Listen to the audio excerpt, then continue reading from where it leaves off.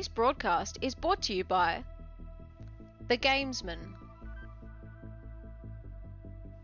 Motorsport Australia, Logitech G, Playseat, OG Gear, Max Pappas Innovations, SimSpeed TV, and the Australian Sim Racing Group.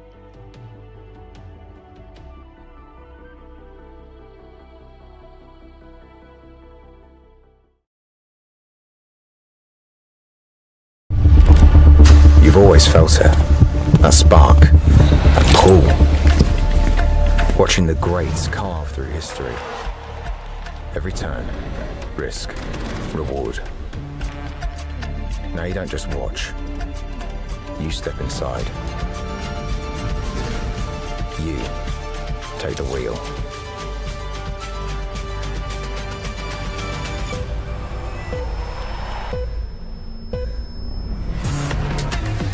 Together, we're breaking barriers between sim and sport.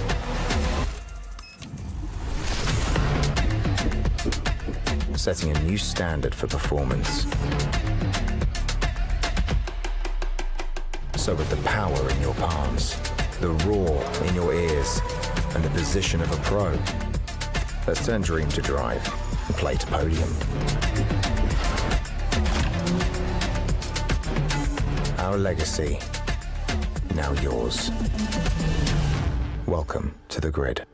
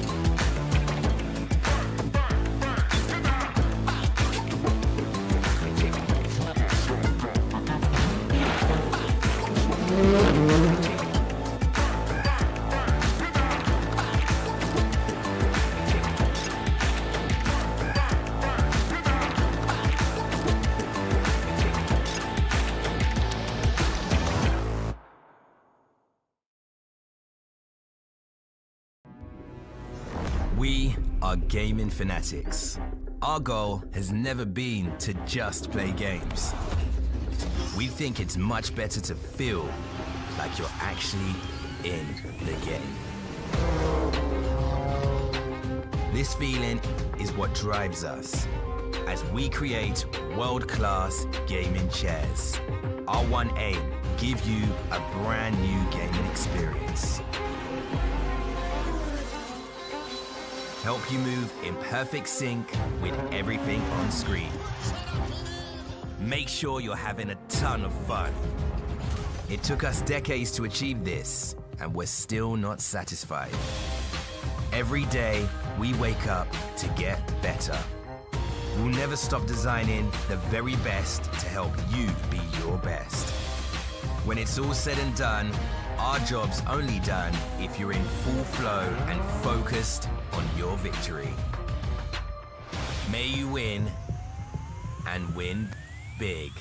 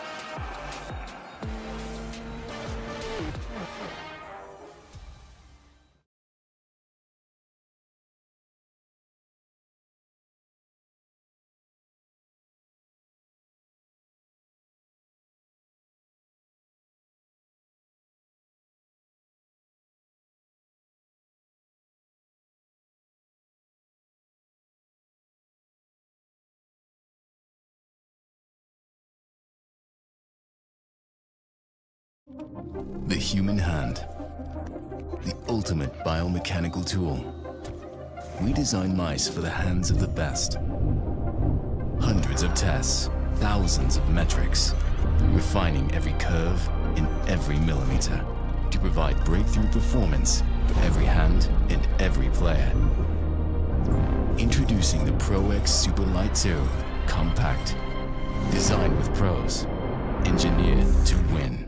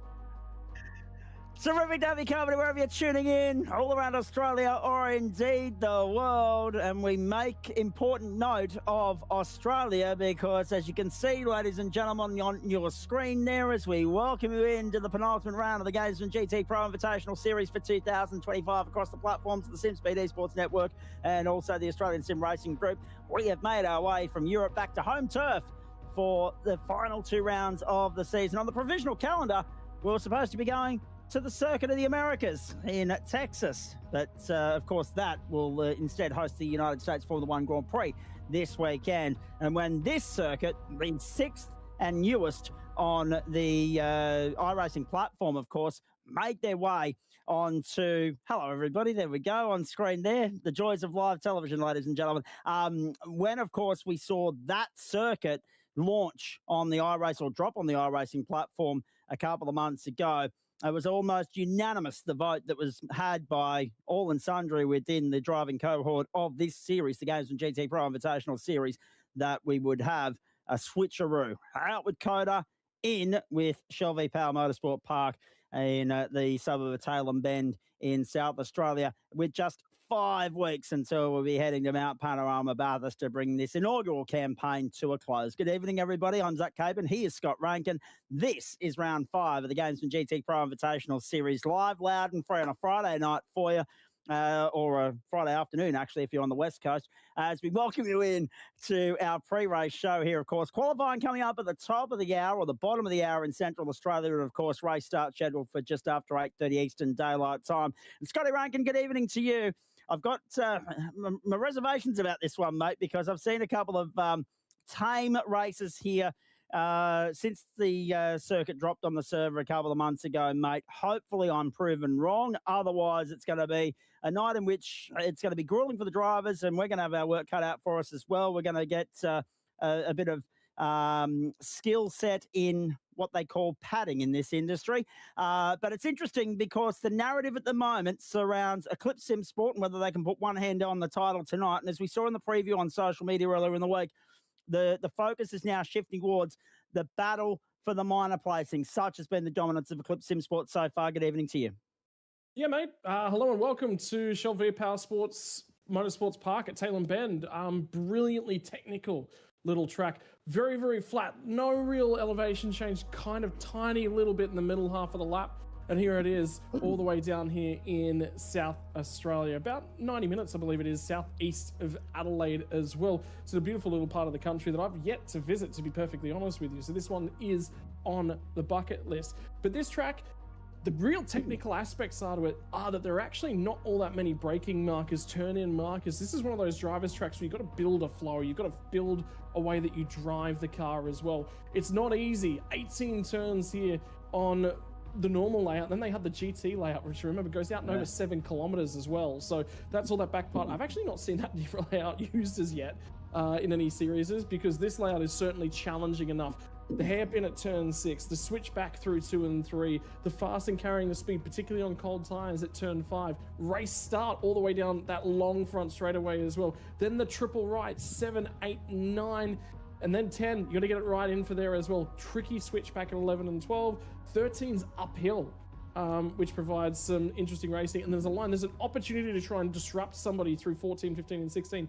Challenges the tire the whole way around the lap. It is difficult. You cannot set a car up to handle the whole thing perfectly. So you're going to have a weak sector. You're going to have a weak aspect to that car. And really, really interestingly, I'm actually seeing a Frog Leap Juice racing car at the moment that's actually top of the timing sheets. That is huge. That is immense. Great job to those guys. Indeed it is. 4.95 kilometres, as you say there, mate. 12 turns to the right, 6 to the left on this configuration. The lines in red there, the other bits of bitumen around here. One, of course, has a karting circuit attached to it. The other is the east circuit. The other is the west. And, of course, the whole layout there is that enormous 7.77 kilometre mecca that is the GT layout. I have seen some racing on some of the other configurations on iRacing, but it has been open wheelers. And that brings me to another point, Scott. I mean, we're very quick to oust Coda, send it packing, right? I'm very much... Yeah. Yes. It's not lost on me or anybody else that's tuning in that some of the circuits on the platform will lend themselves to good racing no matter what car you take there. But there are others, and I think the Bend fits the description here, that are very much car dependent. Hopefully we've got a winning combination with this configuration and also these cars, these GT3 cars. Yeah, I certainly think so. It's also really, really interesting to know. I just wonder how many laps and what the fuel level that Eclipse Sim Sports 56 car is. By timing showing that they've only done long runs so far, so there should be a little bit more pace in that car. But yeah, look, I think it is challenging. You're right. This one's 50 meters shy of 5Ks. Don't forget pit lane as well, 40 kilometers an hour. That's actually a really, really important aspect to this racetrack, is how slow pit lane is. Yeah. It is the slowest one on the sim at the moment. Now, Bathurst is technically 40 kilometers an hour, and I have the photographic evidence from last weekend to prove it, but we don't have that configuration on the sim as it currently stands. So that is worthwhile pointing out. But yeah, you're right. I think this one is going to reward a car that likes to rotate and really wants to be a little bit more free. The Eclipse Sim Sports guys have opted to go for the McLaren, I think, at the moment. And they sort of picked those cars back in the early stages of things. Again, I think this is a track that really rewards the Mustang if you've got a really, really strong Mustang. I've seen a lot of teams, a lot of drivers trending towards that Mustang at large, but I also think there's been some balancing updates. I did see there was a Porsche 992 GT3 drag reduction at higher speeds taken away from the balance of performance of that car. The Aston Martin had some more drag, I believe, added back to it in the patch notes. I was just reading them just before we went live, actually, just to sort of do some reading. And the weirdest one of the lot was a Ferrari change, but not the Ferrari that's actually here tonight. Ferrari 296 Challenge car, the rear wing falls off slightly less often. How's that for a patch note? Well, yeah, exactly right. A lot to look forward to tonight, Scotty Rankin. We've got a minute and a half left in practice, and we'll have a look at the results from practice in just a few moments' time for you, folks. As Scott has already alluded to, it makes for interesting reading. 22 degrees the ambient, 39 on track, clear conditions, 23 kilometre an hour winds in a southerly direction, and 33% the humidity factor there. As you can tell, it's a picture perfect, clear sky, blue sky, fine sunny day. Sets fair for a very good evening of racing. Only 55 seconds left before cars will be turning wheels in anger in qualifying here. Another point of interest for the audience at home, Scotty, and it's not lost on anybody how different a dynamic we've got here as a result of it. We've gone through a transitional phase now where the McLarens and the Acuras have had their time in the spotlight in most GT3 leagues. The Mustang's coming on leaps and bounds. There's a new toy in the shed in the Aston Martin now as well, and the BMWs are returning to the fore too. But this series, of course, commenced before the Aston Martin was part of the server, and therefore it doesn't feature here tonight. That could have an impact on the dynamic of how this plays out as well. I'm interested to see just whether or not the McLarens and the Acuras come back to the fore. Yeah, that'll be a really, really interesting one. The Acuras was actually talking to somebody in the Porsche stable. From Bathurst weekend, I just ended up down in there talking about some of the commentating commitments I've actually got out of Thailand, and one of the things they actually do say about the Acura, and this is the NSX that is still in operation in the real world, in SRO configuration, it is blindingly quick in a straight line, and that's been one of the issues that they've been trying to deal with that car. That obviously coming from the real world. So again, the turbo aspects of that car certainly allow that one to be quick. Was also digging through some extra data. That was the practice results, by the way, and that was confirmation that the pole time from practice did come the way of a non-Eclipse Sim Racing car, which was just awesome to see. Froglet Juice Racing Black, they should be really, really happy with the results. Andrew Scordilis, I believe it was, that set that lap time. Yeah, he should be over the moon with that one, which that bodes well from a racing perspective. I've seen Damon Woods actually racing here in a Mustang just recently in another series as well. Obviously, he's just been so confident and quick. But the other interesting one I keep an eye on, and I'm just doing some research into the co-driver aboard, is car number 91, the Max Boost entry. I actually got a message a little bit earlier on tonight just to say, hey, we're doing some driver adjustments, came away of Daniel McCrowan as a part of that team. So O'Shane Colangelo, we've seen a little bit of, and is actually co-driving for Lachlan Capel in V8 Supercar Pro, is actually stepping up into the GT side of things with Team Max Boost, but also has a new co-driver on board. The average age of that team is going to make you and I both feel extremely old. Have a guess. Oh, geez. 16? You're going to have to go way lower. 13.5 between the pair of them. Jeez. Yeah. Yeah, and the co-driver on board for making his debut to the series, Sebastian Eskandari Morandi, I believe. So, you know, he's just signed up for Tony Kart out the real world. He's off to Europe in junior karting, so which is phenomenal for him. Jumps in iRacing because you've got to get the experience, you've got to get the laps in. Hey, you know, where else are you going to get them but on board GT Pro? How about that, though, for a team signing? And ages, I do feel like. Yeah, well, this is the thing, right? We've got a different dynamic here, don't we, compared to what we have with real-world motorsport, Scotty, in the sense that we do see such great variance more broadly here than what we do in the real world with regards to the age range, the youngest competitors in the sport and the oldest as well. 13 is quite unbelievable, but that's the playground we're playing in at the moment, isn't it? That's where we're at. This is a training ground for those guys as they build their path on towards bigger and better things, and it's great that we play a role in facilitating that.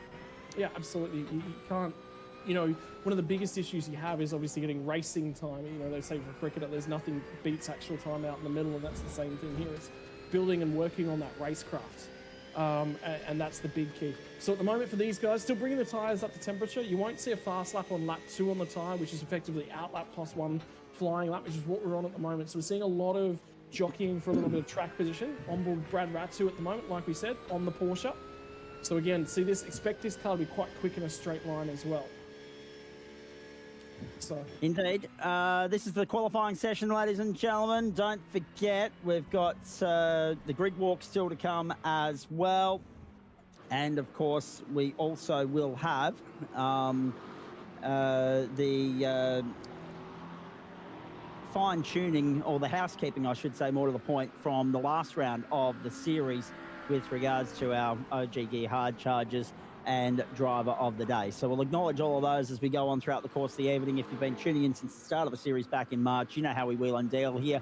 Let's deal with the big news topics first, and that is firstly that qualifying is underway. These are the ends of the first flying laps for the entire field. Damon Woods coming across the line. Stephen McCartan has gone into second spot. Zach Ratway White, fourth. Jacob O'Reilly, third. Dean Mackay, John Peasnick. But Damon Woods straight off the block, straight to the top of the timesheet. These guys were a smidgen away from topping practice. It was 100th of a second. No surprise, with a little bit of clear track, Scotty, that they've laid down the benchmark on the opening pass. It'll be interesting to see if the track comes towards the drivers later in the session or whether now is the right time to shine. yeah, you definitely want to get a time in early. I think it's going to be 2 runs is generally going to be the plan that we see here. And at the moment, a little bit of jockeying for track position. This is going to cost both of these teams time. Got out of it nicely. So again, mind the P's and Q's, because realistically, even this lap's going to be a touch early. You can get the time out of the tyre, but it's the next lap. This track's actually long enough. Was doing some testing from Road Atlanta heading into Petit Le Mans, just 2 weekends ago for the special event. And on lap 2, you actually had to bring the tyre pressures up just a little bit to actually get the better time out of it on lap 2. If you didn't, the tyre was still cold, the pressures weren't quite there. But again, Road Atlanta, shorter racetrack, 5Ks worth of track here. So by the time you get onto lap 2, you've actually done 10Ks worth of circuits. The tyre can be there, but if you're a little bit gentler to it, there is a better tyre available to give you that lap time on the 3rd lap of the run. But that means you've got to be quite gentle to it on those 2 sort of first laps. And it also shortens your run plan, it lengthens that run plan, less opportunities to get back out there. You see TTR car getting out of the way there. I believe that was Macaulay Jones after a torrid Bathurst weekend for him. And on the back of your comments about Sebastian Escandara, it's important to note that I spoke to him earlier in the month on the platforms of the Gentleman Sim Racing Club, because he also cuts his teeth there at the moment. You mentioned his signings with regards to his karting exploits. I asked him about whether we'd be seeing him on a more regular basis this season, or this term for us, which is a 10-week period. We've completed 3 of those. We've got another 7 to go. And he said, yeah, it looks as though the overseas travel and commitments are done for 2025, but there's going to be obviously more of that to come in 2026. It's lovely for Team Max Boost that they can make use of his services when he's in the country, when he's in a position to be behind the wheel in the virtual world. 13 and a half minutes to go in this qualifying session. Damon Wood, Stefan McCartan, OPR find their way to second on that opening run. And Jacob O'Reilly for Vermilion, and they've been there or thereabouts all season in 3rd place. This is also an interesting point too, Scott. I don't think we're going to be talking too much about who's going to compete with Damon Woods and Cody Deep and Dylan Burst. I hope we are, but who knows, right? Andrew Scordillis now showing top of the timesheet. So apologies to you, ladies and gentlemen, just a couple of teething issues in the background there. So our timing screen just reset at the same time as graphics reappeared on your screen. Have a look at the margins though, Scotty. It's extraordinary. 0.089 between 1st and 4th on the opening pass. I'm going to be interested to see how this plays out long run and who can punch out the numbers consistently for 3 hours. We know what Deeth, Burst and Woods bring to the table. My question to you is, there's a lot of drivers in this field, and the field, incidentally, ladies and gentlemen, is 32 deep tonight. Brody Sentence in there as well would make it 33. Greg Favell, 34. Macaulay Jones, 34. So that will be a 34 car field as Dennis Gaderick, and there's a name that I haven't called at the top of the timesheets for a while, for Synergy Sim Racing in the 033. He goes to the top of the timesheets by 0.013 of a second, 145.821. This will be about those drivers that have had their misfortune so far this season, right? And there's been a few, particularly at Spa, but also, of course, there was a bit of bad luck at Daytona for a couple as well, mate. This will be an opportunity for those guys to throw the cat amongst the pigeons here and be a race-by-race contender and go for those individual achievements rather than looking at the bigger or the overall picture, mate. Yeah, certainly. And that's the big thing. And the other thing is, we've talked and waxed lyrical about the car choice rulings, and there's a whole bunch of people who like them, a whole bunch of people who don't like them. But the biggest strength is, if you've picked the wrong cars back at the start of the series, but you've got the talent, you're going to mine yourself backwards just a little bit. So guys who may be a little bit more creative, a little bit more risky, went in a different direction, there's every opportunity for those guys to pop their way to the fore. And that's sort of what we're seeing here at the moment. There's a sea of McLarens at the pointy end of things at the moment in 2nd through to 5th. But have a look at Brad Ratu. This is the first time we've actually seen pace from a Porsche since the tyre changes this season. A little bit of a grimace from Rattray Ryan. He wasn't happy with that lap. He goes to P2. I'll tell you what, there's a dead heat for P2 and P3. It goes down to 10,000th of a second. How good is that? Gaderick comes through, sets another lap time. Dean Mackay to the top. Here comes 4 times. Wow, 118 rather on the field there for Dean Mackay. Very nicely done. So McLaren goes top, Ford second, McLaren, Ford, McLaren, Porsche. And then a skew of Fords take outside the top 10. Jackson Rayhana, the first of the Ferraris in 12th place, caught up with him last night. He seemed optimistic about their chances this evening, hoping to be in here having a chat to us just after 11:30 Eastern Daylight Time tonight, Scotty. And of course, they had great success with their sister car, their teammates, in the last round of the series at the Circuit de la Sarthe as well. Hard to believe that was 8 weeks ago. Byron Pierce goes to pit lane, and this will be a chance for everybody to reset. Halfway mark of the session, and then go again. But Dean Mackay and Dennis Gaderick, wowee, what a start. TSR powered by Astro Energy and Synergy Sim Racing front row at the moment. The 2 Eclipse Sim Sport entries second row. Amazing that Ratway White is 1/10,000th of a second faster than Damon Woods. And yet he seemed filthy with the fact that he was 0.136 off Dean Mackay's number. And we've got some virtual, some VR in action in the bottom right-hand side of your screen there at the moment. Vinnie Newen in 28th is who we're following. Let's go for a little bit of a lap around the Ben Motorsport Park. Scotty, do you mind talking us through it? Yeah, sure. We're after turn 3 at the moment. This is on the run going to turn 5, which is the fast left-hander here. So carrying speed, you'll be itchy with the rear end of that car on the first lap, said Cold. This is a tricky one, braking zone. We sort of got to cut back. It tightens as you get through the corner. If you want to get out the other side, it's a late apex. You got to carry the car in. Get wide out here. This is the right-handers. This goes from 8 here at the crest of the hill. This is 9. This is 10. And then there's 11 and 12 through back to the left-hand side. Carry the speed, but get as far as you can to the left. I don't think he's gotten far enough back to the left. Late turn in, then to 12, the right-hander. A little bit of a short straight here. Nice little breather. Have a look at some data. Have a look at some timing. Make sure you're on track. Tricky braking zone, this one. Uphill. And again, you've got to hug it a little bit later than you want. There's a sausage curve on the inside. Probably your best overtaking opportunity right here. Flick it back in, because if you dive someone, force them to carry it out wide, touch of the grass, touch of the dirt on the outside. Left-hander, again, late apex there. Back to the right, carry it through. OPR car off on the left-hand side.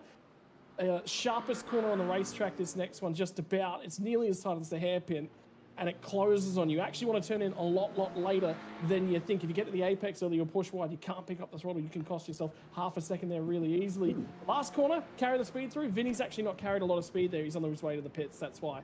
So, but you want to utilize all of the track limits, and then have a look at how much you've got to brake. Have a look at how slow that 40km/h pit lane speed is. And as a result of that as well, you mentioned Mount Panorama and the pit lane transit there, mate. It's a lot longer a pit lane here at Shell V Power Motorsport Park by virtue of the fact that as we get a replay on your screen here, this is the OG Gear replay of Ryan Bettis aboard the OPR entry to the left-hander and standing on the gas, lighting it up and turning it around. He's looped it. Wowee. Okay. They'll reset. They'll try and go again. The pit lane here, obviously, with the evidence of the main straight there on your screen as well, ladies and gentlemen, a lot longer. Therefore, that 40km/h is going to feel like an eternity. I'm trying to draw comparisons, Scotty, to something like the road course at the Indianapolis Motor Speedway. And the pit lane there. It does feel long, and at Indy, it's because it's so fast through that straight. Realistically, at Indy, you carry speed onto that straight. You know what? They actually are a lot more similar, but Indy's longer. I would have to say it's quite a lot longer along the front straightaway. But yeah, it feels like just because 40km/h really feels slow. Yeah. In one of these cars. Actually, just keeping half an eye on Brad Ratsu. I think he's just gone purple through a large chunk of the lap on this lap. He should be on for a really strong lap to the back end of this one. And he's actually coming out to the start-finish line, so expect him to jump up the timing screens. That didn't count. Okay, so I was seeing quick sectors from them, so they must have had a drama on that lap. Maybe an off-track or something. So keep an eye on that car. Still waiting for more lap times in the Eclipse Sim Sport stable as well. Synergy Sim Racing 033 Mustang has come back into the pit lane. They won't get tyres warmed up enough for another run at the back end of the session as well. So there's a few cars, I think, whose qualifying runs are done. Indeed. Dean Mackay, Dennis Gaderick, Zach Ratway White, Damon Woods and Stefan McCartan, the top 5 at this point. And we can tell you, just having a look down through the leaderboard here, Scott, we talk about this all the time. Top 23 covered by 1.05 seconds. So top 20 and top 22 covered by 0.649. That's how tight it is in this qualifying session so far. We're on board with Dean Mackay at the moment, or we're watching him on your screen, I should say. 5 minutes left in the qualifying session as he heads down to turn 18, the final corner, and starts another flying lap. Let's wait and see. Oh, no, he bails out of it. He goes to pit lane, so he's done for the session as well, it would seem. It's hard to see anyone getting back out there now, Scott. They're cutting it very fine if they want to get it back out there and have another crack at it, bearing in mind that if you get it wrong on the first crack, you don't get a second this late in the session. What you do, I believe there should be enough time for effectively the end of the session. Once that checkered flag flies, then the session will start to cool down. But I believe there will be enough time to kick over. So if you start that final flying lap before that checkered flag, you will be able to finish it. So if anyone's rolling out of the pit lane, sort of anytime now is probably a touch late. There was one car, I believe that was Lachlan Capel, was on his way out of the pit lane. That Scordilla's car is still being quick, and we talked about them and their speed. Still a 6th spot, so there's pace on board that car. Just keeping an eye on Reese Wakefield on the One Performance Racing car as well. That's entry number 994. They're doing quite well. Dean Mackay also is very, very quick here, just in the recent past. So he's been starting to put together a really strong program on board this 999 machine. And curious to see how they'll go here tonight, because it'll be Dean Mackay and Blake Neck. And next, I definitely feel Mackay's the quicker of the two drivers there, but I feel like Blake Neck's capable of carrying on with the pace in that car. They're a real shout of having enough speed to push for the early lead, but it's going to be tough to go past that long run pace of the Eclipse cars. But hey, we could see a new winner tonight. Yeah, we could. So Mackay will reset. Here's Zach Ratway White coming towards the line now. 0.136 off pole position. Time to beat is a 1:45.697 as they set off on the first of potentially 2 flying laps here. Both he and his teammate Damon Woods as we head down towards the first corner. Andrew Scordilis, great to see these guys having a strong run as well for Frog Leap Juiced.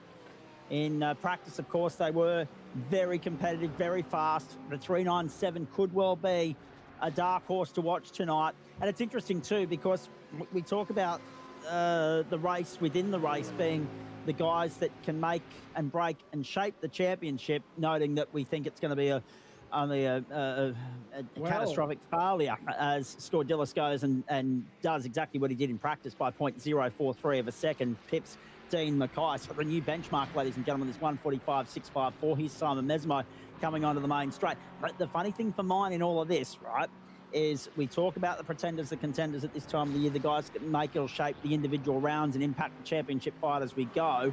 And it's not just the first, second and thirds here, Scott. There's a lot of bragging rights within this series, such as the credential, the pedigree of drivers that are contesting the campaign. There's a lot to be said about securing a top 10 finish here at the very least, in the championship, I mean. Yeah, for sure. I'm just taking a quick look through, and I'm not seeing the Vandervelde sim racing car, so they've not shown up. They're sitting 5th in the championship at the moment, which is obviously not great for them. But the Elite Esports car that sits in 4th spot, and worthwhile talking about, the championship battle at the moment is 228 on 694 points. Then there's this car number 17 with Ratray White on board of it, sits 690 points. There's 4 points difference between second and third. And guess what? Only 20 points from second to 4th spot in Elite Esports. So you've got a 3-way fight covered by 20 points. So you need to have a great night here. I'm just sort of having a look at the Elite car at the moment. They're 9th in terms of qualifying. So things not necessarily going their way, but time left in the session. And realistically for me, they're in a Mustang. So, they should be one of the quickest cars out there, because that car is certainly at the pointy end in terms of balance of performance at the moment. Stephen McCartan improves 1 spot to 7th. Last ditch, last gasp, last roll of the dice. Here we go. Can Scordilis hold on? The Frog Leap Juiced It would be their first pole of the season. It would be their best qualifying result of the campaign. Damon Woods sits second. He's won races from there before. He's won races from the front row this season. But it looks as though they're going to be tested, particularly in the early stages here, more so than what they were at Le Mans, because let's acknowledge yet again, Scotty, just how extraordinary that and dominant that performance was, where they just took off and did not look back.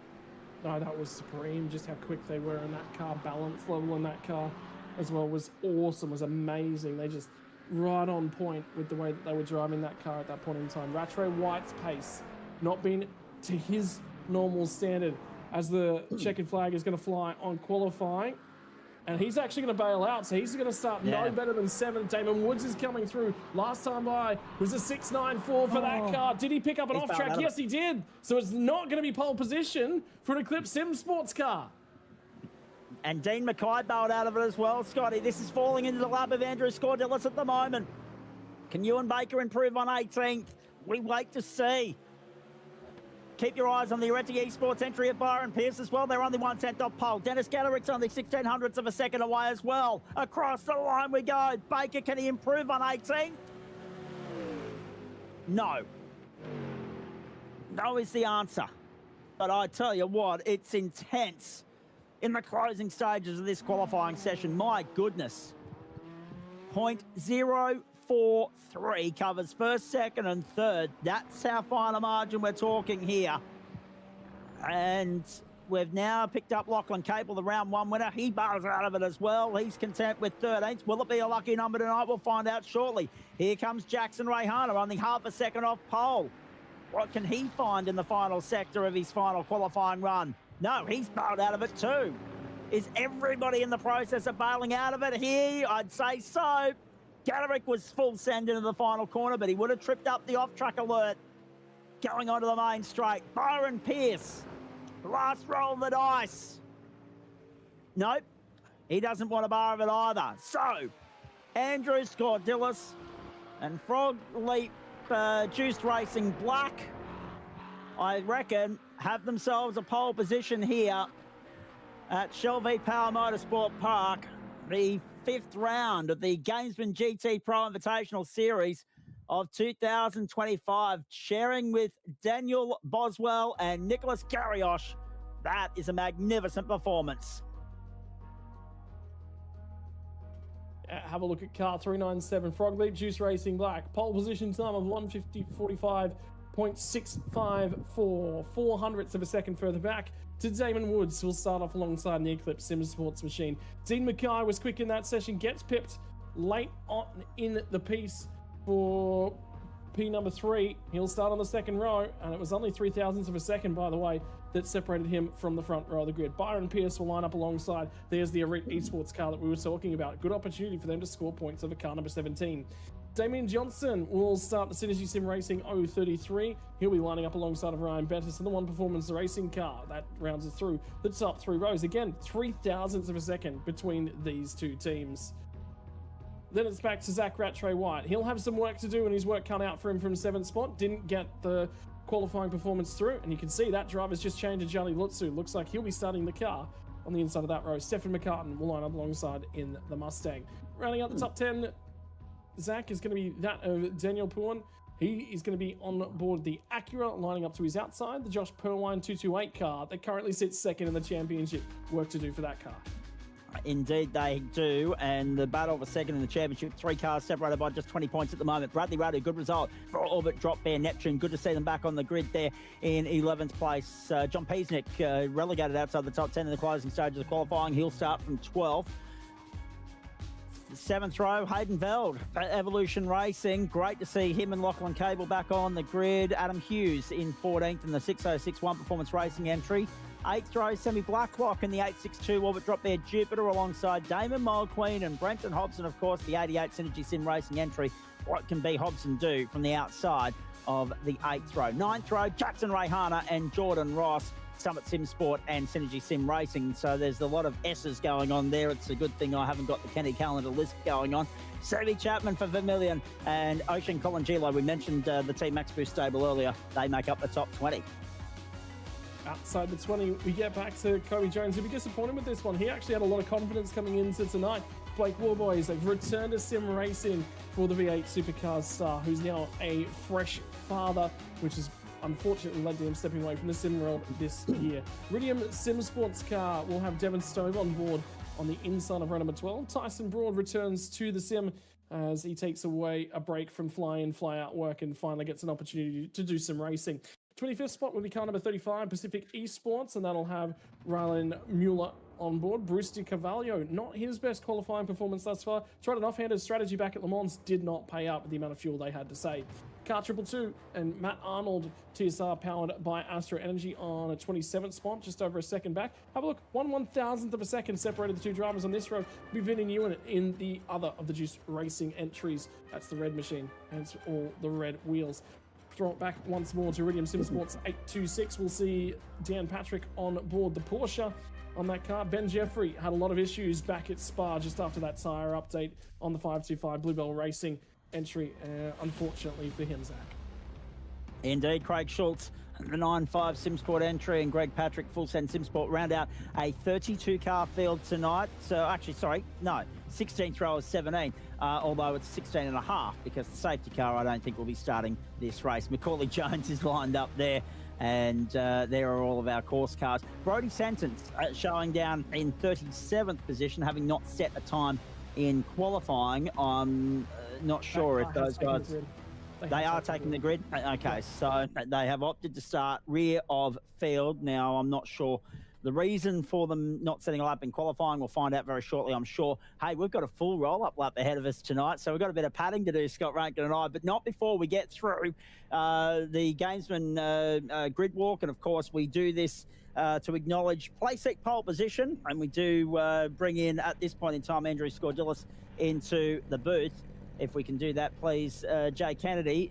By the way, ladies and gentlemen, I feel as though I'm in the presence of greatness tonight. I've got two of the busiest working blokes in sim racing alongside me in the booth. Jay Kennedy on the buttons and Scott Rankin in co-commentary. And Andrew Scordilis, welcome to pole position, my friend. Welcome to the Ben Motorsport Park. Well done on that. Great start to the night. Let's hope it's an omen of things to come. Yeah, sweet. Thanks for having me. I'm pretty stoked to be up here, to be honest. Wasn't really expecting it, but yeah, happy to be here. Cheers. Talk us through the lap, mate, because it was a carryover from practice as well. You had the pace there to be able to convert that when it mattered in qualifying. How does that stack up for you guys with regards to playing the long game now over 3 hours? To be honest, we're just gonna take the race as it comes and maybe a bit of fuel save here and there, and then see where we end up. Just I'm noting, take it race corner by corner. 100%. And of course, how have you enjoyed acquainting yourself with the newest Australian circuit on the platform? It's been good to me, mate. I've done probably 11 or so officials last week here in the fixed GT3, and yeah, just smashed it out. It's been good to me so far, so yeah, loving it. Indeed. And have you got Daniel Boswell or Nick Garriosh with you tonight, or both?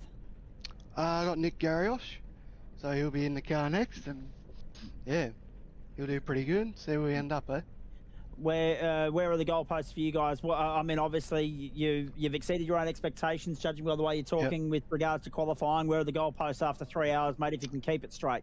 We'd love a top 5. That would be awesome. But yeah, we'll see how we go, and then hopefully end up somewhere there. Is there anyone you'd like to thank at this particular point in time? Because I think this is the first time I've had a chance to talk to you all series. Yeah, it is actually. So I'd like to thank Frog Leap, obviously, and their sponsors, who I've actually forgotten, to be honest. Frog Leap, Juiced and Stott Hoare, I think. And yeah, and obviously GTPRO for putting the series on. Awesome. All right, very nicely done. Congratulations on pole, mate. Good luck for the next 3 hours. Hopefully we're talking to you at 11:30, 11:45 as well. My dramas, hope to speak to you then. Cheers.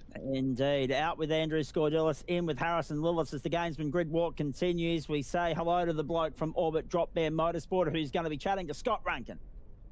Harry, mate, unluckily for you, you qualified on 15th spot. That brings you here to the commentary box with the torture of having a chat with me, mate.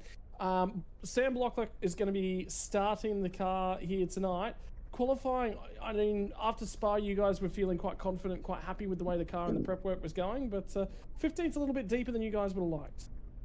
Way deeper. I mean, the field's really close, but yeah, typical sort of race driver complain about car story here, Scott.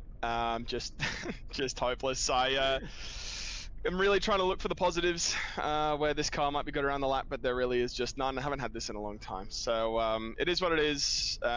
Ultimately, I haven't put up the performance I am capable of. There's an Acura in front of us, you know what I mean? So can't put it all in the car.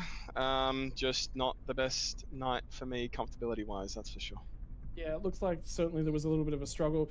From here, obviously, probably the only benefit to the night is that you get to get the elbows out and go overtaking, I guess, is kind of fun. You get to have some fun and do some sends. Yeah, absolutely. We'll see where we are.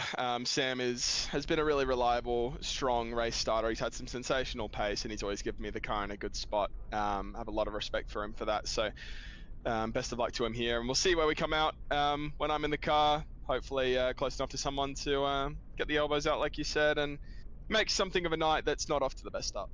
Most importantly, I personally understand that you have one of your biggest fans in your life is your favorite little birdie buddy, JJ, in the background. Has he been contained so he's not going to bother you whilst you're in the car, or is he going to be your biggest supporter and sit on the shoulder? Yeah, my little feathered crew chief, he's actually gone to bed for the night, but yeah, he's been maybe not giving me enough setup support. I needed a little bit more advice from him next time. And there's one more thing if we can get you on Zoom, because I tell you what, this man was actually sitting down and doing some work and prepping his outlook before the race. He had the sunglasses ready to go. He had a beer sitting beside him ready as soon as he was done out of the car. You prepped that webcam or not? Oh, I mean, I do have my webcam here, yeah. How do I'd have to get on the Zoom call a little bit later, but yeah, maybe too many beers to start this one. Mate, have some fun. Go back there and support Sam Blacklock. He's going to need your calming voice in the background, I'm sure. Might not be too calming tonight. Thanks, guys. Cheers. The best thing about working with Harry is that you know that you can rough that man up and he's always going to have something funny to say, Zach. Absolutely, and I can vouch for that because we often enjoy, and I'm looking forward to more of it throughout the course of the season, banter with the great man and anyone from the Orbit Drop their stable, actually, for that matter, on the platforms of the GSRC, because they are quite prominent in a few of the series offerings over there. Let's pay the bills before we get going, folks, because the cars are about to take off on a very long formation lap here. If the safety car moves off about the same speed as they're going along pit lane, we're going to have a bit of time to kill here. What we can tell you is we are here with thanks to the great people at the Gamesman, OG Gear, Logitech, Playseat, MPI, Max Pappas Innovations. I had the chance to promote them a little bit recently when because they also sponsor the Queensland XL Cup. And we worked on their Enduro for West Bromwich Radio a couple of weeks ago. They're great people. Motorsport Australia and the SimSpeed Esports Network and the Australian Sim Racing Group. We welcome you to Shell V Power Motorsport Park as we get the formation lap underway ahead of 3 hours. That will take us to the end of 15 hours and 5 rounds of competition in this series. And what's promising for mine, Scott, I mean, yes, there's been a little bit of drop-off from what was 44, 45 cars starting at the Daytona International Speedway earlier in the year. That's to be expected, right? The further into the championship you get, the whittling down of contenders, people, kind of sort of deterred by turning up when they know they're on a hiding to a flogging. But in saying that, there's a lot to be said about the importance of this platform, this series, and the exposure it generates, and the viewer numbers we have, in the sense that there are still 32 guys here on the grid. They're not necessarily here to factor in the outright fight, but they're here to pay their dues to their sponsors. Hang on, we're a car, our pole sitter. Is it on the dirt? Yes, on the opening lap. Well, that's on the formation that you'd rather be running off the track now than next time through, which will be at full speed. But your thoughts on that? Yes, there's been a grid drop-off, but to still have 32 on the grid speaks volumes about the caliber of the field, but also the stature of the series. Yeah, so just went back and had a quick look at that one for Score Dealers. Looks like maybe you might have had a screen issue Either way, he's back on the track and it's working out. But yeah, look, I mean, there is going to be some drop-off always. You know, it's a challenging series. It's a challenging track as well. The Bend's not necessarily all that well loved. It takes a specific sort of driver and whatnot. So it could be track reliant. You know, that's one of those big things. But I guarantee we'll probably see a very full field for Bathurst for night. The other thing is, think about the busyness in terms of the year. Just before summer, everyone's sort of getting themselves re-ready again. And a lot of teams or people on their way back from Bathurst as well. But how cool is it that after all the hardships of the weekend, both Andre Heimgartner and Macaulay Jones are both like, yeah, no, we feel like going racing again. They're out here tonight. They'll come from the rear end of the field, but yeah, look, 30 plus cars. What can you ask for in the debut year for this series and the category as a whole? So look, a little bit of fall off. That's, like you said, par for the course, but the car counts are still big. And the big opportunity is that means there's still a lot of opportunity for safety car. Cars to come together. This cold tyre lap is going to be difficult to manage, would be my recommendation. Indeed. Who's your money on and why? You still can't go by car 56. Best qualifying performance of a lot of cars around them. And they're in a good package. I think the dark horse is actually the Elite Esports car that Byron Pierce is on board at the moment, because again, I think the Mustang's the preferred car. The tricky part for Andrew Scourdillis is they're nearly in a Pro-Am style arrangement. So whilst he's got a lot of upfront pace, he does have to hand it over to the Am driver. He can hold his own, but he's not at the same level. So they're going to slide a little bit. Get out there, punch clear early is the biggest thing that car can do. They'll go in with a strategy in mind. It's about how they execute it from here and how the race impacts the changes of that initial strategy. Let's find out. 3 hours ahead of us and underway at Shelby Power Motorsport Park. The fifth and penultimate round of the Gamesman GTPRO Invitational Series. 3 wide on the run to turn 1. The overhead blimp shot shows and illustrates for you just how tight and technical it is through those opening sequence of corners, but a safe and clean start to the 5th round of the series. Game on, we're underway in South Australia. Trouble at turn 3. They got through 1 and 2. They didn't get through 3. It looks like we've got a couple of cars interlocked at the moment.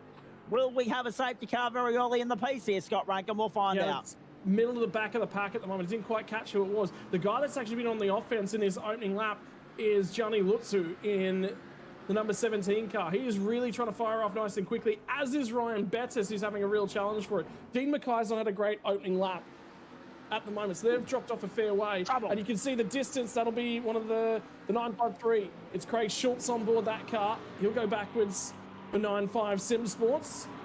One of the few Ferraris in the field. Yep. But finally settling down, Byron Pierce has gained the spot on lap 1. That's a great opening stanza for them.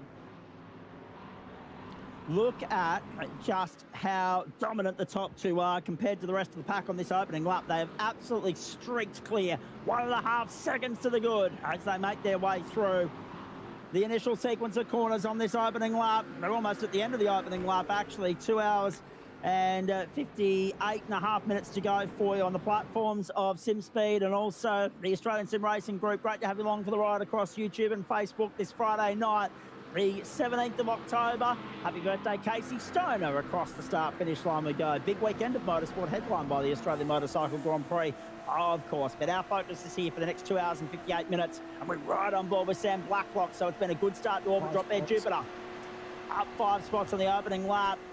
And Hayden Veld in there in close tow. So you've got guys that have been competitive throughout the course of the season against the winners of the opening round. And Jordan Ross is desperately trying to limp the Synergy Sim Racing entry back to pit lane. That's a disastrous start for them. I'm not laughing. I'm laughing because I'm not laughing at, unfortunately, the situation that Jordan Ross finds him in. There was a lot of confidence coming out of Jordan Ross. I was actually speaking to Brenton Hobson last night. I was actually seen a big send down the inside for Gianni Lutzu at turn 6 at the moment. But Jordan Ross came away from the last time out at Spa going, yeah, we're 6th. I'm on board 6th place in the championship. I'm on board 6th place in the championship. So, look, I think he's been bitten a little bit by karma, and I know that his teammates will be enjoying that immensely. And I can tell you that the other car that's found itself in trouble early on, unfortunately, was the guy that we were talking about earlier from Summit Simsport, the Ferrari, Jackson Rayhana. Both those guys on pit lane on the opening lap. Here's a replay of it for you. Look at the start from Sam Blacklock, just split through the pack. and bolted up the order. 5 spots, as the boys correctly highlighted on that opening lap. That was where he made most of the inroads on that opening stretch of bitumen. Have a look at that second of the cars as well. Follow this through the next couple of corners because this is going to get tight. Oh, no. All out of shape. Yep. Oh, plenty of cars implicated in that. Messy. Yeah. The breakdown is there. It all stemmed from a rear lock, and we just saw the big moment Summer Sim Sports car had, unfortunately. So a bunch of cars tumbling down the order. And I think it's actually sent both of the Synergy Sim racing cars to the back end of the field. Nope, one left. There's one left inside the top 10. It's Damien Johnson on board at 9th spot. So. Yeah. Ryan Bettis up to 5th spot as well. Just getting a little bit of discrepancy there as the timing screen updates. Andrew Scordellis, Damon Woods, they've streaked clear. It's 1.6 back to the Areti Esports entry of Byron Pierce. Good start from those guys. Ford McLaren, Porsche. Or Chev, actually. Chev in Haydendale in at 10th. Then the two Acuras, then a McLaren. The first of the Porsches, I think they've dropped down to, 16th, 17th, Scott, 17th, 18th. So very Mustang-heavy top 20 at the moment, mate.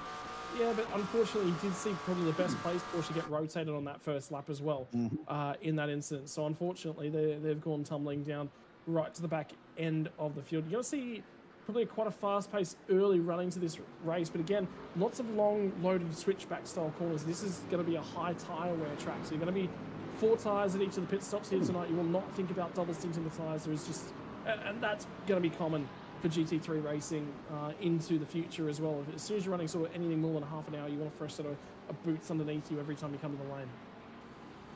Indeed, and it was interesting, of course. One of the big talking points at the opening round at Daytona was, can we go through with stops on the hour, make it a 2-stopper? It became very clear very quickly that that would not work, and we had a splash and dash in the final hour.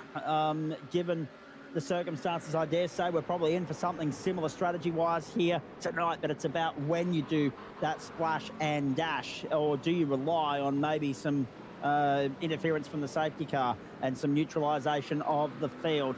Fastest lap of the race for Gianni Latu. Great to see him having a solid run in the opening stages here.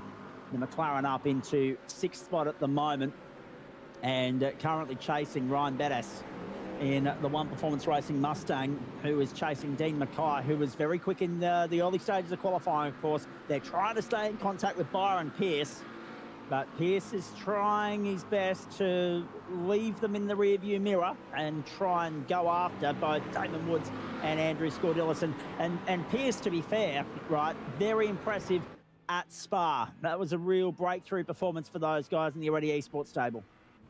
Yeah, it was. Tyson Broad's also gone massively backwards. So he was also, so pretty much all 3 of the Orbit drop air cars have been wiped out. He's got no front end on that car at the moment. So you're right. There's a couple standout performances for the Areti Esports car. Still some work to do, though. This is a really, really big opportunity for them. And we've seen how aggressive car number 17 wanted to be in the opening few laps. They're going to lose ground to the Areti Esports car. But the big thing is both of those cars are going to make ground on car 228 at the moment. Vermilion, the first of the Vermilion cars back in at 8th spot. Josh Perwine behind the wheel at the moment after starting at a 10th. Just sort of get a sense from Damon Woods as well, just how close he can and can't run in behind Andrew Scordellis at the moment. Have a look at the flashing of headlights. That's the OPR car. I think that's Bettis. It was just on the flashes there, buddy. Look, if you're going to get the job done, you've got to be a touch closer than that. Whether or not they're carrying a bit more wing than the McLaren ahead of them, nearly looked like it might have been the case. So, early stages, there's Sam Chapman in 14th. He and Louis Greathead probably not happy with that performance, quite frankly, in qualifying. They'll be hoping to push their way forward. Good news looking further down the order. Looks like Jackson Rayhana has managed to rejoin the race, but he is 2 laps down. So there's someone already relying on safety cars, because we read in a late change to the SUP regs, of course, Scott Rankin, version 1 and then version 2 soon followed, of the SUP regs that were set out pre-event. There will be discretion given by race control to wave lapped cars around under safety car conditions should one eventuate tonight. Yeah, but they're relying on that, and there's a ton of cars with a lot more damage as well. They're sort of in around that one marker, but we haven't seen a safety car, a wave-by procedure conducted out all this season, which has been curious, has been a debate point. This has just happened, so there's a lot of brake locking. That's the Momentum Motorsports car, I think, that's at the head of this one. Look at how much difficulty they're having getting the rear end of that car being compliant. Yeah. And what about the move from the Max Boost entry as well to be at the head of that train now too? Watch this, down the inside, dive. Hold your breath. Frog Leap Juiced getting swamped from all angles there, left, right, left. And unfortunately, just left with a little bit more work to do as a result of being gobbled up by 3 or 4 of them. Yeah. Fastest time of the race now as well for Damon Woods, 146.555. He stole the race lead on that lap too. So he's actually now out in front. And that one has just recently changed hands. Macaulay Jones, remember we said car 77 started from the rear end of the field. He's cut his way through to 25th spot. So he's up 8 at the moment. 957 Sports 951. Brody Stentis started from rear end of the field. Here's the move for the race lead. Oh. And brilliantly done too. And already flexing their muscle too, Scott, out to a 6/10 of a second advantage already. Dan Patrick in 18th. We pick him up for Iridium right now under pressure here on the inside. Is about to lose that spot. Blake Warboys through for WKP. And Blake, of course, running the Mustang. So again, it's not a Mustang-McLaren battle, it's a Mustang-Porsche battle. There are 2 of those in the top 20 at the moment, 2 Acuras as well. 1, 2, 3, 4, 5, 6, 7, 8, 9 Mustangs, if you don't mind. Is this finally a night in which they have a strong, prominent presence in the top 10 in the grand scheme of things? And if so, will they find a way to wrestle top spot away from the McLaren? I think you could put, like, I know they're only allowed to have 2 nominated manufacturers, Scott Rankin, but at the moment, like, the formidable form, it's unbeatable touch that they're in at the moment. Damon Woods, Dylan Burst, Cody Death. You could almost put them in a Lamborghini, which is the only car that wasn't selected by anybody at the start of the series. No one's in the Aston, of course, because it only launched mid-year. But you could put them in just about anything, and they'd be formidable at the moment. So just remember that, yeah, you're right, 100%. It'll be very, very difficult challenge. By the way, that Lamborghini Vogue to the inside gets it done. So the Frog Leap Juice car had qualifying pace, but now it's vulnerable as the stint starts to move on. I've just been gotten a couple of messages actually about that Momentum Motorsports car. We saw that car slow, and the replay last lap. Well, there was more that went on, and more that started a lot earlier. Remember how we said it was slow? It was slow because it just about got rotated between turn 1, 2, and 3. So they were just trying to get that car back underneath them. Their rear tyres are going to be on fire as well. So there's potentially more that might evolve around that car as the sync goes on as well. Indeed. So Pierce up into 2nd spot. Again, it's still Mustang 2, 3, and 4. The order of it has changed. I guess the good thing is, it's been a while since we've said this, such has been the dominance of Eclipse and Vermilion and Aretti and One Performance, but there are 5 different teams in the top 5 at the moment. 2 OPR entries in the top 6. That was a brilliant bit of driving, except, unfortunately, that little bit of hip and shoulder there on replay for OG Gear is what started all of that congestion earlier. So the 951 has got into the side of the car that we're riding on board with, who I don't have a reg on at the moment. Sorry, folks. Momentum. It was the Momentum entry, and that was what started all of that bottleneck roadblock sort of situation. They thankfully got away with it cleanly, but I'm sure race control will have a look at the friendly fire that was the hip and shoulder and adjudicate on that if necessary. Andrew Scordelis now finds himself in 3rd place. Is this the best place for him to be, though, Scott?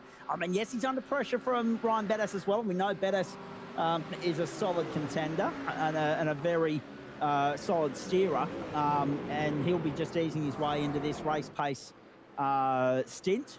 But would you like to be frog leaped at the moment and being able to benefit potentially from maybe being able to save just a little bit of juice here and there, following Byron Pierce rather than being the leader of the pack and dragging everyone along? I got to be honest, I'd prefer to be ahead, mainly from the point of I want clear air. This is one of those racetracks that was just so challenging on the tyre and the car and the grip level. You want the fresh air. You want as much downforce as you can get on the nose as possible. So realistically, what I think is happening right now is that Scordilis is just struggling on the tyre. And if he's struggling at the front end of this one, we're nearly 15 minutes into this race. He's got 40 minutes or so left to go on the sim. They are in for a world of hurt. The other thing is, remember a couple laps back ago, as we're watching a few of the McLarens just in front, just behind this group of cars we're actually talking about at the moment. Did you see Ryan Bettis on the flashes? He went down the start-finish straight. Well, Byron Pierce has been able to push on now. So the Arena Esports car doesn't fire its tyres up all that quickly, but once it gets them up, it's a really, really brilliant race car. Whereas the Scordilis car is firing the tyres up a little bit quicker, but they haven't got as good a race package. So I also wonder about the longevity of the OPR car as well. They've caught, and now again, Ryan Bettis is not afraid to use those headlights. They're a communications. And he's using that as much as possible. Message just come through as well. Scordilis is actually having technical issues with the shifter at the moment. That's why he's dropping speed. That's not a position you'd like to be in at the moment, that is for sure. Oh dear.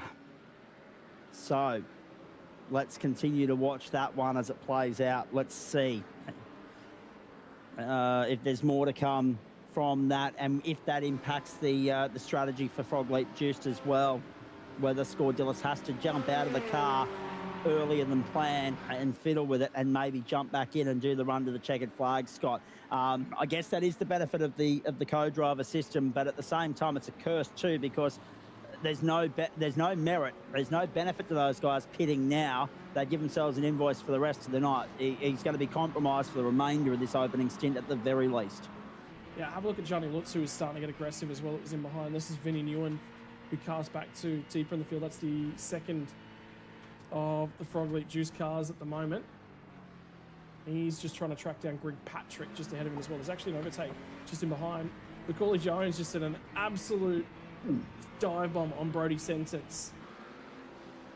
And he's come away with that move down at turn 6. I suppose that's leveraging track knowledge to the utmost. You know, the grip he knew what he was going to have through there. You see the McLarens come back through in the background of this one, the Ferrari as well. So I think that the big issue at the moment is just sort of picking up who's got pace. And like I said, I think there's a couple cars that are going to be comers here and a couple cars that are going to be goers. And we've already talked about obviously the issues for 397.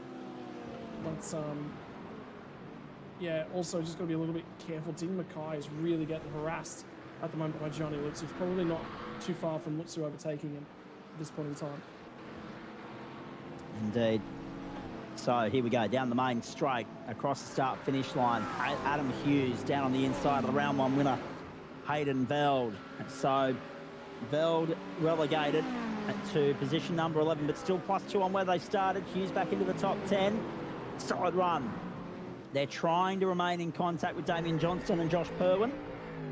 And they're trying to fend off Sam Blacklock and Daniel Poulton at the same point in time. And I guess that's one, I mean, we talked earlier, Scott, about some of these guys being well and truly out of championship contention, but they are showing up because they're committed to the series and they're going to stick it out, for better or worse. But the reality of the matter is this is one of those series where on any given night, a bit like Hyundai XL racing or Formula V racing, somewhere on the racetrack you are going to find someone to go racing door-to-door with. Yeah, there is. That's the biggest thing, you know. You enter in a series, there's only 5 or 6 cars, obviously it's quite difficult to do that. As soon as this field gets up in those numbers, there's racing somewhere. And even though it's not racing for the win, it's racing the mid-pack. It's, you know, you got to take advantage of that opportunity. You don't necessarily got to fight for a new spot like it is for a race with. Because that to me is where the real fun of it is as well. Something sort of, you know, changed in mindset. Back when I first went racing, it was, I tried to treat it a little bit more like a spreadsheet similar. This guy's a little bit faster than me right now. Okay, well, I'm going to let him go. I'm going to keep surviving. I'm going to make sure that I keep a clean car post-race. And sort of as you advance your way through that skill tier, fighting and squabbling over every little bit of track, and you see a lot of guys, and some guys overdo it, but at the same time, we're ready to go racing. You know, that's the really, really important part. All right, my qualifying didn't go well. We're now going to be aggressive. That's sometimes one of the most fun things that you can do. Macaulay Jones and Andre Heimgartner coming from the end of the field, last to first challenge. Those are really, really fun and rewarding to see where you cut yourself through, because again, the pressure's off. you know, sometimes that's the most fun, and you will see guys that are at that level do exactly that. They go out, they challenge themselves to do something that is on the more difficult end of the spectrum, and they've cut their way through reasonably the field at the moment. Now they're looking to crack inside the top 20. Indeed. Across the start line we go. Bottom right-hand corner of your screen, folks. Enjoy the onboards. Down the inside, good move. And a clean move as well. Done. Not done, but he's in the right part of the racetrack to try and make it work down through the right-hander. However, look at the legs. It didn't work. I thought the car on the outside, that was, of course, Greg Patrick for Full Send Sim Sport, 24th place on the racetrack at the moment, car 324. I thought for a moment he was going to try and get the job done by getting the foot to the floor down around the outside, getting the momentum. But he wasn't able to do so. And now we've got a bottleneck behind him. Brody Sentence and Macaulay Jones side by side. So you got 9-5 Sim Sport up against Trans-Tasman Racing GT. There's a little bit of door rubbing for you. A little bit of how you're going, and a little bit of grass clipping, a little bit of whippersnipping for Brody Sentence, trying to come through from the rear of the field, and that is evidence of just how difficult a task he has ahead of him tonight, down in 27th position. Yeah, really for Brody Sentence. Now, again, this is one of those ones, you can't, it's 3 or 4 right-hand corners in a row. And realistically, he was on the outside of those. You can't hang it around the outside of those corners 3 or 4 in a row. 2, maybe. 3, definitely not. So that was probably just hanging in there a little bit too long for him. It's cost him the extra spots. Mark Hilly's now gone through. And Hilly's come from the back of the field, because remember, that car started about 13th or so and got rotated on lap 1. So this is all the guys that are cutting their way back through the field. Touch worth of damage on the rear end of the Orbit Doppler Neptune Porsche as well. But hey, how good is it to see Porsche back in action in the series? It's been an unloved stepchild, really. There is a couple in the field, but it's been unselected and miserable to drive at times. Exactly. And I guess that is one of the benefits of the 2 manufacturer selection process that competitors were asked to commit to at the start of the season. You can chop and change if you need to, like Hayden Veld and Lockie Cable have done so at times. But, yeah, those that have selected the Porsche for the most part, as you say, most of them have decided to give it a very wide berth. Mustangs 2, 3, 4, McLarens 1, 3, and 6, just like that. 21 minutes have come and gone at Shell V Power Motorsport Park. Now, it's interesting to note the numbers appearing on our screen at the moment here, Scott Rankin. We're clocking around about 1 minute 47 a lap, or somewhere around that 146, 147 bracket, depending upon where you are on the racetrack and what pace you're running with. But the laps that we're getting on our timing screen at the moment say 12 of 102. So that's the projected total, which would put us again at that 500-kilometre marker, which we've touched a few times this season. Down the inside again. The battle continues for the minor placings. They're holding each other up at this point, I think. Have a look at Mark Hilly, wedging his way in here as well. Contact 3 wide. The Trans-Tasman entry. Macaulay Jones wants a piece of that as well. So again, it's just smart. My goodness. Mark Hilly slots himself back in. Now it's going to be Brody Sentence to try and have a go at him, but Hilly thinks he's faster. And the qualifying performance would say that, but again, we don't have qualifying data on the Ferrari. Now the Ferrari's going to get touched up by Greg Patrick. He wasn't expecting the checkup. Here we go.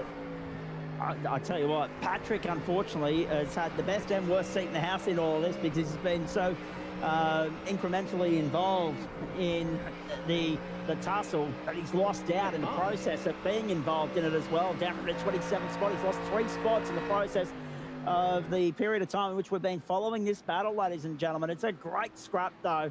Again, battles everywhere you look. This is the type of racing we don't mind seeing when we come to this venue. Unfortunately, we don't see enough of it as they make their way around. The big thing for me, though, Zach, was did you see how calm Greg was down the front straight? Didn't look like anything was phasing him. Yeah, no, he's just totally fine. So he was totally fine with that one. So another change for 8th position. Josh Perwin gets overtaken by Adam Hughes at the moment. Glenn Patrick's actually just had a huge moment. Yep. Off the corner as well, so now he'll settle in. All the momentum back to 28th as well, and loses contact with that battle pack ahead of him. Craig Schultz is the driver behind Ben Jeffrey, who we're riding on board with now. Greg Patrick's there. Macaulay's off the road now as well. Macaulay's going to drop outside the top 30. if Damon Mulqueen can come through, but no. Jones will rejoin in 30th, but again, he's lost contact with the battle pack. So a little bit loose there on tip in. I actually just went back, had a look. That car was just loose the whole way around the right-handers, but there's so much vacant real estate out there. I was talking to someone earlier on tonight. They said, look, it's a challenge to find a wall around here, so if you do find yourself in the wall, you've done well. Actually, you know what? There was Synergy Sim Racing about Jordan Ross last night when I was talking to them. So Sam Blacklock now, we pick him up in 12th place, of course, handing over to, we caught up with Harry Lillis a short while ago, didn't we? So 862 in very good hands tonight with two seriously good operators, but they're trying to break their way into the top 10. It's proving difficult at the moment, up 3 spots on where they started. Daniel Poulton there in 13th behind him. We're chasing Hayden Veld at this point in time. Damian Johnston holding the last spot in the top 10. 24 minutes gone at the bend. We're on lap 14 of, well, it could be 102, which I didn't see the supercar race around there, boys. Was that the same distance that the supercars ran for 500? Yeah, it was. Yeah. So it would be a 500 kilometre on the nose.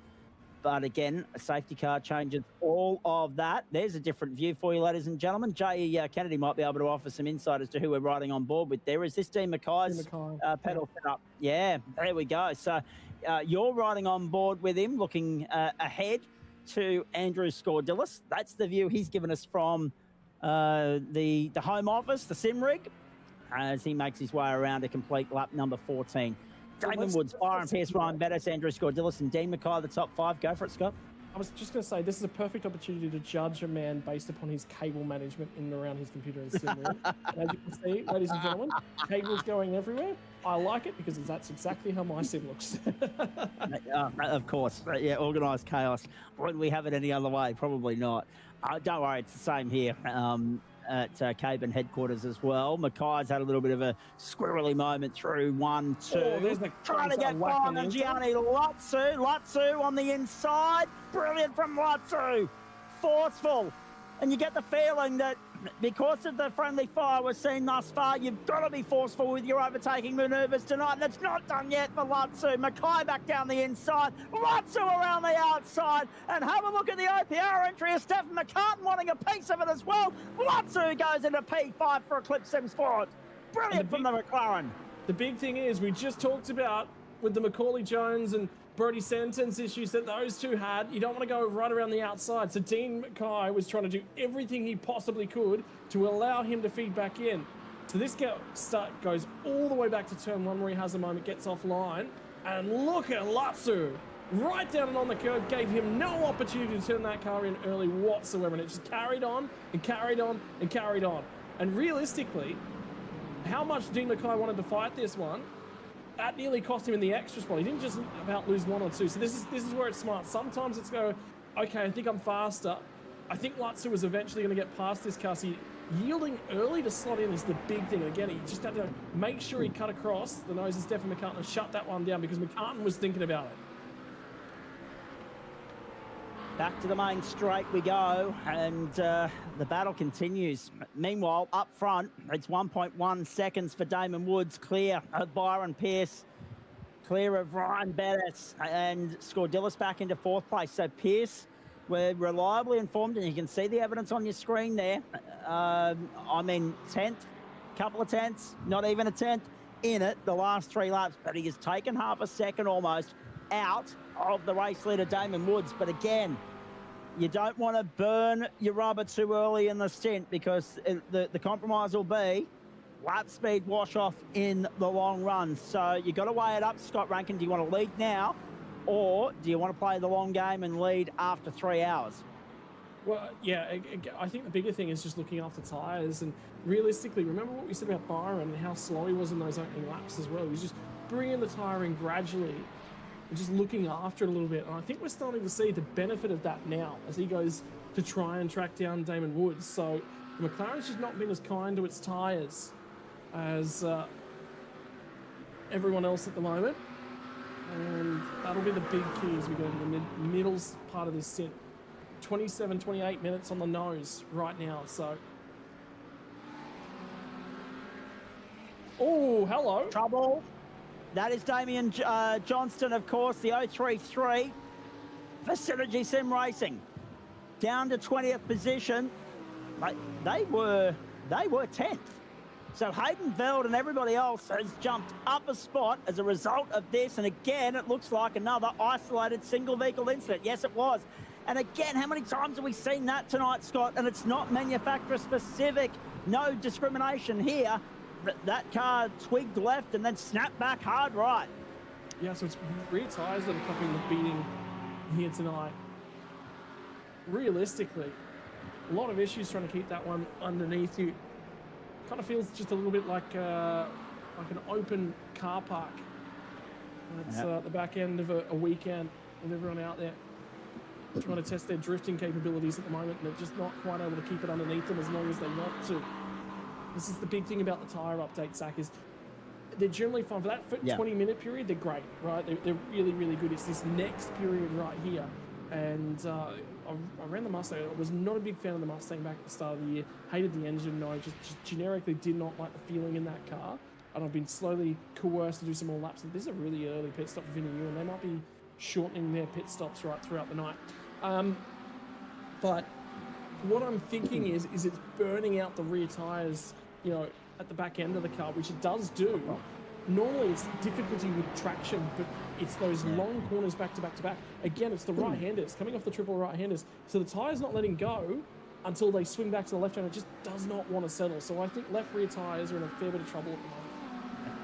Would there be any merit, expanding on your point, and of course, if anything major happens, we'll cut into this conversation and cover that off. But would there be any merit in splitting it down the middle? We talk about it being a 3-stop race. We think it'll be 2 long stints, 1 short. But would there be any merit, because of the tyre wear factor, running right down the middle and going 45, an hour 30, 2:15, 3?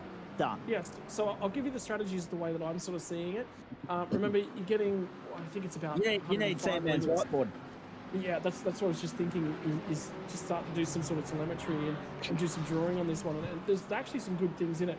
But one of the biggest things is what you wouldn't do is you wouldn't start with anything less than maximum fuel. So whatever the maximum fuel is, for the Porsche, it's 99 litres. For the McLaren, I think it's 120, it's 110, 120 litres, somewhere right around that. So for all these different manufacturers, you're going to start on board with the maximum allowable fuel that the car will allow you to. Why? That's a couple seconds of a pit stop. You're not going to give up free time. What I would then go and do is at each of the pit stops, and I'm looking to shorten those stints, lighter fuel it. A couple of reasons for that: car is faster. Number 2, better tyre wear. But I think you're 100% right. Those rears are just a little bit unsettled. You're worried about rear tyres. You have to do 3 pit stops, split the race into 4 segments. You're going to be looking at 45 minutes or so to each segment. So basically time your fuel out to get to that 45-minute mark and shorten your stints up a little bit. You'll be kinder to tyres and probably a bit quicker. So the OG gear replay here at turn 1, 2 and 3. Simple positional duel. We've seen a lot of this throughout the course of the evening, haven't we? Devon Stover, Iridium Simsport, 268 on screen there. We pick up the Team Max Boost entry of Oisin Colangelo. So that was very nicely done from Stove, getting through on the inside. And, being displaced, I should say, by John Peasnick. But the interesting thing about all that, Scott, is how many times we're going to see that tonight, that switchback, that crossover, that side-by-side duel. 1, 2, 3. Nice part of the racetrack that lends itself to it. Maybe car-dependent, maybe driver-dependent, where they're making the outside work at turn 3 and carry on with it for 4 and 5. Tell you what, an interesting moment as well. Ryan Bettis was just actually off the road over at turn number 13. He just ran wide, so trying to pick up the throttle carry speed off of it. Whether or not they've gone for a little bit more stable car, which means they're suffering with fronts right now, is an interesting one. But yeah, we've seen a few pit stops. Vinny Ewan's just been in and out of those pits, and it was a minute and 13 seconds stop, so right on, I think, an expected pit stop length. But yeah, it's popped him right out in amongst the traffic, so he's going to be under pressure. This is that moment. Just watch. Again, he's going to tip it in here, and the car just doesn't track in nicely. So out and over the curb. Not too wide, but he was wide. The interesting thing in all of this is that Ryan Bettis, that moment, I mean, didn't really cost him a hell of a lot of time, but he is now 4.4 seconds off the race leader, and he's, importantly, 1.6 clear of Scordilla. So 1.2 first to second, but then it starts to stretch out a little bit. The next real battle is Gianni Latsu, 5th place, Dean Mackay 6th, Stephen McCartan 7th. There's about a second covering those guys at the moment, and then this battle here. So not much in the way of positional battles going on in the top 10 at this point in time, but the race to get in the top 10, fascinating. Hayden Veld at the forefront of it, holding 10th at the moment. Blacklock trying to find his way in. Daniel Poulton putting the pressure on him. And it's interesting, Scott, these guys in this battle pack, I mean, we see a lot of follow the leader in GT3 racing because they want to get to a certain point and then get the elbows out if they have to. We haven't seen as much of that tonight because the guys have been willing to race hard early on. It settled down and simmered a little bit. I'll be interested to see when it arcs up again. We're 34 minutes into the race. We're going to be keeping our eyes on the clock the next 25 minutes or so, that first round of pit stops. But it's an incredible pressure cooker situation and tense situation for Blacklock at the moment because, yes, he's got one eye on Hayden Veld. He's also going to have someone in his ear, but he's also going to have one eye on Daniel Poulton as well. Yeah, so it's just sort of trying to be aggressive at the same time as being defensive. So it's not a tricky situation. They sort of got themselves in. Where you've got speed on board, but you kind of can't really show it at the moment as well. Just keep an eye on that Vermilion car. Seems to be starting to come back just a touch to this little battle pack. So for Josh Perwine, so the pace is reasonable, but he's just starting to come back into them as well. Have a look at how much Daniel Poulton's having to lift off to rotate that car in the dirty air. 2 cars with the dirty air. That's where we'll be struggling the most. And you can literally feel it, Zach, in the sim too. You can literally feel the car, just the front end shut off in the dirty air.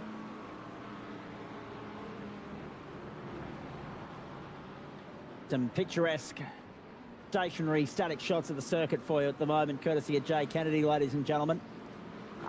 Yeah, your comment about dirty air is an interesting thing because I don't think we probably get too much of a chance to talk about it, Scott. When we talk about Spa, all we were talking about was safety car reset, pit lane, contact between teammates, reset, go, right? But yeah, dirty air is a point, and how long you want to stay in that, and what the compromise and the consequence is in the long run. At the moment, they don't seem terribly phased by it, but I'm sure there'll come a point where that changes. Look, it's one of the things where it's just there. You know that you're going to be in it at some point in time, and realistically, if you're in it, well, you're in a fight. So it's working out how to take advantage of that. Generally, NASCAR and IndyCar are probably 2 of the best formats that you have for sort of looking at it, because again, high speed cars that are really reliant on their aero packages. Generally, the best way to deal with it is to offset yourself. Now, a wide old open oval, well, this is the reason I'm talking about NASCAR and IndyCar, you can offset yourself. IndyCar has a weight jacket to try and handle that, gives the driver a little bit more tools to sort of move around the track. But basically, the best way to handle dirty air is to not be in it. What do you do to not be in it? You take a slightly different line of the corner, offset yourself. What that does, it puts the car out into a little bit fresher air, switches some of those downforce devices back on. So that's one of the ways that you can sort of deal with it. But, when you do that on a road course, you actually take away from the best line, and there is a best line, best way to drive through the corner. So if you're having to move off that line slightly to try and make the car perform a little bit better, it's no longer the optimal line. So it's catch-22. You either gain something by moving around that little track just a little bit, but you lose it by not carrying the best line through the corner. Great insights there from Scotty Rankin, and I must say too, my friend, it was very nice. I know we've had great fun this year teaming up in Central Commentary, but it was very nice to be able to call you in action a few weeks ago on the platforms of the Gentleman Sim Racing Club. I'd nearly forgotten about that. It's great to, obviously, for those of you that are regular audience members of the Australian Sim Racing Group and SimSpeed, you'll know that Scott does a magnificent job as the lead play-by-play commentator, but it's great to get this insight from him from that technical and analytical standpoint, and that first-hand experience that he has as a sim racer that I simply don't. I don't have the the capacity or the coordination skills required all the surroundings within the real estate in which I rent at the moment to facilitate a sim racing setup, which is probably a very good thing for the sim racing community at large, I must say.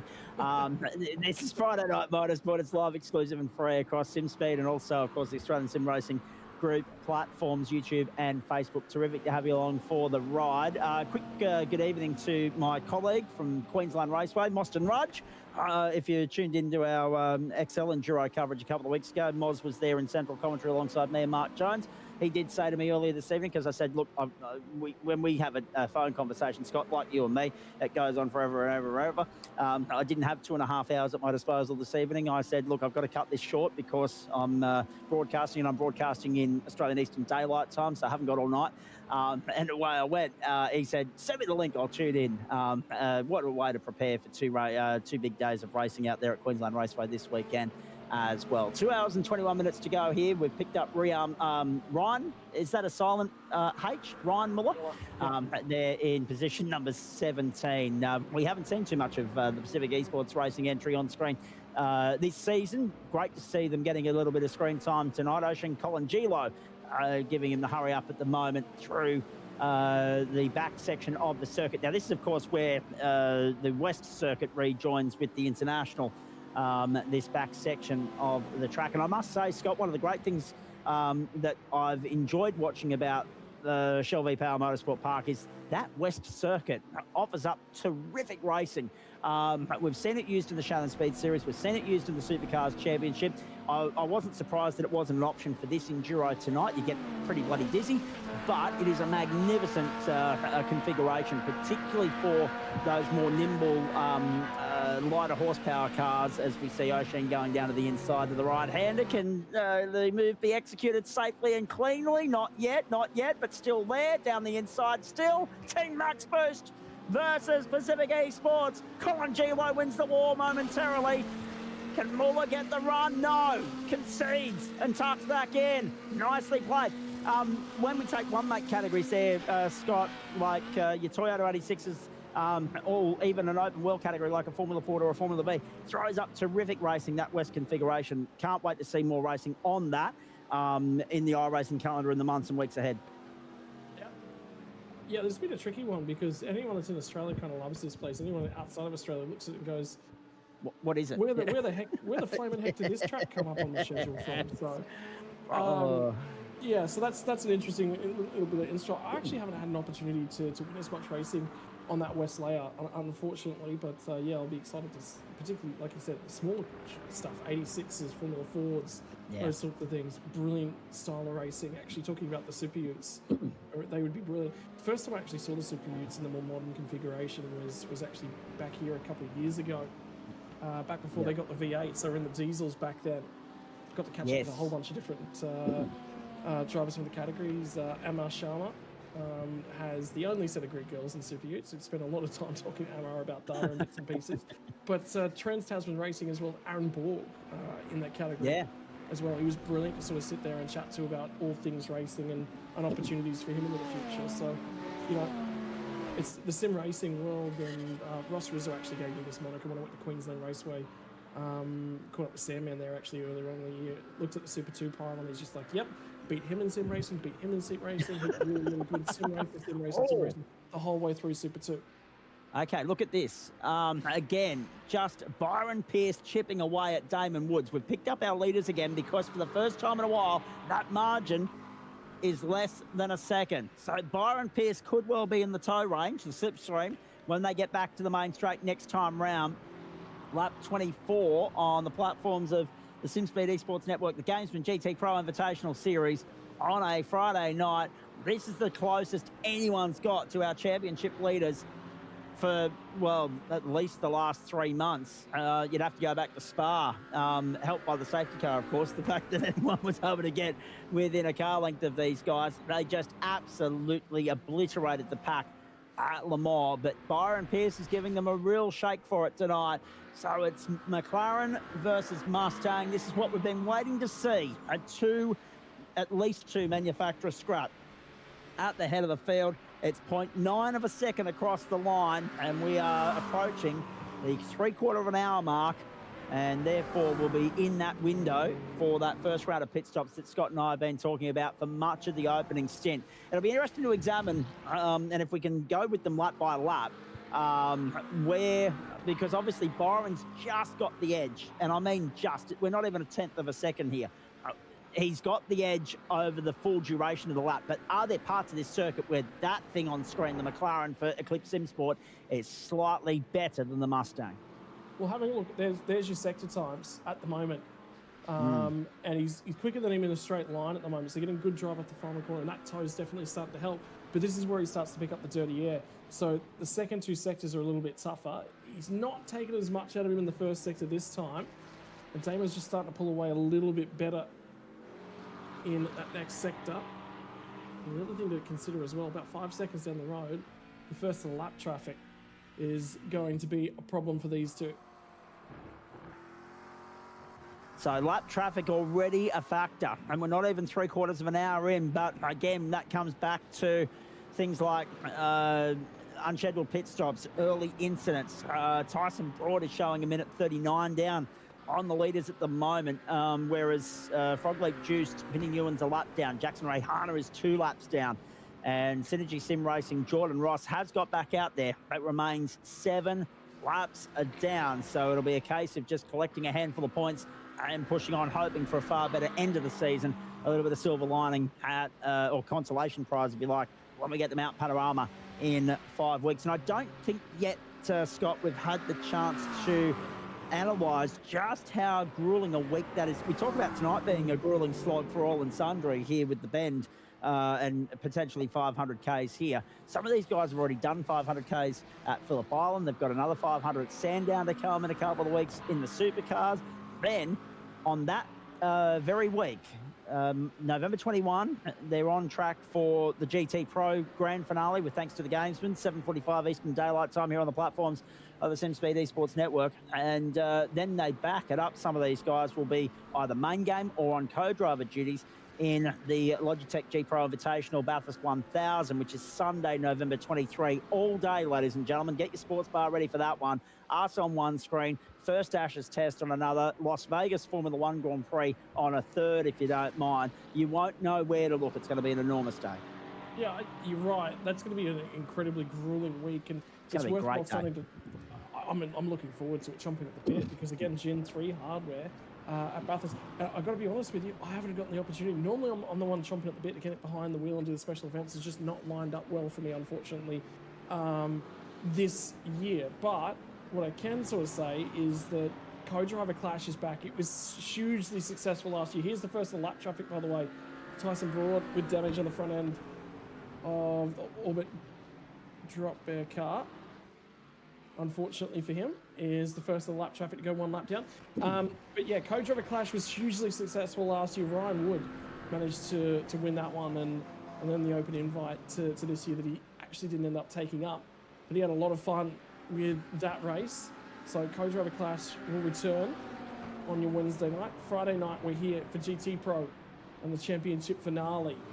How good to be signing the championship over in its inaugural year on Bathurst week. Then Saturday's qualifying. Saturday night, we'll get into Top 10 shootout. And then we have some Porsche Cup racing action to come your way yet again on Saturday night before we let them loose on the Sunday for the V8 Supercars and 1,000 laps for the V8 Pro Series. Oh, sorry, 1,000 kilometers. My apologies. It's been a long week. Well, let's just try and work out exactly how long that would take, ladies and gentlemen. So 1,000 divided by 161. It's the equivalent of 6.21. Ironically, that's the track length. Bathurst 1000s. So we would be running for, oh God, test me out here, just over 36 hours. I mean, you'd probably have to get a couple of extra directors and producers intact. You'd have, trouble here for Brody Settons again. Lighting up the rears at turn 1, and there's a car on the wall. That's Ben Jeffrey on the wall in the AMG for Blue Bell Racing, I should say. Ben Jeffrey in the wall thankfully he's able to wedge it out of there and push on, but the front end is crunched. My goodness, 36 hours. Yeah, you'd need you wouldn't just need a few more drivers on board, Scotty Rankin, for occupational health and safety reasons and driver changes and all that sort of stuff. I think we'd need 2 or 3 commentary teams, Lamar style contact. That was the reason for it. So he's got into the side of Brody Sentence, and there's your dose of karma right there. Yeah, well, it just wasn't settled after that. So off and into the barriers, unfortunately. That car's still rolling. Get it back to pit lane. But yeah, that was a curious decision.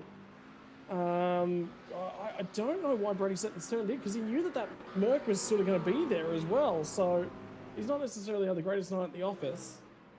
But yeah, Ben Jeffrey was definitely there, definitely alongside. Look, from a race controlling perspective, I think the penalty is probably going to go the way of Ben Jeffrey for that one, but was very, very close. It's just silly. Why would you turn in? There was a car there. You're on the outside. You're going to get rotated every day of the week. And yeah, very unfortunate. I'm already getting some correspondence that my little slip of the tongue there is going to be clipped. Thanks, Moz. See, that is the pitfall of having colleagues tune in and listen to your other work. But anyway, it is what it is. Sorry, folks. Scott is right. It has been a long day. I just couldn't wrap my words, my tongue around my words there, getting my vowels mixed up, and I couldn't even spit out AMG. I was talking about the other thing that ends with MG, because my sister's got the MG road car, not the AMG. Just a bit out of the price range on that one. Damon Woods, Byron Pearce, Ryan Bettis, and Andrew Scordelis and Gianni Latsu. That being said, if you're ever in Cessnock and happen to be in and around Subway, she makes the best sandwiches in Cessnock, so tell her I said g'day. You are getting the product placements in for this broadcast, aren't you? I'm just trying to expand our sponsor list for next year. Yeah. It's no secret that I'm trying to do a deal with Dare because I drink more caramel lattes than anybody I know. But shameless plugs. And Moz will attest to this. It's all about ka-ching, right? It's all about paying the bills. And we do it with thanks to the gamesman on that note, ladies and gentlemen. And we're at the 50-minute mark of this 5th round of the series. That grand finale only 5 weeks away. Damon Woods, Byron Pearce. It's half a second, boys. It's half a second. So it's interesting to see that it's worked back in the Mustangs' favour. The longer we've gone into this stint, ever so gradually, but these two are a cut above at the moment. They're 5.5 seconds up the road from anybody else. Ryan Bettis, of course, third in the OPR Mustang at the moment. Those guys having an almighty run too. But it's great to see that we've got a genuine 2-horse race here. Yeah, that's really, really good to see these guys going at each other as well. The pace of the OPR car in the background as well hasn't fallen off either. They are still relevant. The problem is just that 5-second time gap. But now the margin for the race lead is under half a second. And Jackson Rayhana's come out of the pits after dramas early on. He's going to lose another lap, unfortunately, here for that car. And this one is just providing a little bit of dirty air, a little bit of spice to this race as well. And that's the thing, isn't it? We're at that point where you look at someone like Jackson Rayhana and Liam Reston, right? Formidable drivers in their own right.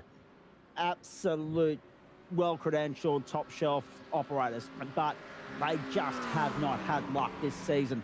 Caught up in an incident on the opening lap here, and matters have gone from bad to worse for them. We ride on board with Damon Woods to the start of lap 30, ladies and gentlemen. So again, we're on track for that 102 marker. We haven't taken pit stops into consideration just yet, but it won't have too much of an impact, I wouldn't imagine, because 34 per hour, and this is lap 30. We'll be pushing it, but I still think 101, 102 is where we're going, unless, as I said, safety car throws all of that well and truly out the window. Ryan Bettis third at the moment, and Andrew Scordelis fourth, and that's the other point as well, Scott. Still, 5 different teams in the top 6 at the moment. There are 2 Eclipse entries with Gianni Latsu in 5th place, so they're top and tail of the 5 at the moment. But Already Esports have something to say about that through Byron Pearce, who's put in a brilliant opening stint, it's fair to say. And it's been interesting to analyse just how these guys have gone about in their own different way, playing that long game. It's clear that Damon wanted to lead from the front. Byron's allowed him to do that, and slowly but surely nurse that car through to be in the position that it is now, that he's going to be in the slipstream when we get back to the main straight. Yeah, and it's closer again, 4/10. It was a little mistake from Damon Woods. He's struggling with the front end of this car. We are on the cusp of the first round of pit stops starting. It might be this lap. I think it'll probably be 2 laps from now. But we are very, very close to those pit stops as they both come through once more. A little bit of a mistake, though, from Damon Woods. Up through turn 13. And the rise out the other side. Byron Pierce, though, making a little bit of ground in a straight line yet again. That is coming down, isn't it? And there goes the rear end of the Porsche, the Iridium Sim Sports car. Porsche's doing Porsche things. They're notoriously known in sim racing circles, whether it's the Porsche Cup car or the GT3 car off the road there as well. Oh my goodness. So that was Mark Hilly. 2 back in the train there. Caught up again. Porsche's doing Porsche things. Not just in the GT3, but also in the Porsche Cup. The rear end. Yep, curb doesn't help, but they are notorious for losing the rear end first. And for Mark Hill, he just outbroke himself a little bit. Yeah, he just missed his marker. I think he was on the marbles, and that's the problem. Marbles effect's probably a little bit too strong at the moment once you get out there and get beyond the racing line. So that's tricky to navigate. Another mistake yet again from Woods. So he's not, the front end of that car, that McLaren, is just starting to switch off.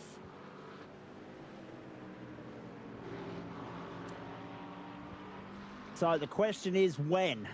When are they heading to pit road? And will there be a little bit of gamesmanship here, Scott? Will one zig and zag? Will they try the overcut or the undercut?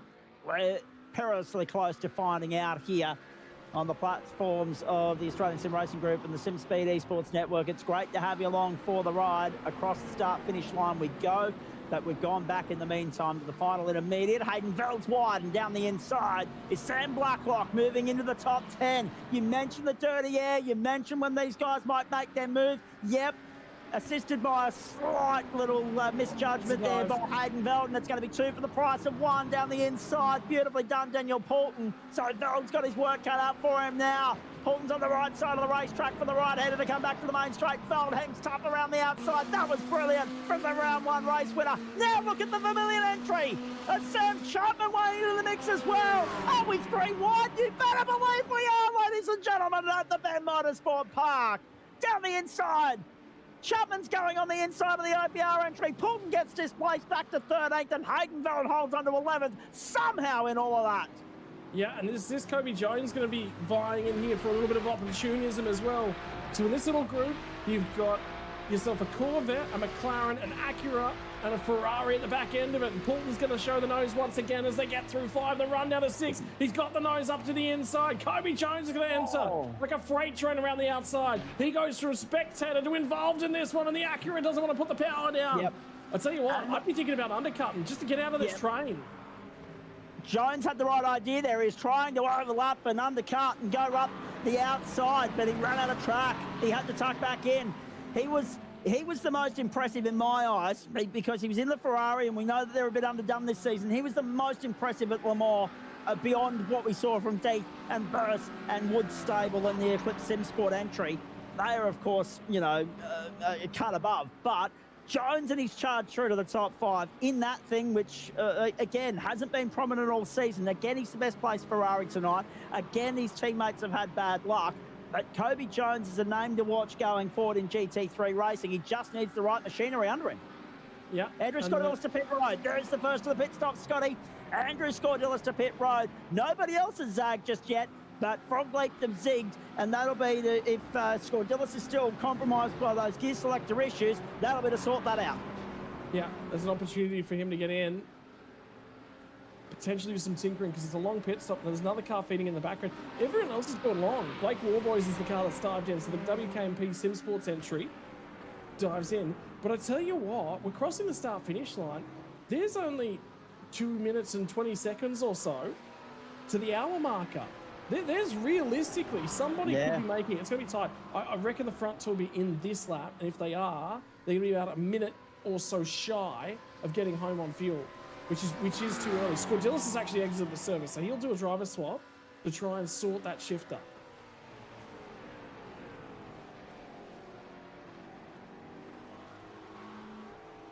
Byron Pierce was purple in the first sector on the current lap too. So, long stint pace in the Mustang. Brilliant at the front end of the field. There's been battles up and down the field as well. Battling to get cars stopped for Mark Hilly as well. An issue.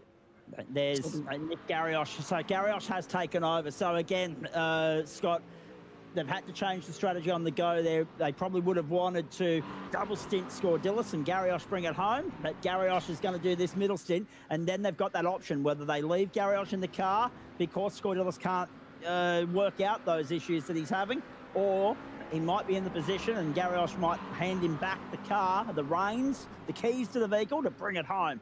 So they've now got that variance. Ryan Muller, Dennis Gaderick, Damon Mulqueen to pit lane. Damon Woods has pressed on to the start of lap 34.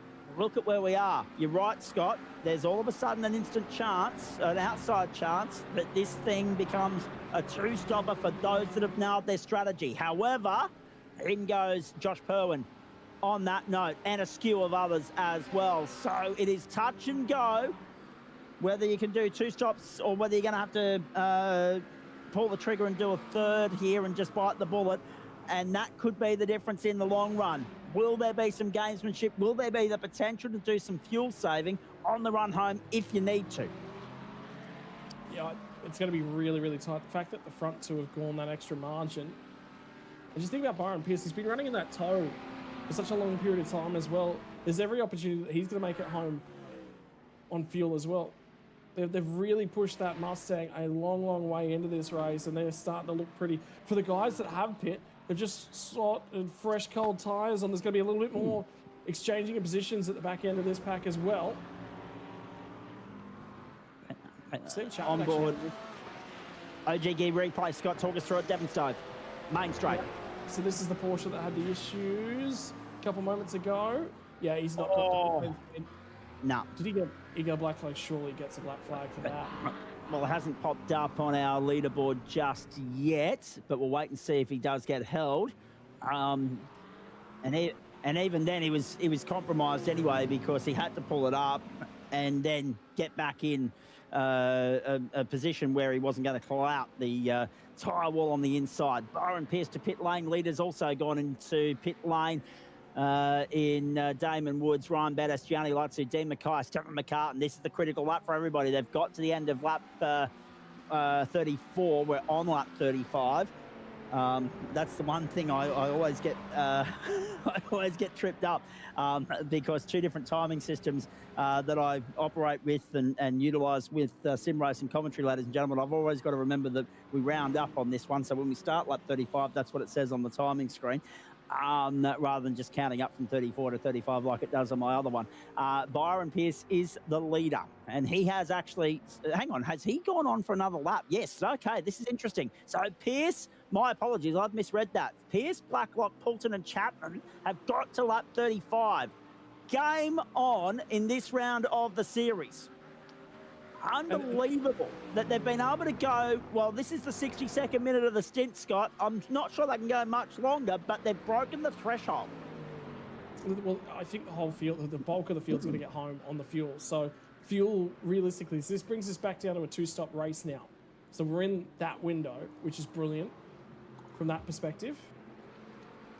And I just got another word as well. It was about 61 minutes worth of fuel, no saving as well. So this is pressed on. So it's full noise from these guys, no saving required.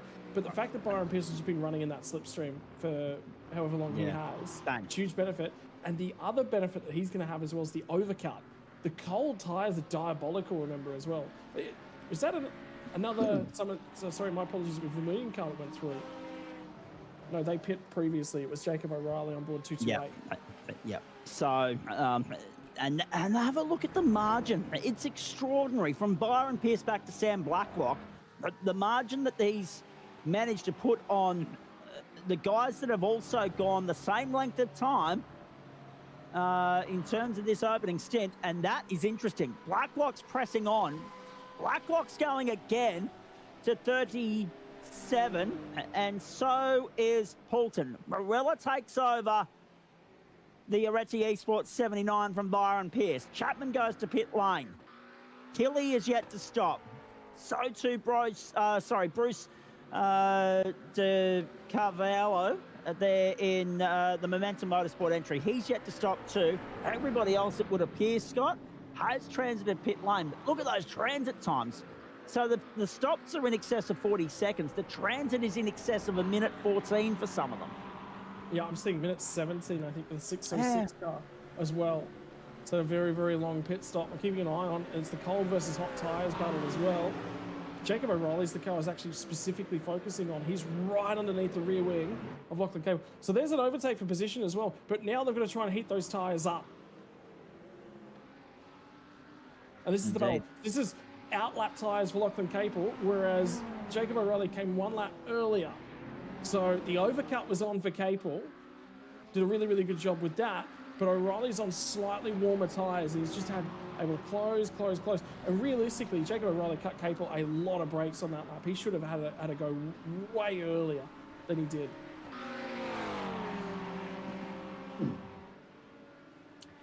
Down the main straight. So this has become a more interesting roll of the dice and narrative than what we might have otherwise been anticipating. The fact that the two-stop is on here and it hasn't been actively at the other two rounds of the series.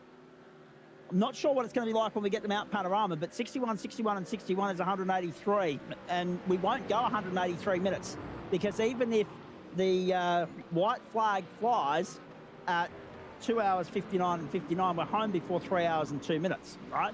So it is such an interesting dynamic now, especially now that you've got Orbit, Drop Bear, Jupiter and One Performance Racing on pit lane now to cleanse the field first time through. Here's the OG Gear replay, and that is Damon Woods restoring order. So Woods is double stinting. Marino Morella is getting acquainted with the car for the first time in race trim tonight. I'm wondering now if that means that Byron Pierce will bring it home. Yeah, that will certainly be the case. So that'll be their goal for the end of the race, is to get it to that point in time. But in the meantime, Woods has managed to get his way back by Marino Morella as well. So there's been a change of positions yet again back up the pointy end of things as that second car tries to bring their tyres back up to temperature. Nick Kearney's going to be the lapped car that jumps out of the way and on board that 324 machine.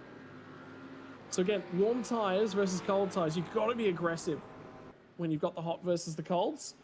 Here comes Blacklock as well back out of pit lane. There's a few cars that went long on that first round of stops as well.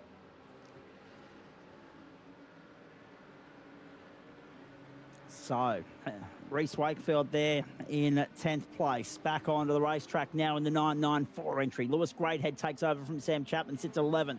Down on the inside, that was Sebastian Eskandari having his first steer in the series. Good to see him on the grid in the Chev for Team Max Boost. A great addition to their lineup. There was a little bit of paperwork done behind the scenes to facilitate his arrival on the scene here.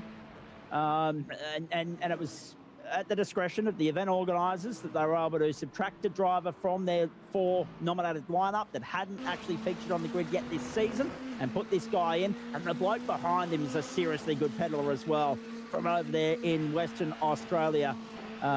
Former XL Cup racer, of course, very good in the sim racing world. His name is Brock Kelly. You're riding on board with, well, you were riding on board with Sebastian Eskandari. Looking back at Brock Kelly, that is a Chev up against a Ferrari. And again, you mentioned earlier, Scott, the variance in the manufacturer diversity in some of those battles down through the field. That's pleasing to see too. Yeah, it really, really is, because, you know, again, it just opens up the breadth of the cars and the manufacturers you're actually seeing. I don't know if you'd be aware of this, Zach, but there was a period, I think it was probably 2023 or 2024, when iRacing went through and made an adjustment to try and make every manufacturer well represented. And actually said, instead of top split in big official events being the best of the best in terms of I-rating, it was, if the category was 20 cars and there was 5 manufacturers, well, it'd be 4 cars of each manufacturer, grab the best 4 realistically and slap them up in the top split. That didn't go down too well. Because your sim racers, they like to figure out who's got the best poke in a straight line on the run at turn 1. 3 wide again for the second time tonight. How good's this little scrap? So again, 3 heavyweight teams, 3 really good peddlers. Jacob O'Reilly's taken the helmet of 228.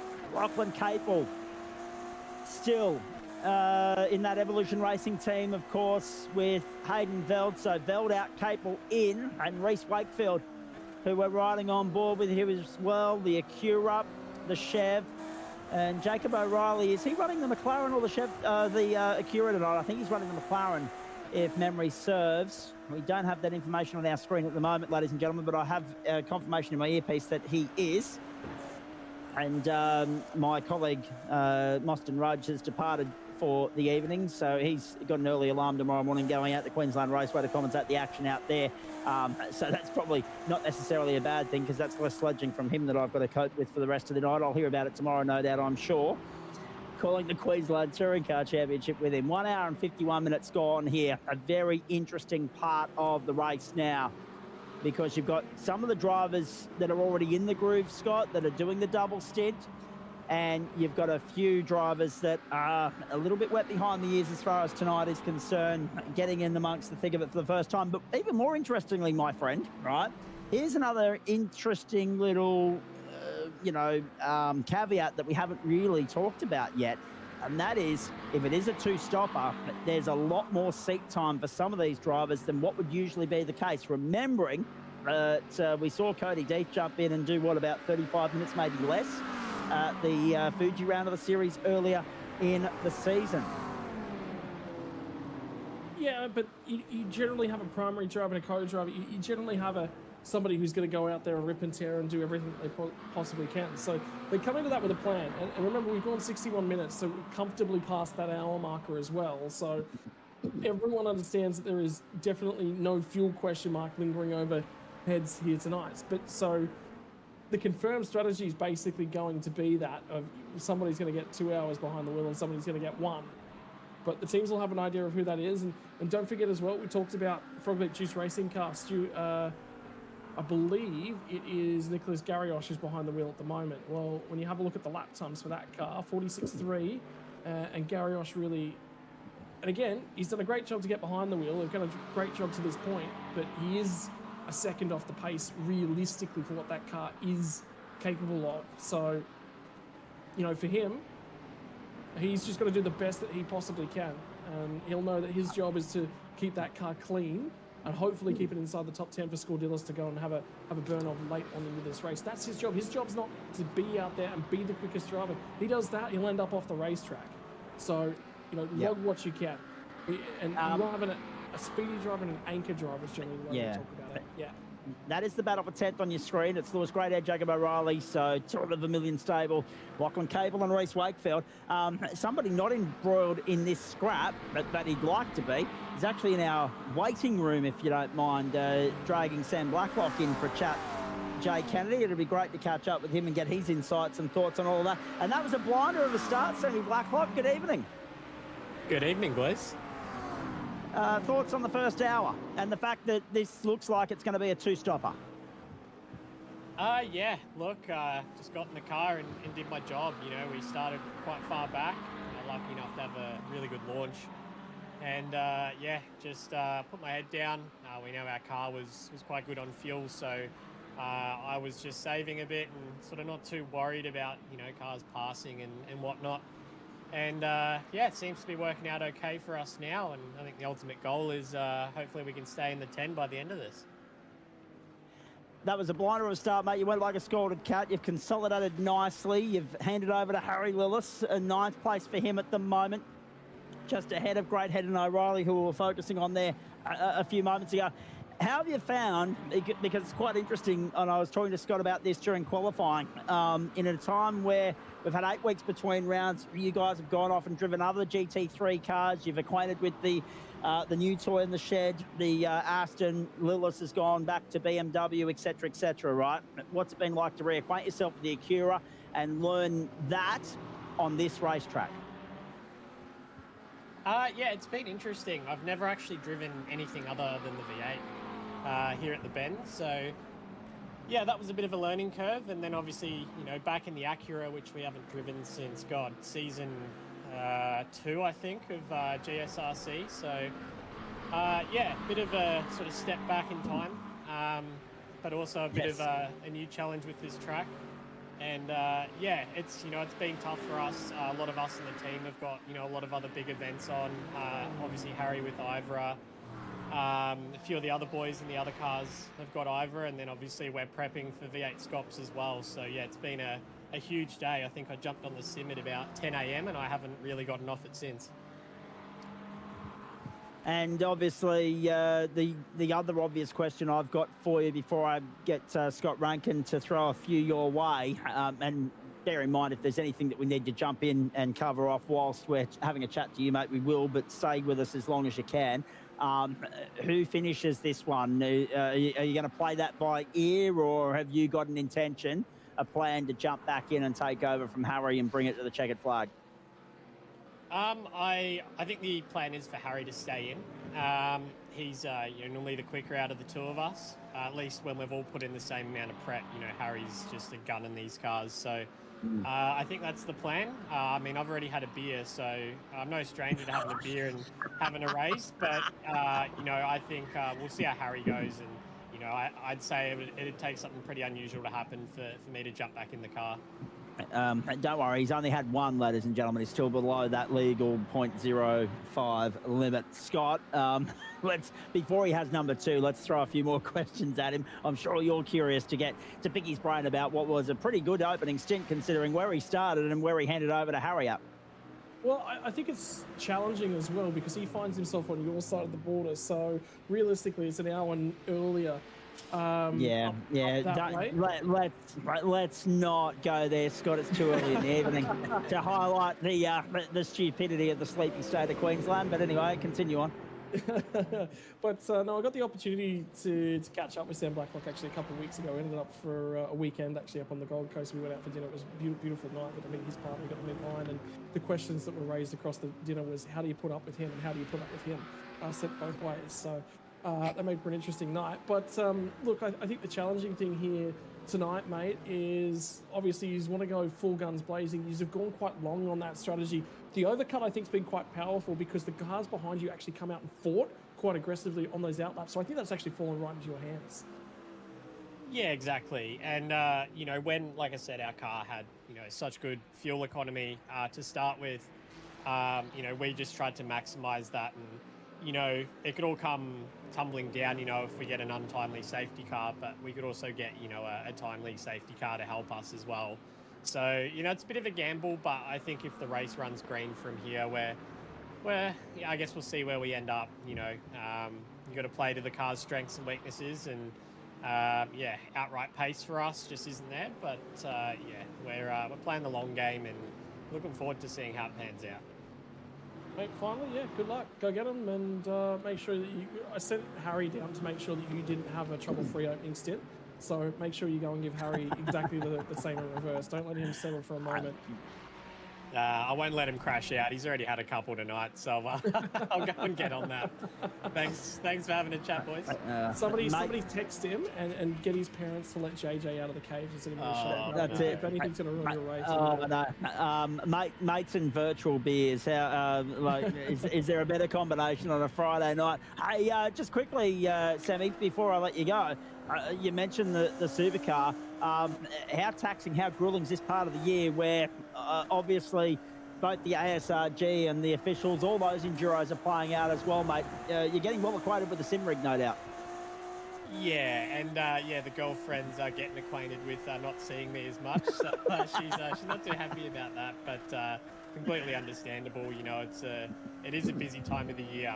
There's so much going on, and as much as it is fun, there's obviously real life going on as well. So it's a good thing and a bad thing. But look, I'm enjoying what I can from it at the moment, and looking forward to getting the rest of these done and hopefully having a few more good races. I was going to say, as they get to know you a little bit longer and a little bit more, they'll know where the busy peak periods of the year are, mate, and where the downtime is. Although I don't have to worry about that because I'm a single bloke, so it's motorsport from February to November, cricket December, January, and then business as usual once we get back to February, as you know, with the platforms of the Gentleman Sim Racing Club, and also what I'm doing here with the ASRG and SimSpeed crew. So they are the long-suffering, but at the same time very understanding better halves of our cohort, and all the very best to you guys. And hopefully you can take her out for a nice meal or something just to smooth things over until endurance season is done, Sammy. We'll see how we go. Anyway. Go and keep Harry company, mate. Go well for the rest of the night. Lovely to hear from you. I will. Thanks, boys. Isn't it funny, Scott, and I was talking to you blokes off air about this. You mentioned the name Aaron Borg earlier. It just reminded me, we were talking about Carters before we got going.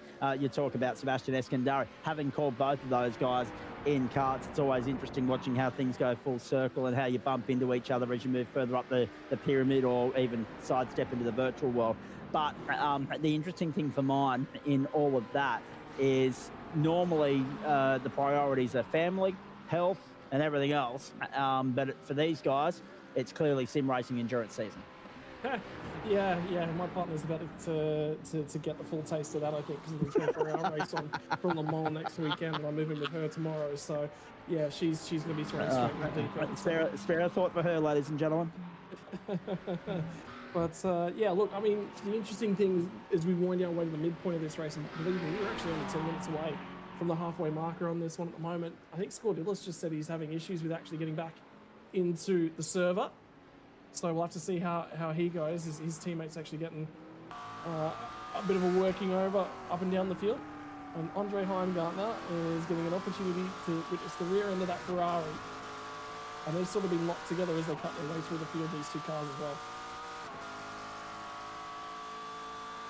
Andre Heimgartner, great to see him back in the virtual world. I thought it was very good, smart scheduling from the organisers of this series to have these events smack bang in the middle of two of the bigger assignments of their season, of course, in the real world. Did you have a chance to touch base and say good day last weekend whilst you were down west of the Blue Mountains, Scotty? No, not to Andre, but I did catch up with Andrew Gilliam and Richie Stadolay. Chatted to them about racing and sim racing as well. Oh, trouble off the road. That's good. It is Nicholas Garrosh. Yeah. So the first little blemish in his stint aboard the Frog Leap Juiced Racing Black entry outside the top 10 now. Jacob O'Reilly, Lewis Greathead find their way into the top 10. And a slowdown, I think, there for Nick Garriosh as well. Also sees Lachlan Capel and Reece Wakefield find their way by. Or is there more of a sinister problem with that race car? Let's just follow that for a moment and see if they're coming back up. They're not coming back up to speed all that quickly, are they? No, I think there's damage on that car, Scott. I'll be interested to see, the replay of that particular incident, thanks to OG Gear when it's ready, courtesy of Jay Kennedy. As we're 8 3/4 minutes away from halfway. Let's have a look at this down the main straight and follow it all the way along to turn 1. So the Orbit entry, we're just talking to these guys. This is the co-driver of Sam Blacklock, Harrison Lillis, down the inside at turn 1. Big dive. What? Room given. Oh, geez. Yeah, absolutely there was room given. I really just wonder, whether or not there was just an Netcode? issue. Well, I don't think it was Netcode, but like who was actually at fault? Because the track does go to the back to the left there, and Lillis is trying to come across and open it up. At the same time, space has got to be left for Garriosh. And Garriosh sort of did hold his line a little bit, but he didn't follow the track. So that's an interesting. I don't think that's an easy one for the stewards to revolve. Again, Garriosh holds his line relative to the track, but the track opens up to the left there is my concern with that one. So you do need to be trending to the left. So that one will be an interesting one from, who's actually able to, who's actually at fault, consider that one. Because I think it's realistically for me, both drivers, Garriosh is going to get through the left-hander as well. I don't know that Willis has actually left him enough space there, to be honest. Watch this, right here. So that's turn 1, 2, and 3. Yep. They're coming into view any tick at the clock. There they are. Oh, yeah. Yeah, I don't That's think an interesting much one. enough space. Yeah, that was the view I needed. Yeah. Maybe not. It'll be interesting to see how race control adjudicates on that, if there's a redress required, or considering also that we've seen the Garrioch entry heavily compromised back to 13th position, what the implications might be, would there be a time penalty, etc. But we'll leave that in the capable hands of race control. And it's actually interesting that we say that, right? Because we've got to the 84-minute mark of this race, or 84th minute of this race, rather, and we have hardly heard a boo, a whisper, a good evening from our mates in race control. There is the contact again. And so that, I mean, I'm much more comfortable with you making those calls than me, Scott, because, again, that experience that you have from in the cockpit itself. Yeah, it's been a very quiet night for race control, something I'm sure they're very happy about after the carnage of Spa.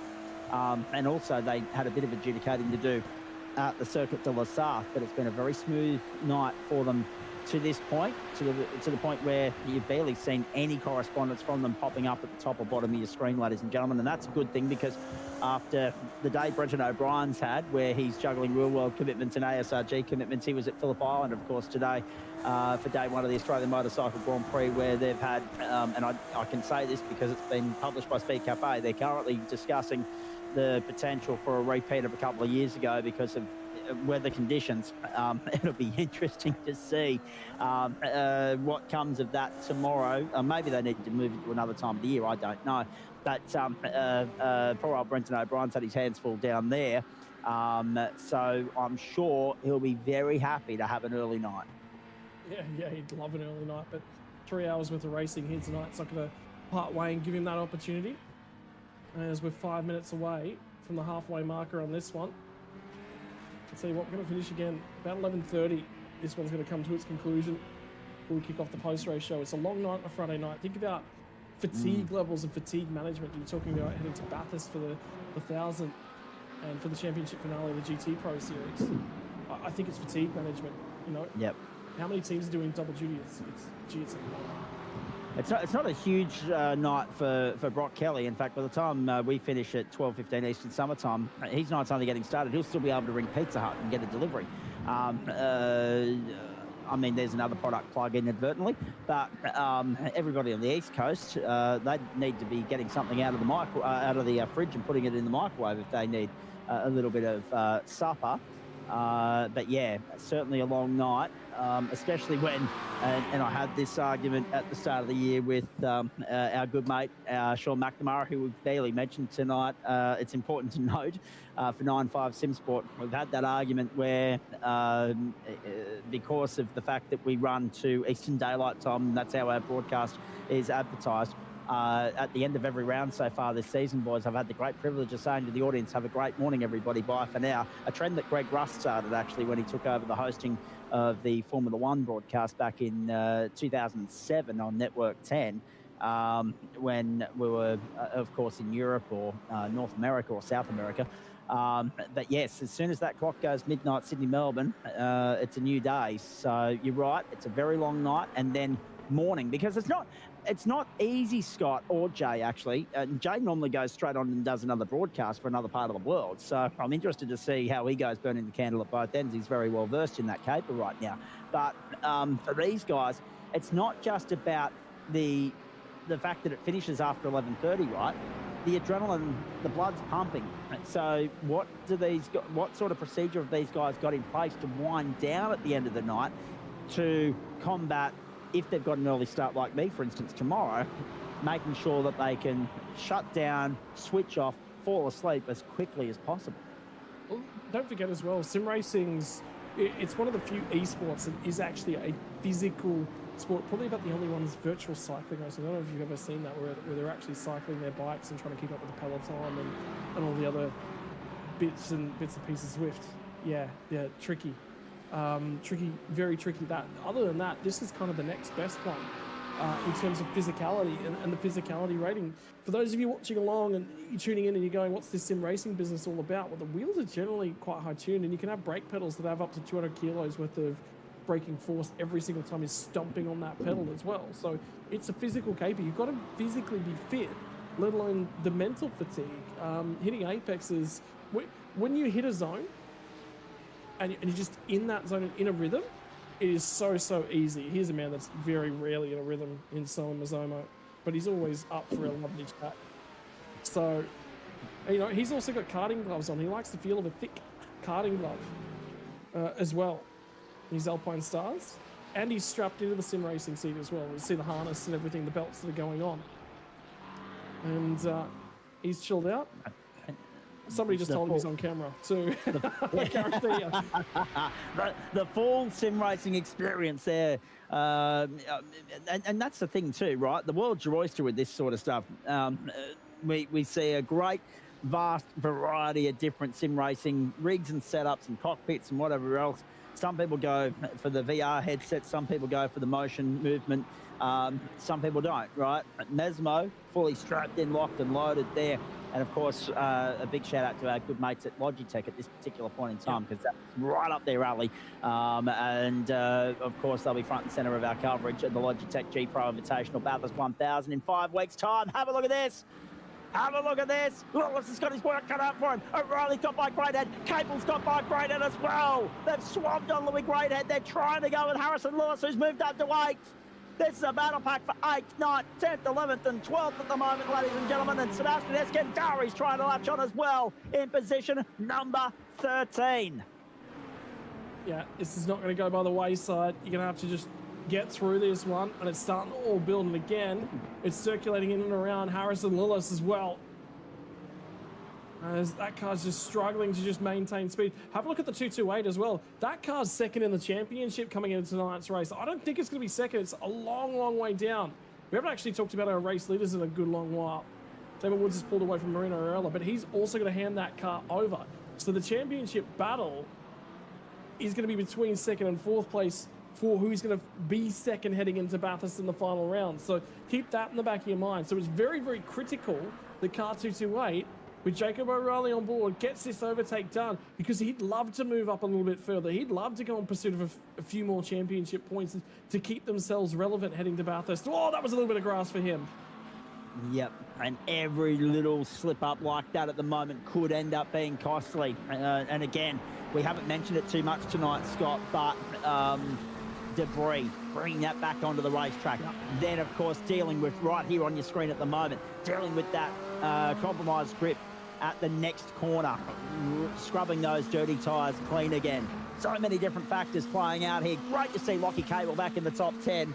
He's also jumped onto the platforms of the Gentleman Sim Racing Club as well. So it's interesting how worlds are colliding here, Scott. I'm bumping into more guys on the GSRC that are also part of the framework here.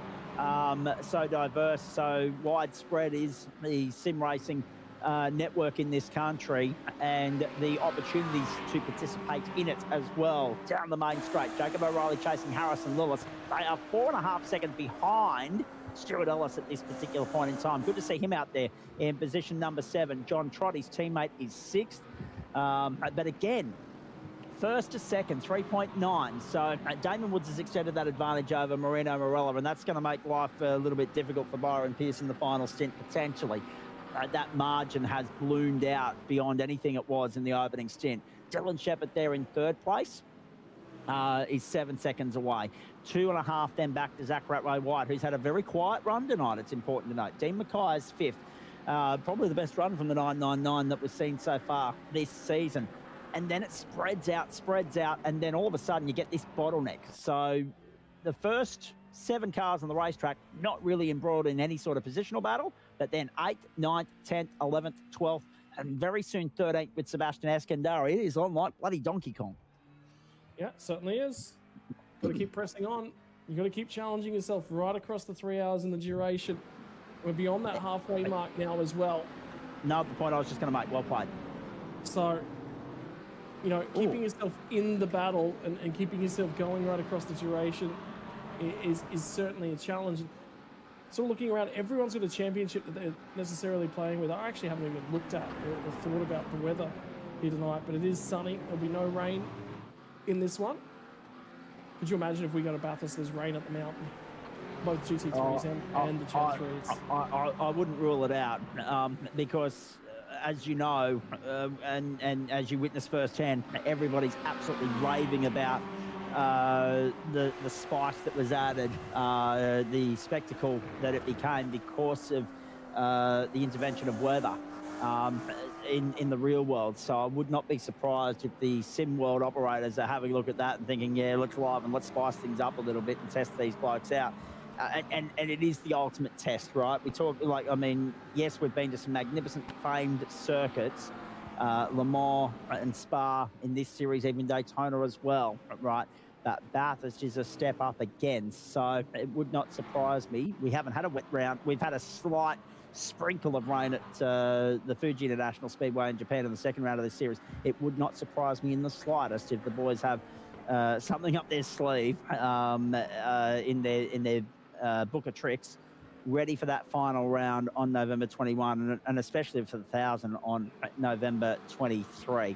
I mean, it's already a long enough day on November 23. There's no time certain cut-off. What's an extra hour because the thing's wet, you know? We'll just stay here and keep everybody across what's going on the circuit, but also with the Ashes and the Vegas Formula One Grand Prix. Bit rude, actually, of Vegas organisers to shuffle forward 2 hours earlier into the Las Vegas evening so that there's a direct overlap between us and them. We could have actually been done and dusted by 5 Eastern Daylight Time and out of here so that everybody can go and watch Formula One at a potential championship defining round by that point of the season. But that's okay. We'll go head to head and we'll enjoy it as the spectacle that it is. Down the main straight we go, past half race distance, ladies and gentlemen.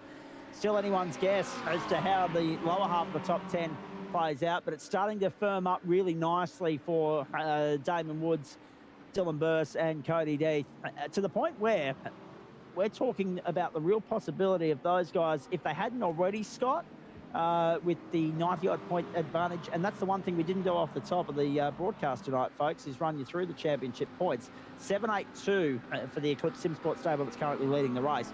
Vermilion's 228 that you're riding with at the moment. Jacob O'Reilly sits second, 694.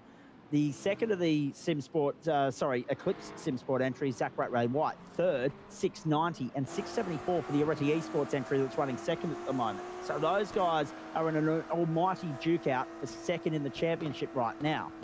So, yes, there's an absolute distinct possibility that Damon Woods puts one hand on the title tonight, gets that advantage out beyond 100 points, right?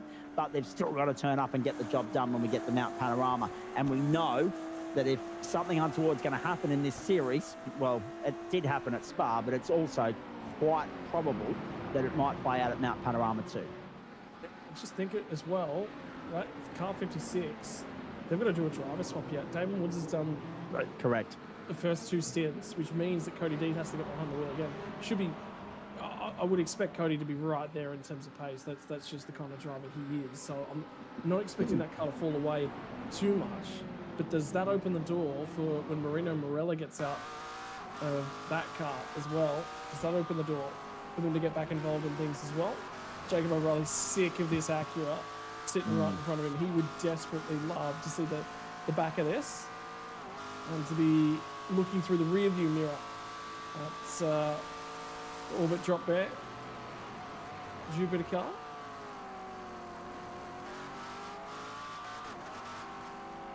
He's just not able to close at the moment. By the way, new fastest lap of the race goes to the One Performance Racing team. And it's car 606, Stuart Ellis, I think, only just done it on 46.123. New fastest lap of the race. So the track is coming to these guys. Indeed it is. So the pace is slowly but surely ramping up here. In fact, let's get a check of the track and weather conditions, if we don't mind, on the bottom right-hand side of your screen there, folks, just having a look. 33 degrees is the track temp, 23 the ambient, clear conditions, 18 kilometre an hour, southerly winds as well, and 31% humidity. So, yes, there's been a bit of change there from qualifying to race start to now, but we're also just beyond that hottest point of the day. So quite rightly, on an October Australian Central Daylight Time day, we are heading towards that part of the afternoon where the maximum ambient temperature is going to dip a little bit. And to be fair, 23 degrees is actually rather pleasant for this time of the year. Track temperature is a little bit south of where it was. That might be playing into their hands as well, Scott. Yeah, absolutely it is. That's why the grip's coming in, as is the rubber. That rubber's now built up to probably somewhere around the maximum as well. And the other problem is getting offline. It's much more difficult to get your overtakes done now as well, because you move offline, you get into the marbles, and away goes some of that grip. So as this progresses, yeah, we're going to lose a little bit of speed. Realistically, somebody just went around in the background. I think it was Capel. I think it was. No. Oh. And just at the point where the team boss had eyes on and ears on the broadcast, that won't make him all that happy, I wouldn't imagine. Good evening to Brendan O'Brien on that note. Not what he would have been expecting or hoping to see. Good to have him tuning in, however. Damon Woods, Marino Morella, Dylan Shepherd, Zach White, D. Mackay, the top 5 here at Shell V-Power Motorsport Park. I'll be interested to see, right, when this track launched, the track map was not available on the SDK timing system, so we are still waiting for that update to come through. Barney, however, right, the traditional thrower of the white flag and the checkered flag, I don't think he actually resides in the start-finish gantry here, boys. I'm pretty sure he's stuck at reception trying to get some instructions and directions, firstly for a tour of the museum and then out onto the flag point. So when we get round here at 11:35 or whatever it is Eastern Daylight Time tonight, expect to see an invisible white flag being thrown. Yeah, as they make their way into that finish line, the problem would be trying to pick up, yeah, exactly, you're right, where that one is as well. Right, through the final couple of corners again, it's just not quite able to find that straight line speed to complete that pass either. Is the difficulty. The 2 Vermilion cars here as well. He's a lot closer though as Jacob O'Reilly. He just needs to get an opportunity. If Harrison Lewis makes a mistake of any kind, he's just going to get gobbled up by this pack. And that's the problem, because he's dragging the train along at the moment, but one slip up loses all the momentum and all the hard work is brought undone. 80 minutes to go, 79 3/4 to be more precise, and Harrison Lewis leads a 5-car battle pack for position number 8 in this race. And important to note that the longer he drags this train along, I mean, Lachlan Capel's 4.5 seconds down the road at the moment. If they start squabbling, Scott, it's not inconceivable to think that Capel might be able to latch back on, but it's going to be a long shot and it's going to be a tough assignment if he is to achieve it. Their chance at the top 10 may well have gone begging with that mistake, and that's the point. So competitive is this series, so tight are the times between the drivers, you know, cumulative lap times, that one mistake, even if it's only 3 or 4 seconds, it ends up being so costly over the course of 3 hours. Well, the big thing is, you know, lower level racing, you can make that back because somebody else will make that mistake a little bit later in. But these guys, here comes the final dive, and I was waiting for how long this would be, and Lillis tried to give him the room, recognized it was coming, but gets rotated by the second of the Vermilion Simsport cars, unfortunately. We're talking about mistakes, talking about losing 5 seconds. There's about 7 or 8. Yep. So Wakefield moves up in a 10th spot. Eskandari's 11th. Capel back in 12th. Lillis has gone back to 13th as a result of all of that. Now, O'Reilly, Greathead, and Wakefield go through. And that has invited So Eskandari was slightly off the back of that train there a few moments ago, Scott. It's a breather. It's brilliant news for Jacob O'Reilly, right? He's got a little bit of breathing space up his sleeve now.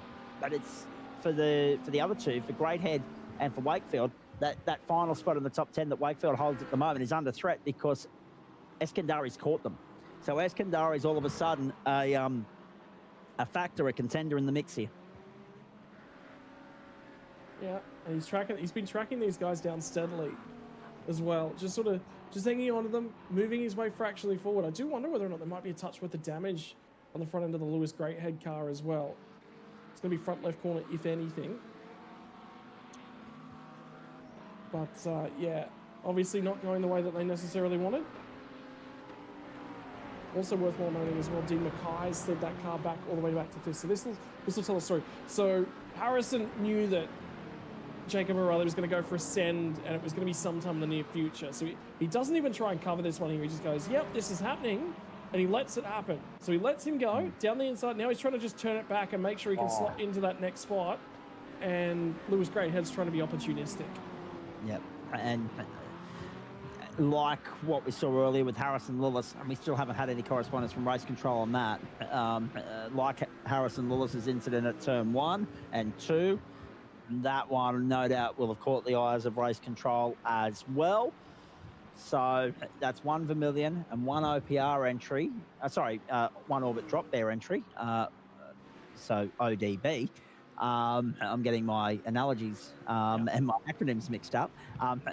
They're both subject to a little bit of scrutiny, I would imagine, from the powers that be in Race Control right now. Dylan Shepherd and Zach Ray White, the battle for the last spot on the podium is tightening, is potentially livening up here. Could we see a second Eclipse SimSport entry on the podium, and not for the first time this season? Zach Ray White, 4th at the moment, but doing everything to try and make Dylan Shepherd sweat just a little bit.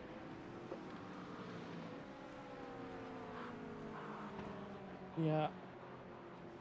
So they're just gonna keep to try and harass him. That's about all they can really do at this point in time. But Wakefield's been quick as well throughout this stint. I did take a quick look up and down the field as well. Brenton Hobson's got back out there in the 88 car. That Mustang is still quite bent. So let's talk about the guys that are sort of the retirements, not necessarily retirements, but the walking wounded. Ewan Baker and Jordan Ross have spent extended time on pit lane. They're 7 laps down, but still circulating in 34th. Orbit Drop Bear Mars, that was Tyson Broad and Dan Yeaman on board that car. They were caught up in all the issues in lap 1 as well. Massive damage on the front of that car. Decided to take their damage. They're 5 laps down at this point in time. Orbit Drop Bear Frog Leap J Suit Racing Red's Chrisdale's the next guy. They're 3 laps down. I'm not certain where that's come from, because that car, to me, didn't have a whole bunch of damage on it. But the car that did is the next one up the road. Liam Reston behind the wheel. Summit Sim Sports Green. 3 laps down. Again, that was from damage in that opening stands. The rest of them, I think, it's just about on pace, unfortunately for them. Yeah, you just saw a quick glimpse, too, of another one of the Orbit Drop Bear entries, and another producer, commentator in the ranks here at the Australian Sim Racing Group. There he is, Dan Yeaman, and also over at the GSRC. That is a pretty solid steerer when he has the time to jump behind the wheel. There he is. Hello, Dan Yeaman. Nice to see you in action on a Friday night. Very good peddler. I guess when you're, as you guys know, when you're well situated, well positioned and immersed within this framework, being as versatile as he is and being able to do the job on both sides of the fence, commentate, produce, direct, but also get out there and steer and get an understanding of what these things are all about, the world's your oyster. Also, tech support. He was my tech support when I had a whole bunch of computer issues last year as well. And he tech supports for anyone. Basically, if you want to learn something in and around sim racing, you want to learn about PCs, Dan's generally one of the first people you go to, because you can ask him questions and he will answer. He had a lot more time on his hand last year. He doesn't have as much time this year, so. No, exactly. Exactly. All right, things are slowing down a little bit, but they're about to ramp back up, ladies and gentlemen, because we've got one huge final hour and 10 minutes or so to come. We're going to squeeze in one break. We're going to go side by side here, just in the nick of time as things liven up in the battle of third. Keep your eyes peeled on that. We're going side by side. This is the Gamesman GTPRO Invitational Series, live, loud, exclusive and free on the platforms of the SimSpeed Esports Network and the Australian Sim Racing Group. We need to squeeze in a break. We go side by side so you don't miss a minute of the action.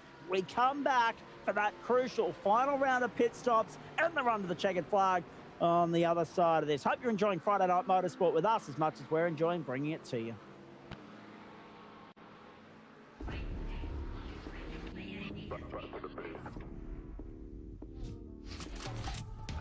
About wearing no black stain on track, but chef show you gun, and that's on me.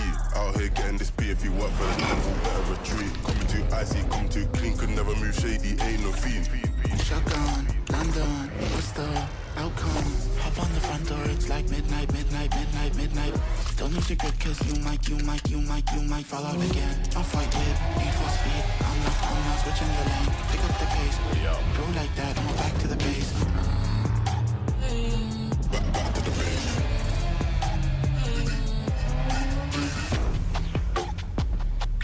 Back to the base.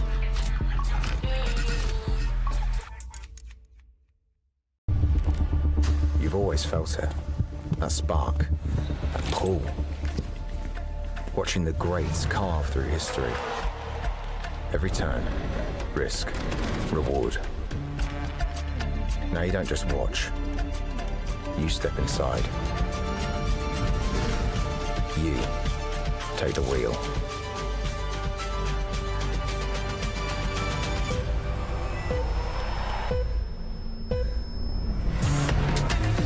Together, we're breaking barriers between sim and sport.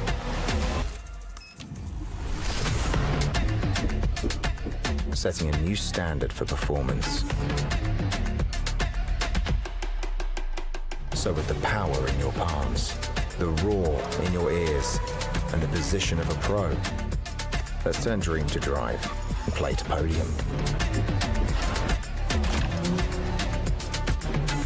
Our legacy, now yours. Welcome to the grid.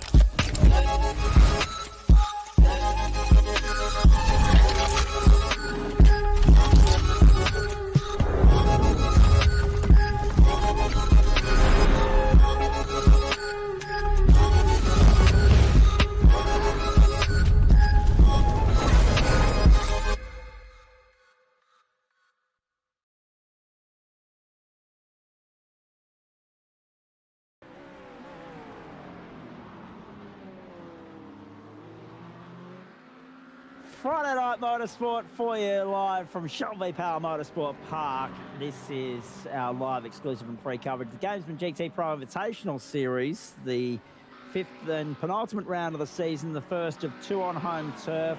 We're imitating maybe, the Supercars Championship in the way we're going about our business here by going firstly to South Australia and then to the central west of New South Wales for our final legs of 2025.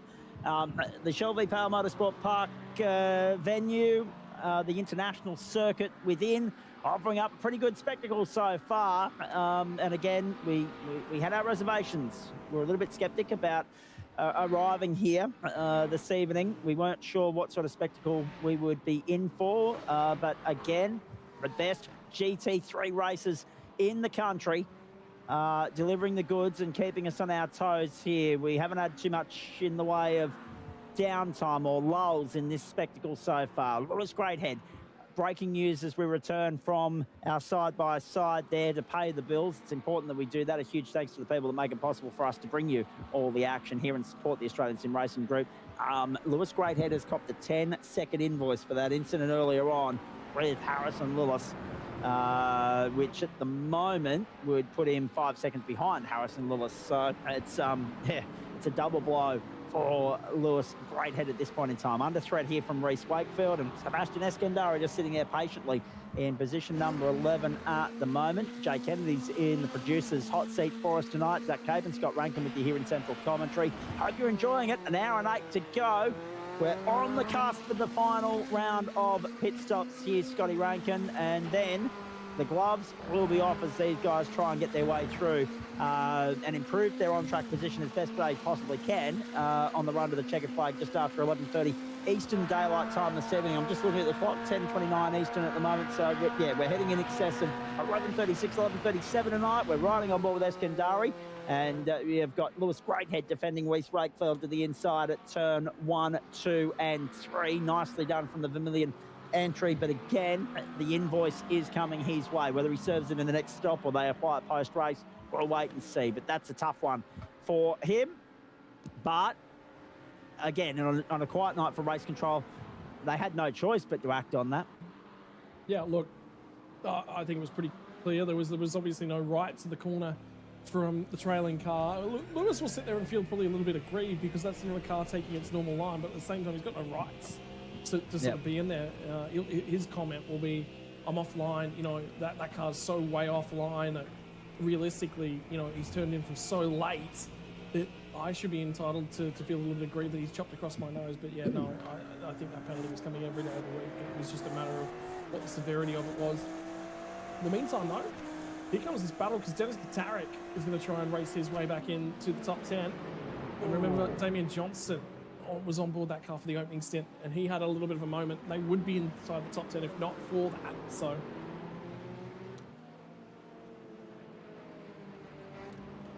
So the situation up front is that the field has spread out.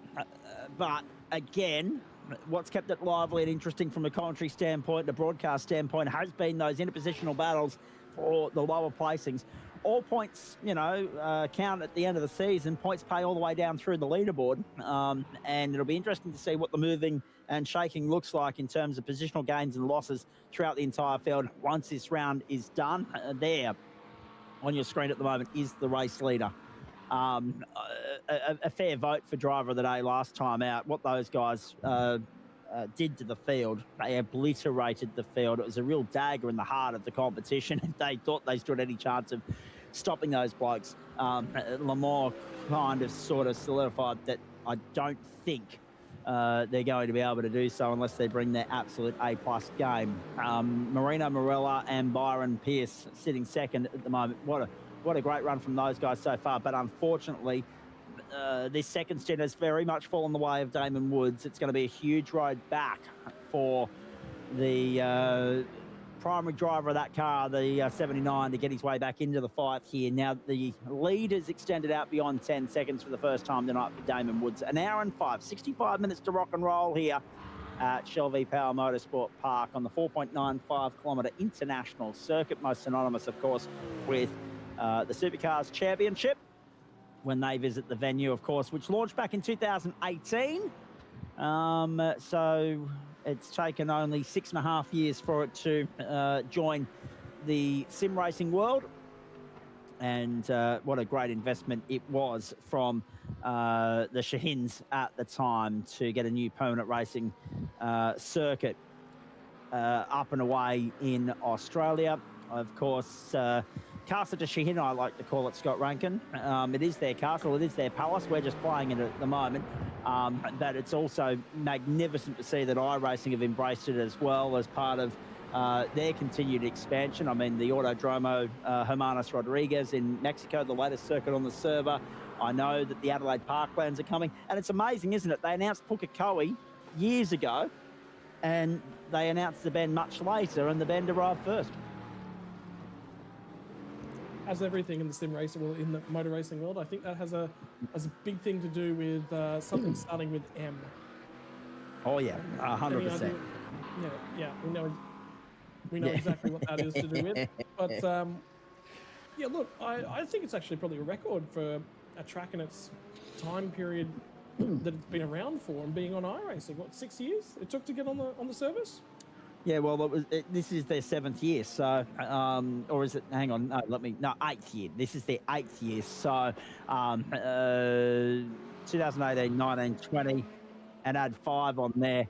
Chicago Street Course is the record, but, I mean, this would have to go close for permanent racing facilities, yeah. That advice coming through the ears, courtesy of Jay Kennedy, for those of you at home. It was interesting too, and I don't mind sharing this on air. There was some correspondence had earlier in the week in the lead up to this event, ladies and gentlemen, of the banter that goes on, courtesy of Jay, knowing that he's not being heard, and the laughter that you hear at home that we then have to explain after the fact. But yes, if you can hear the conversations that we have and the banter that we have here, we absolutely love it. But if you hear us starting to chuckle or going off topic sporadically throughout the course of the night, it's usually because we've been coerced or not coerced, steered in that general direction, egged on, you might even say. There's Harrison Lewis at the moment trying to redeem some ground after being turned around earlier. He's chasing Lachlan Capel, who also had an incident. In fact, funnily enough, those two have refound each other on the racetrack. So that's 13th and 12th at this particular point in time. And Sebastian Eskandari is another 3.5 seconds up the road. Here is Dennis Gaderick looming large as well, Scotty. All three of these cars have been off the road at one point, and they would all three of them be inside the top 10 and probably still squabbling with each other for position, because all three of them lost about the same amount of time, actually. So all three of these cars have had issues, and they've been minor issues tonight, but have had issues. So are we about to have our second? Was that just a Blinky Bill moment that I saw from Dennis Gaderick? Did I just see him Blinky Bill in and out for a second there? I'm not sure. Keep an eye on that. But in the meantime, let's keep your eyes peeled on this as well, folks. Last time out, Le Mans, caution free, I believe I'm right in saying. And we wanted that to be the case because that's a bloody long lap behind the caution, behind the safety car. Could we go 2 consecutive rounds caution free? Of course, we had an intervention at the Fuji International Speedway. Spa ensured that the average is going to be well up for the whole series when you break down and do the analytics of it at the end of the season. We saw the safety car out there actually in a position to be classified. It was out there that long. 7 times we saw it at Spa, of course, when I was calling from down in Grenfell. Now, pit lane, Dennis Gaderick. I think that was just entering pit road. Yep, it is early, but you can make it home from here. You can make it home. There's 60 minutes and 23 seconds left on the clock. We're at lap 67 at the moment. So, again, they're saying 102 is doable. I'm not sure at the moment. We'll watch that with interest. It's a dry circuit. There's no threat of rain. We've seen the opening stint go 61 to 3 minutes, depending upon who you are. They are in their window. They have gone through. And it'll be interesting to see if Gaderick, I think he started the race, so he hands over at this point, does he not? Yeah, potentially. So we're just going to keep an eye on it. Sorry, Damien Johnston. It was Damien Johnston who started that car for Dennis Gaderick. Yeah, so it was, remember, it was Johnson who was rotated in that car. Right. All three of the Synergy cars were quick tonight too, and they've all had issues, so not a good round for them. But again, remember, they were quick back at Spa as well, and then Hobbo was the first guy to really put it in the fence. I think he was 6th at the time. So GTPRO for them this year has just been disastrous. It's really not gone well at all. So Dennis Gaderick, John Peasnick, Troy Stonestreet, Blake Urquhart, and Andre Heimgartner all on pit road that time through. So they've reached their critical lap. They hope it is stop, splash, dash, and go. Damon Woods, Marino Morella yet to get to that point. 12 seconds to the advantage first to second. And Zach Ratrow-White's only 4.3 behind. That's the Summit Simsport entry pointing the wrong way. That's Brock Kelly dropping down to 15th. Now, that's an interesting one. Whether he was assisted or whether he's done that on his own, we'll have a look. He has done it himself, we're hearing. He's caught some ripple strip. And have a look at the... this is the Rallycross Super Special stage of the GT3 race here at the Bend for you, ladies and gentlemen, courtesy of Brock Kelly, who will be happy that he's completed the whippersnipping and is back on the bitumen. 58.5 minutes to go, and there's a little bit of lively entertainment that we probably weren't expecting at this point of the motor race. Reece Wakefield back there with Lewis Greathead right now, battling over 8th and 9th. Damon Woods to bring us back to the end of lap 68. These guys are in the window, but what I'm interested in is whether Cody Deeth is finished with his Domino's run. Or is it Dylan Burst they're handing over to tonight? I don't have that information on me. We're going to act as surprised as you will, ladies and gentlemen. But because remember, that was the problem they had earlier in the season, boys. Cody was out there. Oh, have a look at the gamesmanship going on here as they take evasive action on the cars that are making their way back out onto the racetrack, having completed their second compulsory pit stop. It'll be interesting to see if Cody's finished doing his deliveries because they had to hold off. In the server. He is in the server. Thank you, Scott, for that confirmation. I knew you'd be able to help me out there because you're in the server, I'm not. And that's great news because, remember, that was an issue last time round where Damon had to drive probably a lot longer, but it was within the realms of the fair rule that's applied within iRacing, within our series regs as well. But thankfully, that's not going to be an issue for them this time round because Deeth is going to have to bring this home for at least a good 55 minutes here. Reese Wakefield, very lucky there not to get caught up as Lewis Greathead made his way to pit lane. Yeah, that's how tight the pit lane entry is, and he would have been knowing that that car is likely because that car came earlier in the last stop, and I think it was the 228. My apologies, it was not the 228. It was the 101 entry, the one that actually does have the penalty to come its way. So stops are just being strung out just a little bit. Marina Morella's done pretty reasonable. Watch this. So remember, pit lane's 40 kilometers an hour. And to be honest, the 101 didn't have a great entry. And you've got to get on the brakes basically as soon as that dash line comes up. You know what? To be fair, he's actually on the brakes quite early there because there was a lot of time he spent on the limiter that he didn't necessarily have to. And when you have to slow to 40 kilometers an hour, that is a bucket load of time. There you go. There is Damon Woods. The pit road now as well. Marino Morella sits there second. Zach Ratway-White third. Damon Woods in to hand over to Cody Deeth. The critical final stop for the champion-elect at this point in time. In fact, they're all in. Marino Morella's in. Zach Ratway-White's in as well. That'll be a driver change for Zach Ratway-White. A brilliant 2 hours completed from him. Marino Morella does Byron Pierce hop back behind the wheel. We'll wait and see. Yeah, I think so too. Car 467's picked up a speeding in pit lane infringement as well, ladies and gentlemen. That's the momentum entry for you. That is Tim Hancock behind the wheel of that at the moment. And they're already a lap down. So that's just going to add insult to injury for them.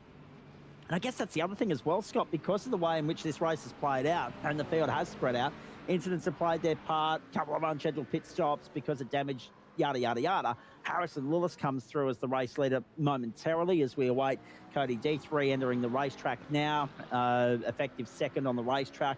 So Lillis will be the one that cleanses the field this time through. And that's Byron Pierce jumping back in. Zach Ratway-White, we'll wait and see if the 17 changes hands. No. So Ratway-White will take the 17 to the checkered flag. Now, Ryan Pettis has come through. So I was about to say, hang on. Yeah, no, sorry, yeah, you're right. Yeah, no. So Gianni Latsu, brilliant first opening stint. So now Zach Ratway-White's doing the heavy lifting on the run home. And that's the thing, because we don't have any intel into the strategy, ladies and gentlemen, it can be a little bit hard to follow that as we go, just knowing who's started what, because everyone's playing a different strategy tonight.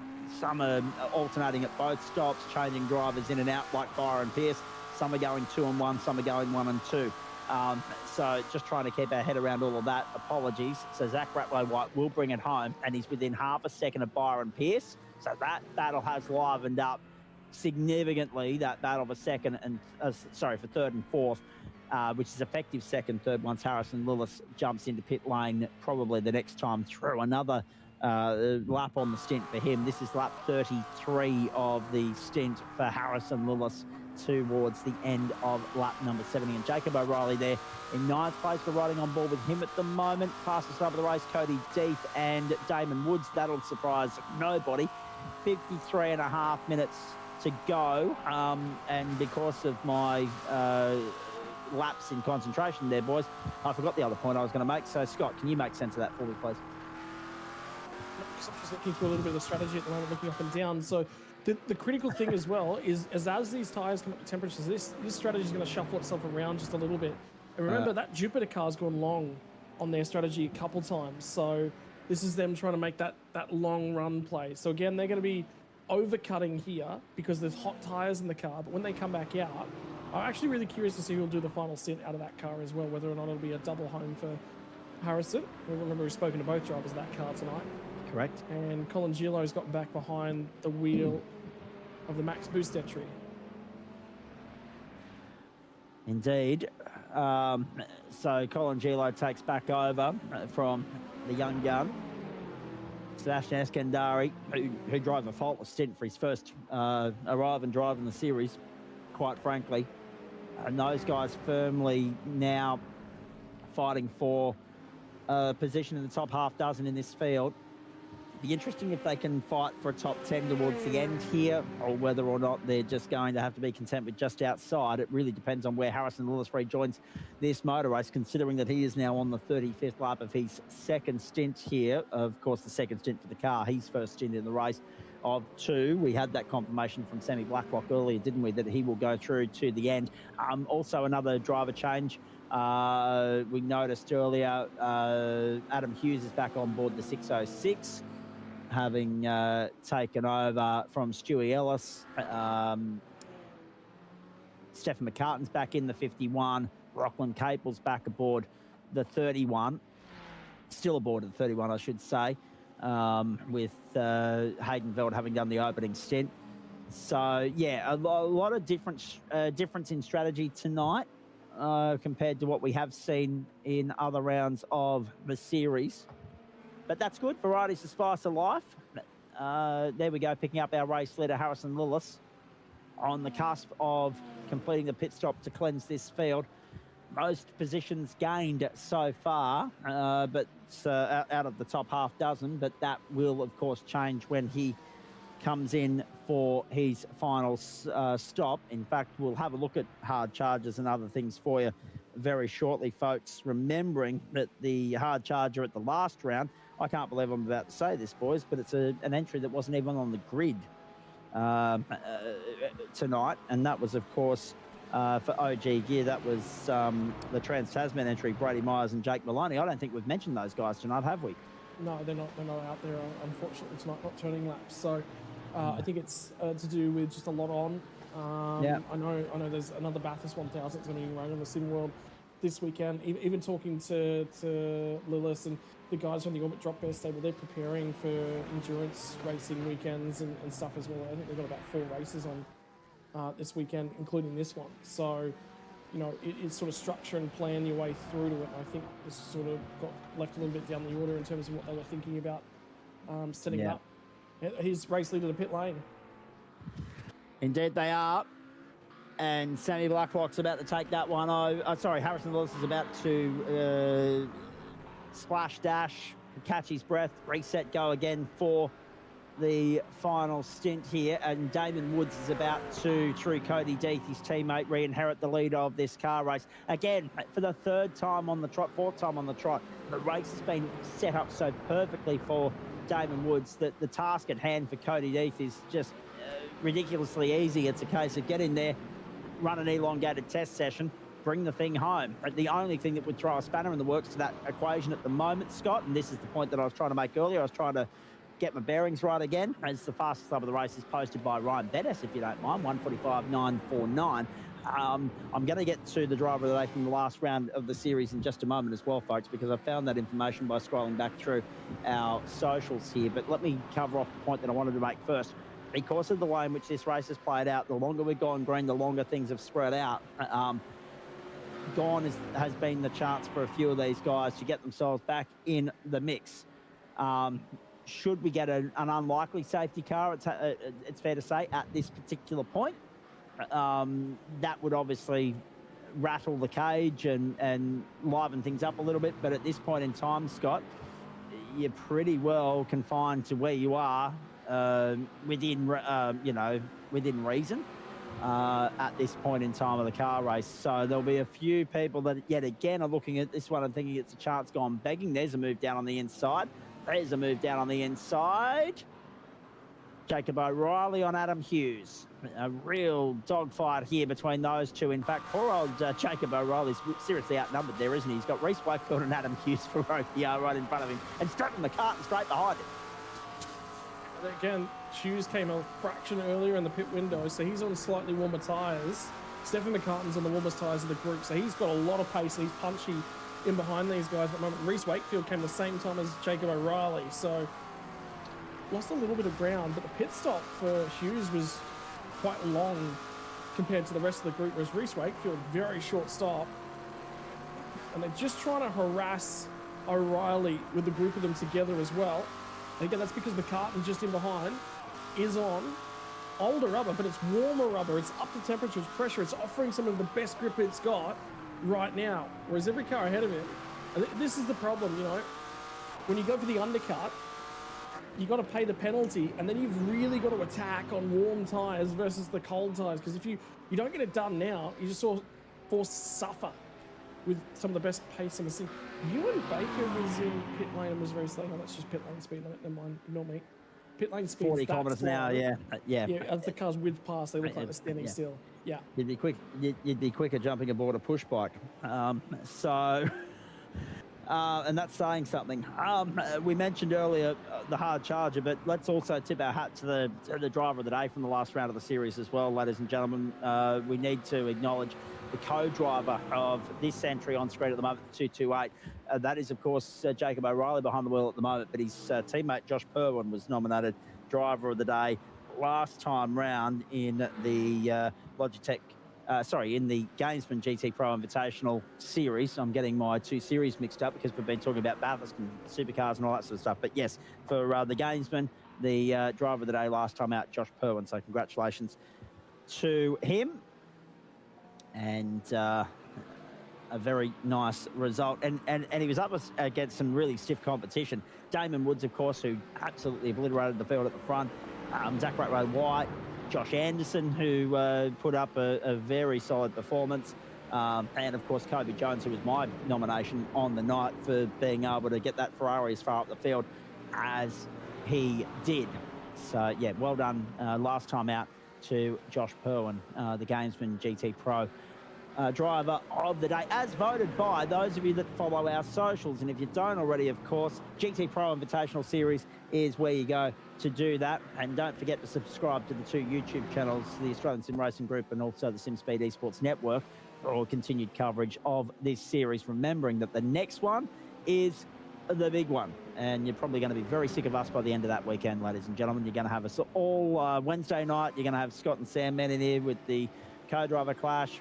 Scott and I here on the Friday night. Scott and Sam Men again on the Saturday night with the shootout for the 1000, and then Scott, Sam Men and I, the triple threat, on the Sunday as well.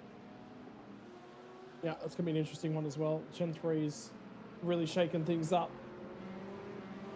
And whether or not there'll be some tinkering done with the tire model in the offseason, I just wonder, after seeing one of the biggest benefits of being at Bathurst on the weekend was the first time that Super broke cover. We'll have to get back to that because there's some racing to talk about at this point in time. And again, it's for the right-handers, and Hughes has gotten shuffled aside after he was bombed at turn 6 and through go 2 cars, but one of them's a teammate, so we won't mind the second one too much. No. But the damage has been done for these guys trying to stay in contact with Reece Wakefield on the 994 as well, Scotty. 44 minutes to go, so we're inside that final quarter of the race now. He has bolted. Wakefield's now got himself 2.2 seconds on this battle pack. It was 4, it's now 3, and Wakefield, he's 16 seconds away from Blake Neck in the TSR entry, running up there in 5th place, so probably consolidating 6th at the moment, barring any changes mechanically or barring a late race incident, of course. That was good, forceful hip and shoulder from the Vermilion stable. 2 against 1, and he held on. Yeah, and then around the outside at turn 6 as well, on the marbles. But he just kept the nose in there, and again, what we're talking about, you do not want to be on the outside for all 3 of these corners, and that was the crucial thing. It just forced Adam Hughes to just back out a little bit, but then again, out the marbles, got a little bit wide, and he had to lift. Indeed. So Deeth Pearce, Ratway White, Bettis, And there's an early nomination, right? So the first four were no strangers towards the pointy end of town. But that 999 TSR powered by Astro Energy entry has been seriously impressive tonight. They've had outright pace from the get-go. The reward looks like it could well be for him and Dean Mackay, a top 5 finish. And they're guys that we haven't really made too much mention of throughout the course of the first 4 rounds, but they've saved their best until we hit home turf. Yeah. Yeah, they're still on the climb too. So yeah. it's not done necessarily for this stretch of the evening either. Yeah. Tarek's still closing in at the background of these guys. And again, you just take out those little moments for this group. Look how much further up the racetrack they would be. That short pit stop for the orbit drop their Jupiter cars really helped their track position. Because again, remember, they were in this battle pack in that last stint and they just run long. The overcut has significantly worked for Lewis. And the other interesting thing about this, right, so you talk about Lillis being there in 10th place, 2.3 off the pack of Hughes, McCartan and O'Reilly that we're just with. Capel, Colangelo and Gallerick in behind. So if the first battle pack, Vermilion and 1 performance, squabble a little bit, that 2 seconds could disappear pretty quickly.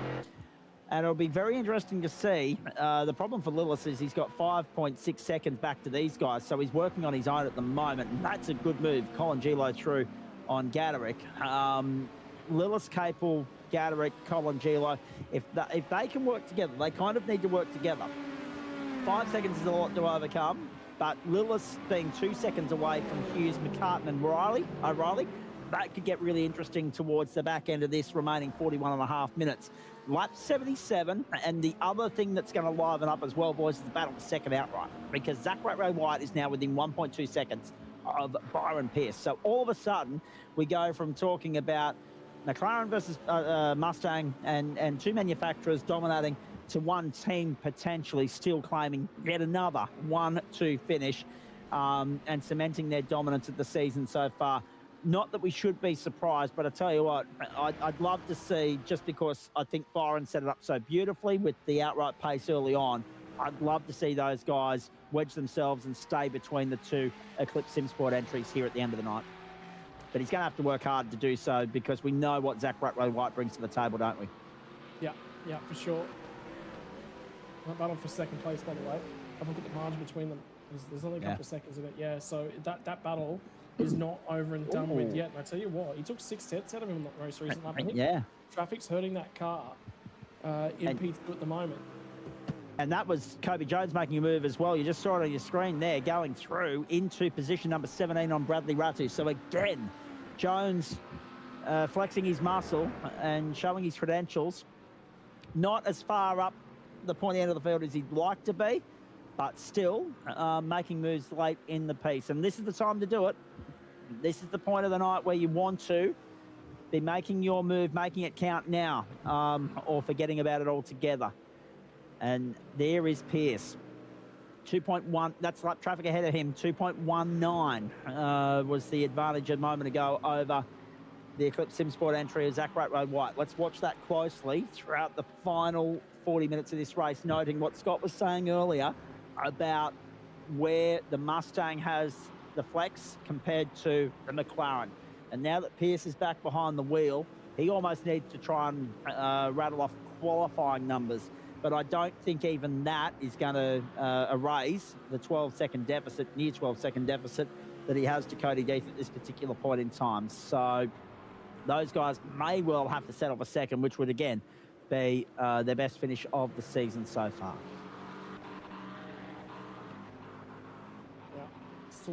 Still time in this race. We're into that final 40 minutes, that final quarter, effectively. 3 of them gone now. And not done yet. There's still battles up and down the field. The big thing I really want to highlight is, 30, what do we have? 34 cars to start this race? On pace, there's 18 of them left on the lead lap. Have a look at the margin. Top 4 cars, 16 seconds. That's actually a really good job over coming in on 2.5 hours, that there's 16, 17 seconds covering 4 cars. So in terms of laps, that's 80 laps. It's like 0.1, 0.2, or laps. Yeah, it's a ridiculously low amount of loss. Also, just watching Blake Wallboys, that driver, very capable steerer, and they're off the lead lap. You know, that's been how grueling and punishing the pace has been here tonight, that you can't really afford that one slip up. Not at all. And the other interesting thing is qualifying pace compared to race pace, right? Two completely different beasts, and we've illustrated it there perfectly for you through the words of Scott Rankin, right? Outside the top 20, you had to go to find where the field was separated by more than a second in qualifying, right? And now, as 3 hours have played out, incident strategy, tyre wear, all those different factors, battle packs, balks, compromises, whatever. As that's all played out, and there again, side by side, have a look at that. Gadarick and Colangelo. Gadarick and Colangelo still. Gadarick around the outside. Colangelo's got the work cut out. Oh my goodness, that's a great move from Dennis Gadarick. Well played. Gadarick goes through into position number 12. And again, little moments like that just make the task a little bit more difficult for Colangelo to try and wrestle a top 10 finish here. They've lost a second on Lachlan Capel. That was forceful stuff from Gadarick and really well executed. But Scott, it's interesting, isn't it? We talk about that pace variance and how it's all played out. Qualifying pace compared to race pace. Yes, the form guide reads true. The guys that started on the front row are absolutely tearing it up, right? Frog Leap Juiced unfortunately had that issue early. They're sitting down there in 16th at the moment. Not the result they would have been hoping for from pole. But as this race has played out, the importance of nursing the car and getting it through those long stints has become more and more evident, as we see now. Harrison Lewis, big dive down the inside, gets by Adam Hughes, moves himself up into 9th. And it's only 0.6 seconds up the road to Stefan McCartan. Mate, go for it. Sorry. I was just about to say, they've been on their move and just sort of steadily picking their way through that last stint. They didn't look healthy, but I wonder whether or not they've set their car up for the cooler conditions and they've just sort of been dealing with it to this point. And all of a sudden, the Acura's just sort of switched on. Traffic is helping their progress, for sure. But remember, Adam Hughes coming to this last stint, and he was up ahead. He was 2 spots further up the road. He's really struggling in this last stint. But I will say, the Orbit Drop Air Jupiter car was actually 10th faster than the race leader on that last lap, so they've got speed. However, half a second faster than our race leader on the most recent lap was a Reed Esports as well. So it's not done. I'm gonna say that it is traffic influenced. Well, no, it shouldn't have been that last lap. There shouldn't have been actually any traffic. So it might be a little bit of an issue for the race leader. And in actual fact, they've done 2 46.4s back to back. And a Reed has just done a 45.9 and then a 46 flat. So they've taken all the 3 4/10ths out of that.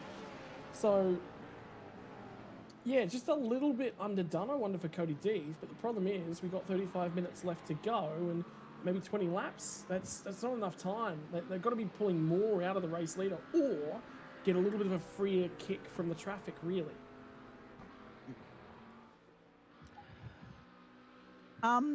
Probably an opportune moment for us to talk about who has gained and who has lost the most throughout the course of the night, because we do have that information available to us on our timing screen. And the biggest gains so far have come deep within the pack. Andre Heimgartner, Brody Sentence, 22nd, 23rd, both up 11 spots. So they're duking it out for the Hard Charger Award for this round of the championship.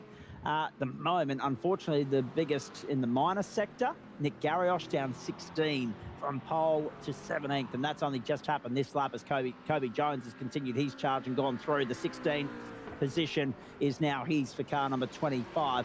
And the other big losses, 11 for Brenton Hobson, Synergy Sim Racing, 14 for Liam Reston. Those guys still down 3 laps. And the Ewan Baker Synergy Sim Racing entry down 16 positions and 8 laps at this point. But amazingly, all 34 still running, all 34 still in the mix to be classified at this point. And because they've got past 75% race distance, I'm pretty sure they've signed on the dotted line of securing championship points tonight. So again, the reliability, you've got to tip your hat to that tonight.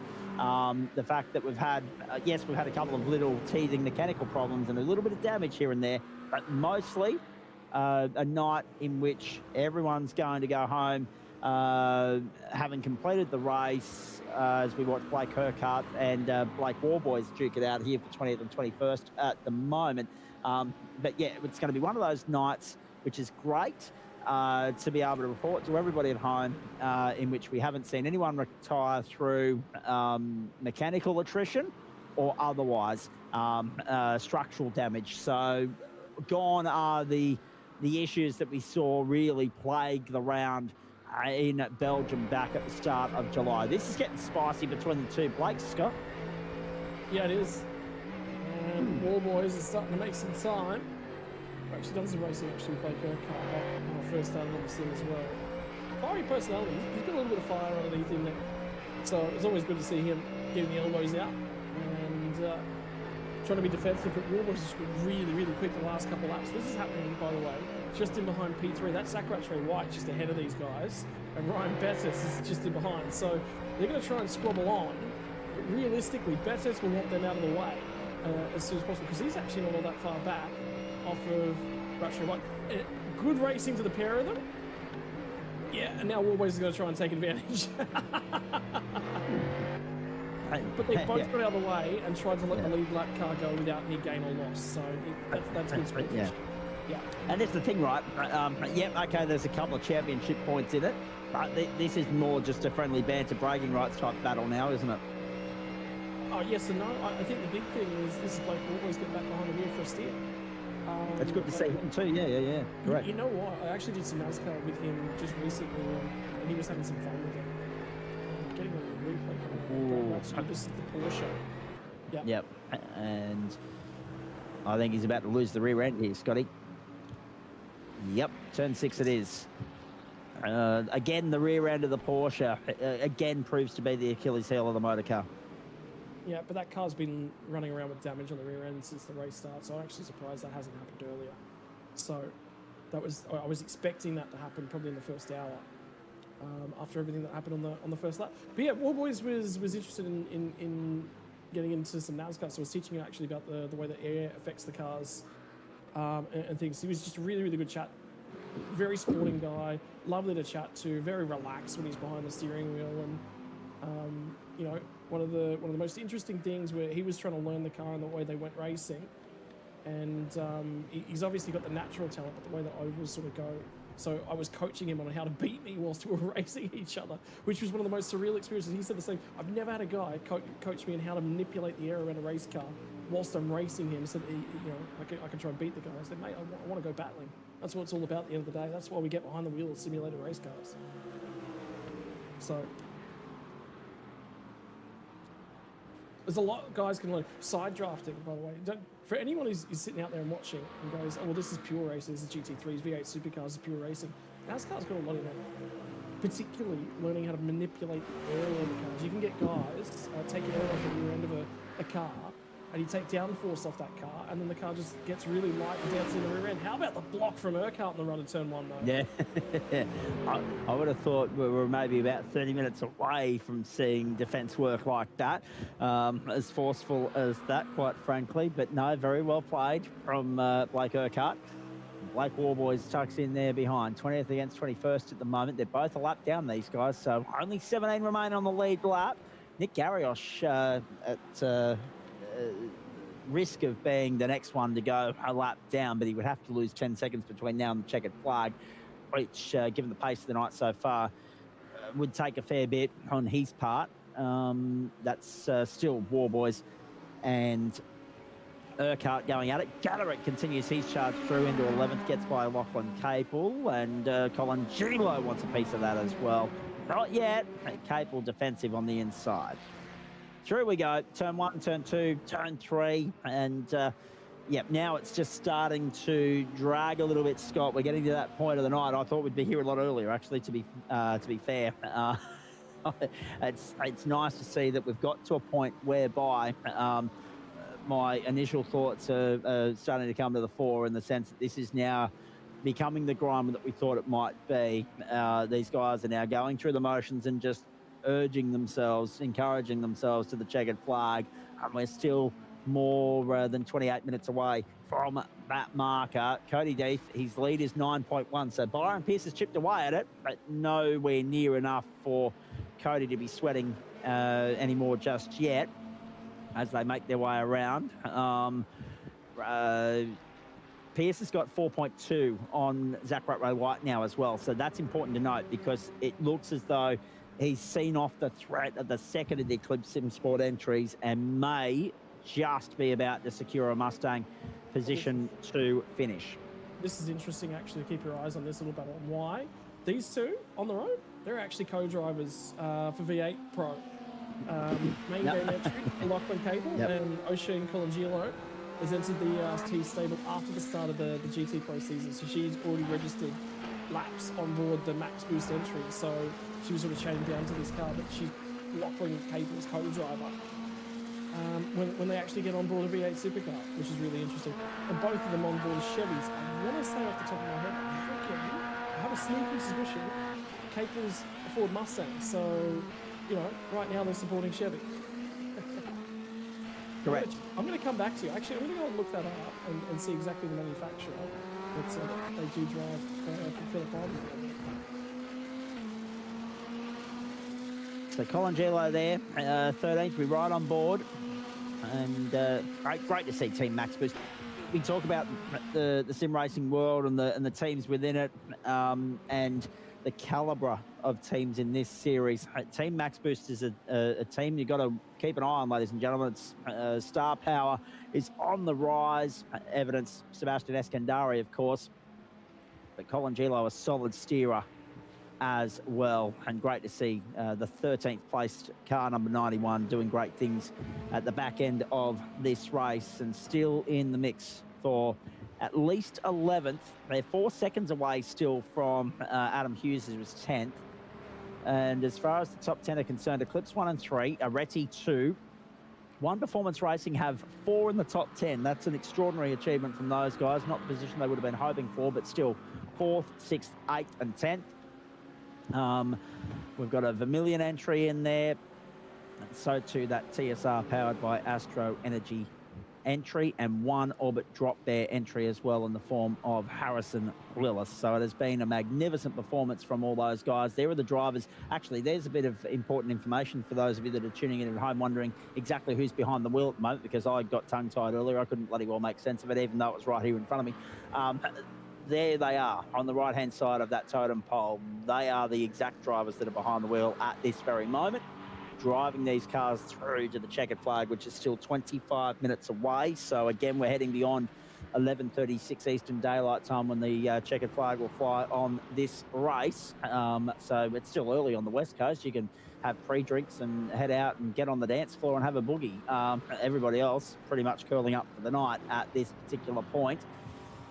Stay with us though, because we'll have a great post-race show. We'll have the top 3 in here for chat. Then we'll have a chat about what's to come on the platforms of the Australian Sim Racing Group and SimSpeed Esports Network with regards to both the supercars, Logitech GTPRO Invitational, and also the GTPRO for our great friends at the Gamesman Invitational Series, the final round on what is a bumper weekend for the organisation. And I'm sure at some point I've got to rope Brenton O'Brien into a chat in here, Scott. We're going to haven't done it yet, but we must pick his brain at some point in the next 6 weeks with regards to what planning has already taken place with regards to 2026. Because again, we look at this year and how successful it's been, and surely the aim is to go bigger and better again. Yeah. A little bit of discussion that was actually coming through about what the goal is with this category for next year as well. The other option is, you know, Porsche Cup. That's nearly one of the things that's right up there in terms of the Australian sim sports. You know, yep. I'd love to see. I guarantee you, I think one of the categories that would be most supported is Trans Ams if we ever got there. And I've done all I can actually to try and stimulate that conversation to get Trans Ams and iRacing. There was a couple of discussions actually at Queensland Raceway a couple of weeks ago. So I'm hopeful, very hopeful that I might have stimulated that in the right direction. So I'll keep everything crossed. You're lobbying for that. I'm lobbying for the Hyundai Excel. I had a chat to a couple of Kiwis that were out here. Cormac Murphy, Greg's boy, was out here having a steer in the Enduro a couple of weeks ago. And I said, why hasn't this thing taken off across the Tasman? Why is this an Australian-only thing? I reckon if iRacing gets hold of it, it'll be the best thing since sliced bread on the international server. The world will be embracing Hyundai Excel racing. Best thing since sliced bread as far as tin top racing is concerned, but I might be a little bit biased in that opinion. Cody Deathan, Byron Pearce, Zach Ratway-White, Ryan Bettis, and Blake Neck the top 5. Reese Wakefield is 6th, and Jacob O'Reilly is 7th as they make their way around onto the main straight one more time. Death, Pearce, Ratway-White, Bettis, then Neck, then Wakefield, then O'Reilly, then McCartan, the top 8. Lewis and Hughes make up the top 10. Just having a look for positional battles beyond that. I mean, third is... Actually, have a look at that. Third is livening up. There we go. Jacob O'Reilly and Stephen McCartan are duking it out for 7th. But Zach Ratway-White's fallen back into the clutches of Ryan Bettis. Bettis is only within half a second here of Zach Ratway-White. So that battle is all of a sudden rife and one to keep an eye on. So you've got Eclipse and OPR fighting it out for 3rd. You've got Vermilion and OPR fighting it out for 7th. And the next battle on the racetrack is Colin Gilo and Capel still fighting it out for 12th. So 3 active battles to keep an eye on. 3 close proximity battles to keep an eye on in the last half hour, 21 and a half minutes, in fact, of this race at Shell V Power Motorsport Park. The longer the name, the more you're likely to trip over it, ladies and gentlemen. So apologies for that. But of course, it's a magnificent part of the world. The Benton precinct, it's very hugely impressive. They've got a real Mount Panorama almost vibe to it with the way in which they've got the hotel on the racetrack. They've got the museum downstairs as well. So you get all that, but you don't get the marvellous fanfare that goes with being in the central western New South Wales. And I can vouch for that because I've lived there for 9 years in Bathurst. It's a magnificent part of the world, not just that racetrack, which is so special to Australian motorsport, but the whole 2795 postcode. I absolutely love that part of the world. But what they're building out there at Shell V Power Motorsport Park, and there's Ryan Bettis on the blinkers again, getting the lights flashing, trying to distract Zach Ratway-White. So all of a sudden, this is our interest, this is our focus, Scotty Rankin. We'll come back to talking and singing the praises of Bathurst a little bit later on. But what they're trying to build out here is continuing, and they had great success in September, of course, trying to entice more and more people to make that trek out from Adelaide, like they do from Sydney to Bathurst each year, trying to make that trip out from Adelaide to Tailem Bend and enjoy what it's all about. But you've got to be a motor racing purist to do so, and I guess the only thing that probably works against them over there is a far less dense population compared to New South Wales. Yeah, 100%. I think there'd be a lot more support if the Bend was located in Sydney. I reckon there'd see more attendance in Sydney Motorsport Park, to be perfectly honest with you. Yeah.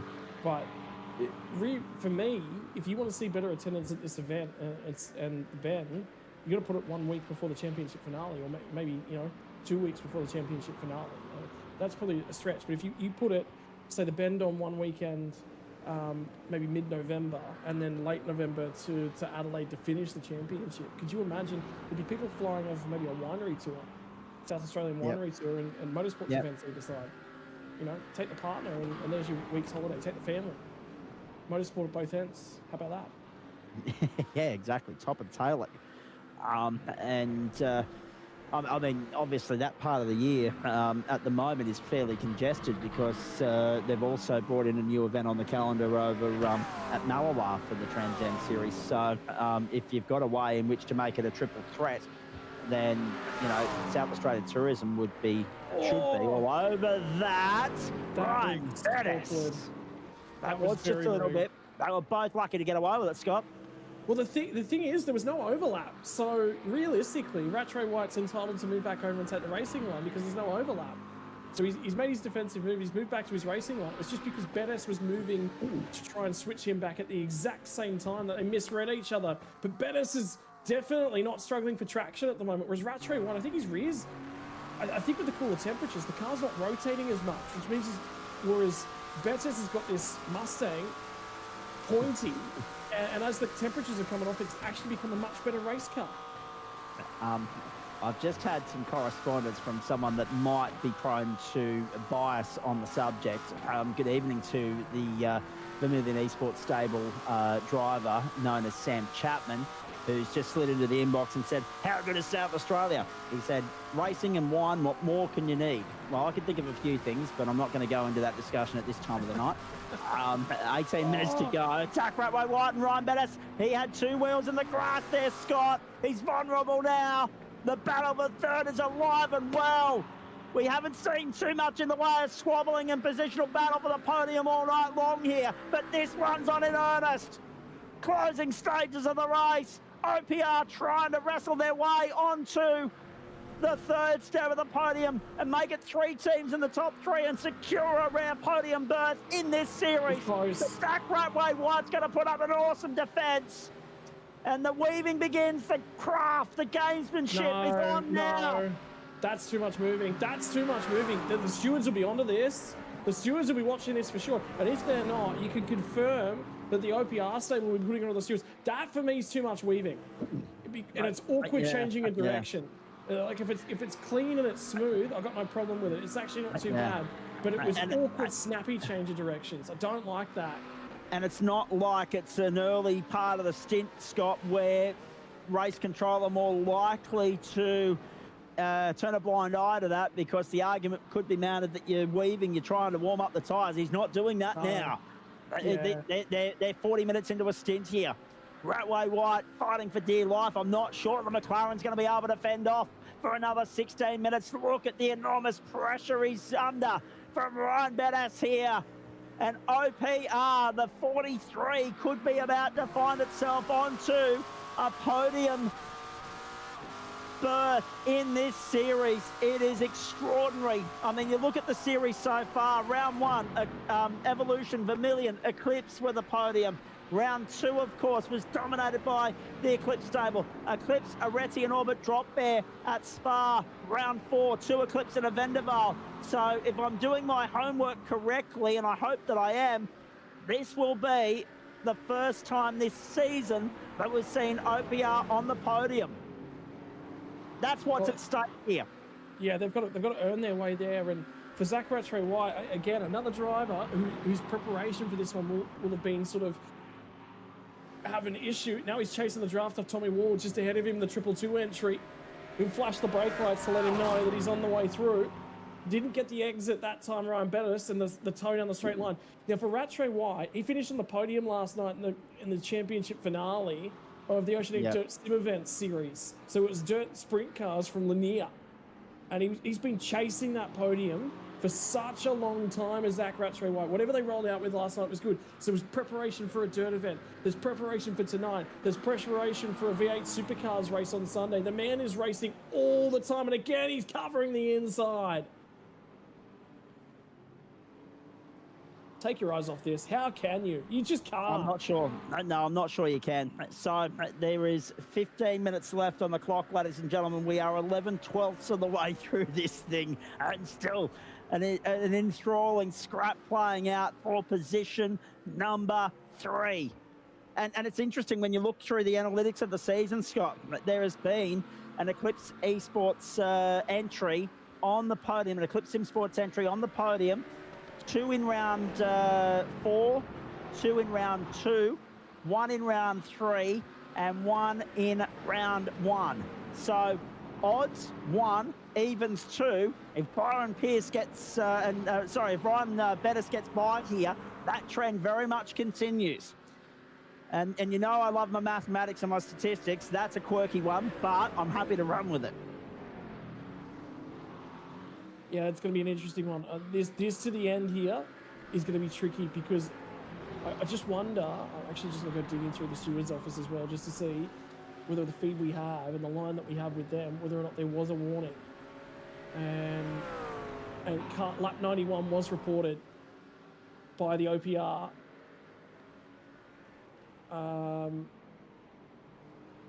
Outfit, so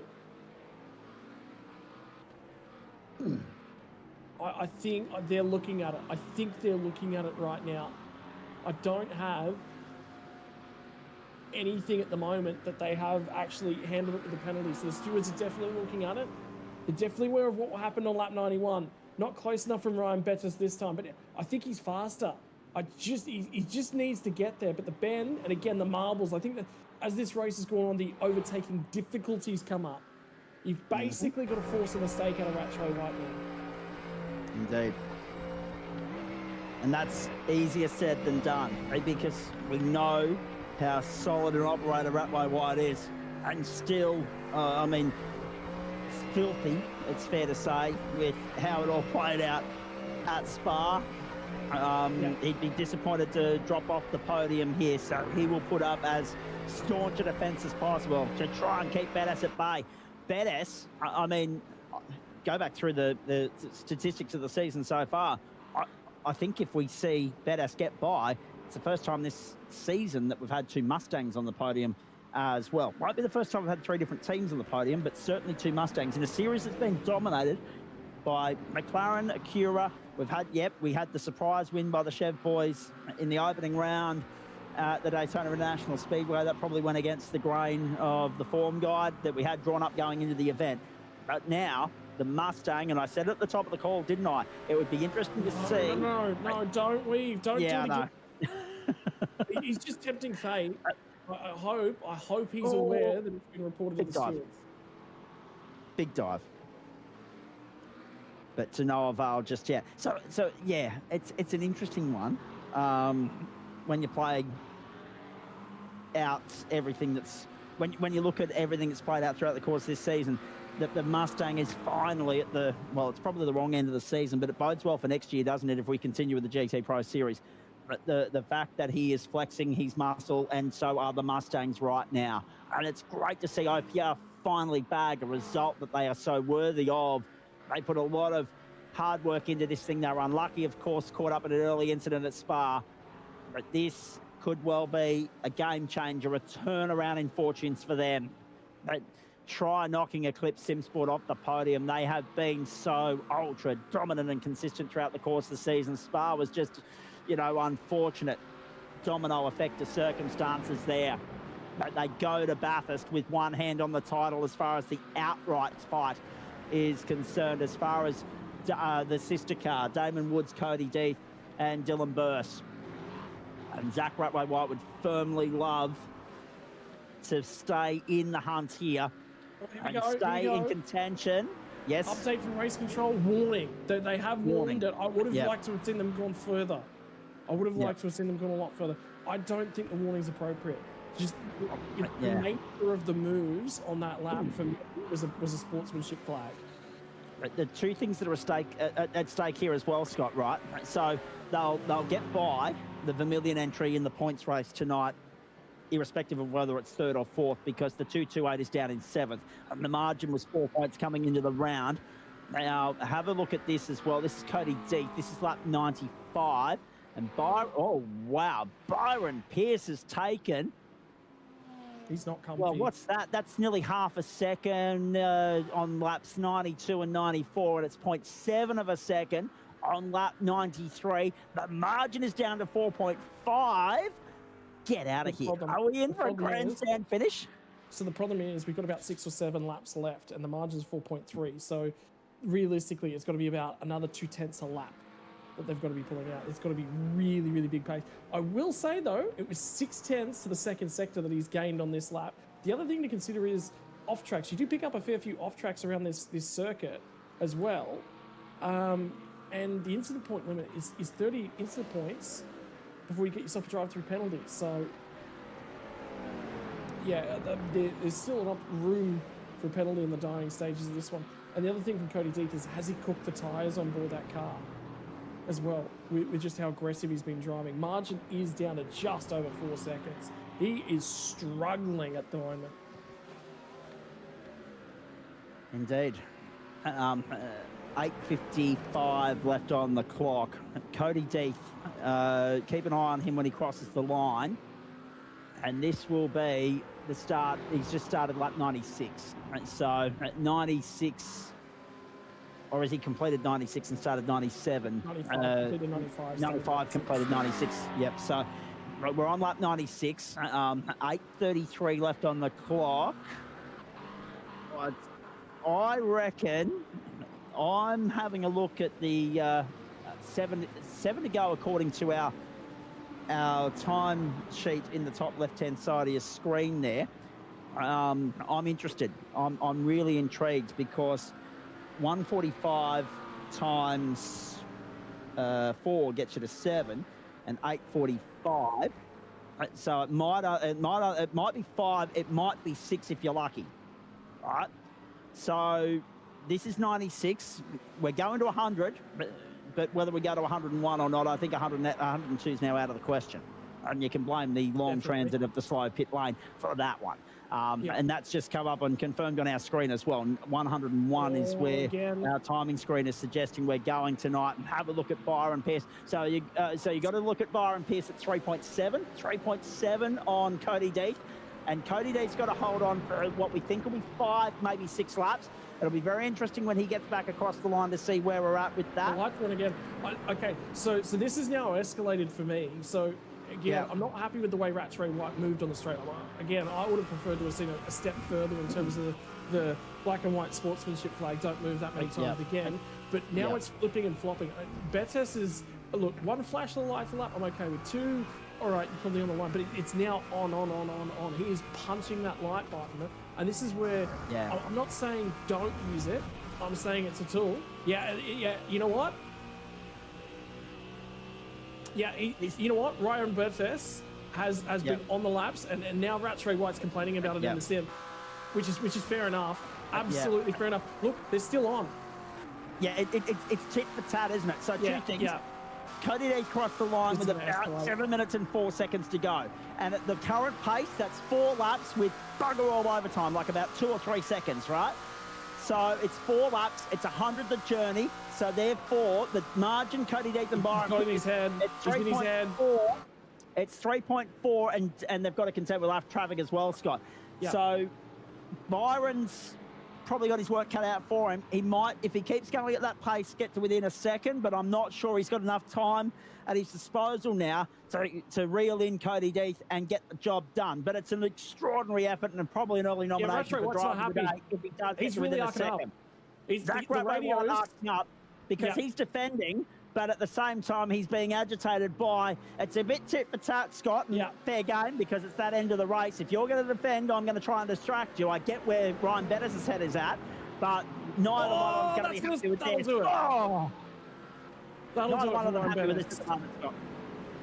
So this is changed for 5th spot as well. So there is a fair few battles coming in very, very late.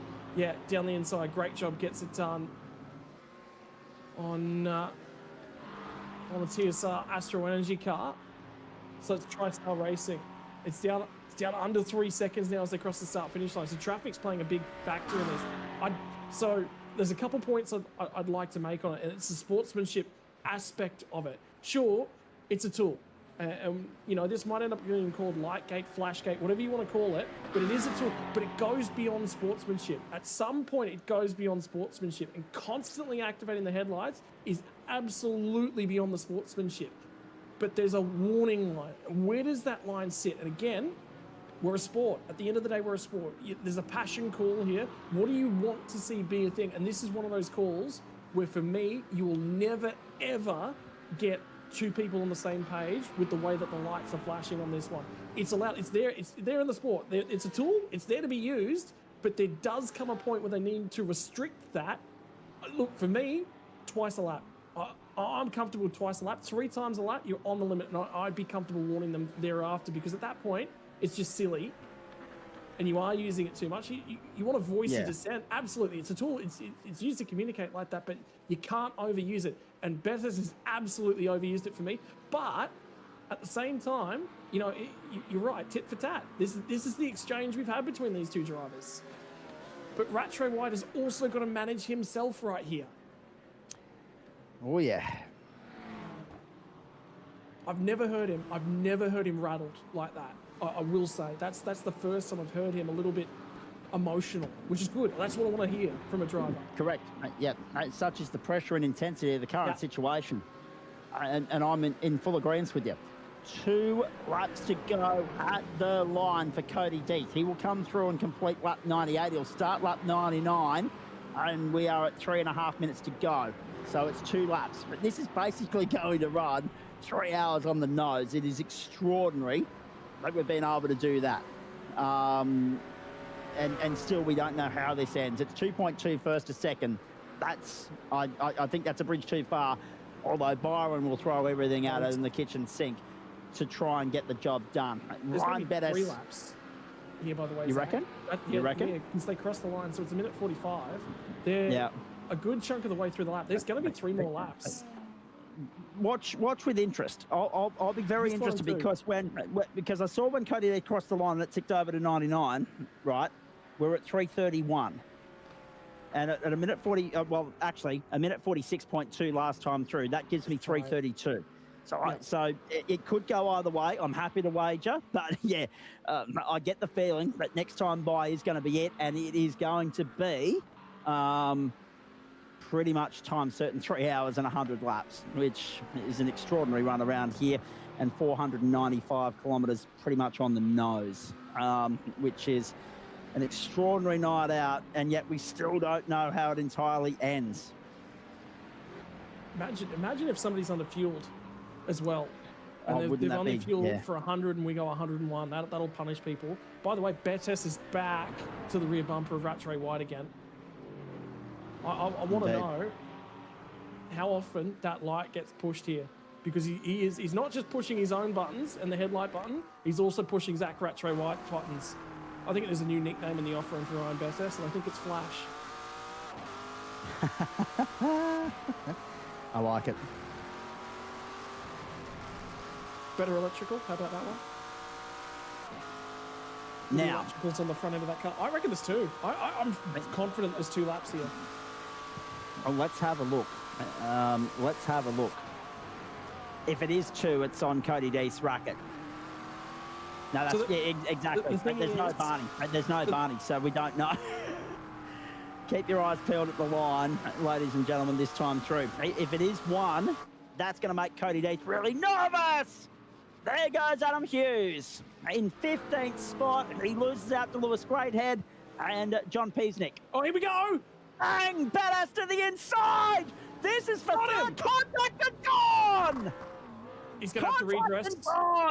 He should redress this. He should just wait up and redress this because then they can carry on. But the brakes are on. The redress is coming. Now, Cody Death is 43 seconds from home. Whereabouts is he on the racetrack? How much left? How much of it has he got left to cover off? And will it be enough to get another lap in? I'm not sure it will be. This is turn 14. 28 seconds on the clock. We wait with bated breath. 15. Absolutely, I agree with you, Scotty. There will be, as we watch Cody Death enter the last sequence of corners now. It's 12 seconds, it's 11, it's 10. I think Scott Rankin might be right. Oh, no, it is saying checkered flag. It is saying checkered flag. Cody Death and David Woods have done it again. They have done it again. It's 4 on the trot. It is extraordinary. Rattray White has gone back to 3rd. Byron Pierce goes 2nd. Ryan Bettis had no choice but to redress with the issue on the final lap, and he will go 4th. But they'll be talking about that one. They'll be bluing on the radio, no doubt, with regards to the tit for tat that was going on in the closing stages there. The ultra defense, the gamesmanship with the blinky bill of the headlight flash, the distraction tactic. It was gloves off. It was just what we like to see. But winning margin is 1.552 seconds, and that is an awesome performance from Byron Pierce to get that close. He took 10 seconds out of the deficit on the run to the checkered flag. He inherited an 11-second invoice when he started that stint, and he got to within a 1.5 seconds, which is extraordinary. Here's the OG Gear replay at turn 1, so more of an issue here. The Vermilion Esports entry on the inside. That was the 228. That was getting by at turn 3. Nicely done on Blake Neck. Neck has come home in 7th. Jacob O'Reilly to 6th. Now, the question is, did he serve that 10-second invoice in the previous stop or not? Because we knew he had one coming his way. Zach Ratway-White third. That's a brilliant result. Have a look at that. Argy-bargy and squabbling. At least it was clean. OPR go 4th, 5th, 7th in all of that. Of course, Adam Hughes, the one that fell out on the final run to the line. This scrap was epic, wasn't it? We didn't get a chance to cover it in full because we were too immersed in the battle between Zach Ratway-White and Ryan Bettis, I should say. Reese Wakefield came home in 5th in the 9.94. Those guys there, Cody Deeth and Damon Woods, that's 4 round wins on the trot. That is one hand on the championship. That is extraordinary. The battle of a second in this series is going to be ultra because Pierce has taken a little chunk out of Ratway-White's advantage of 20, and the Eclipse SimSport 17 was, he had 16. The Eclipse SimSport was 690 to Areti 674, so that tightens up a little bit, and they both close in on the Vermilion Esports stable of Jacob O'Reilly, who finished down in 6th position, Scott. Oh my goodness, 1.5 first to second. Look at the tight margins beyond that. Hell of a motor race. Yeah, and if that one goes the extra lap, you just wonder about how tight it was on fuel and everything as well. But there's a story in that battle for P3, is there not? I think, and I've got to be honest with you, both drivers crossed the line today. Both drivers crossed the line for me, and I'm not happy with it. And I think there needs to be discussion with conduct on track.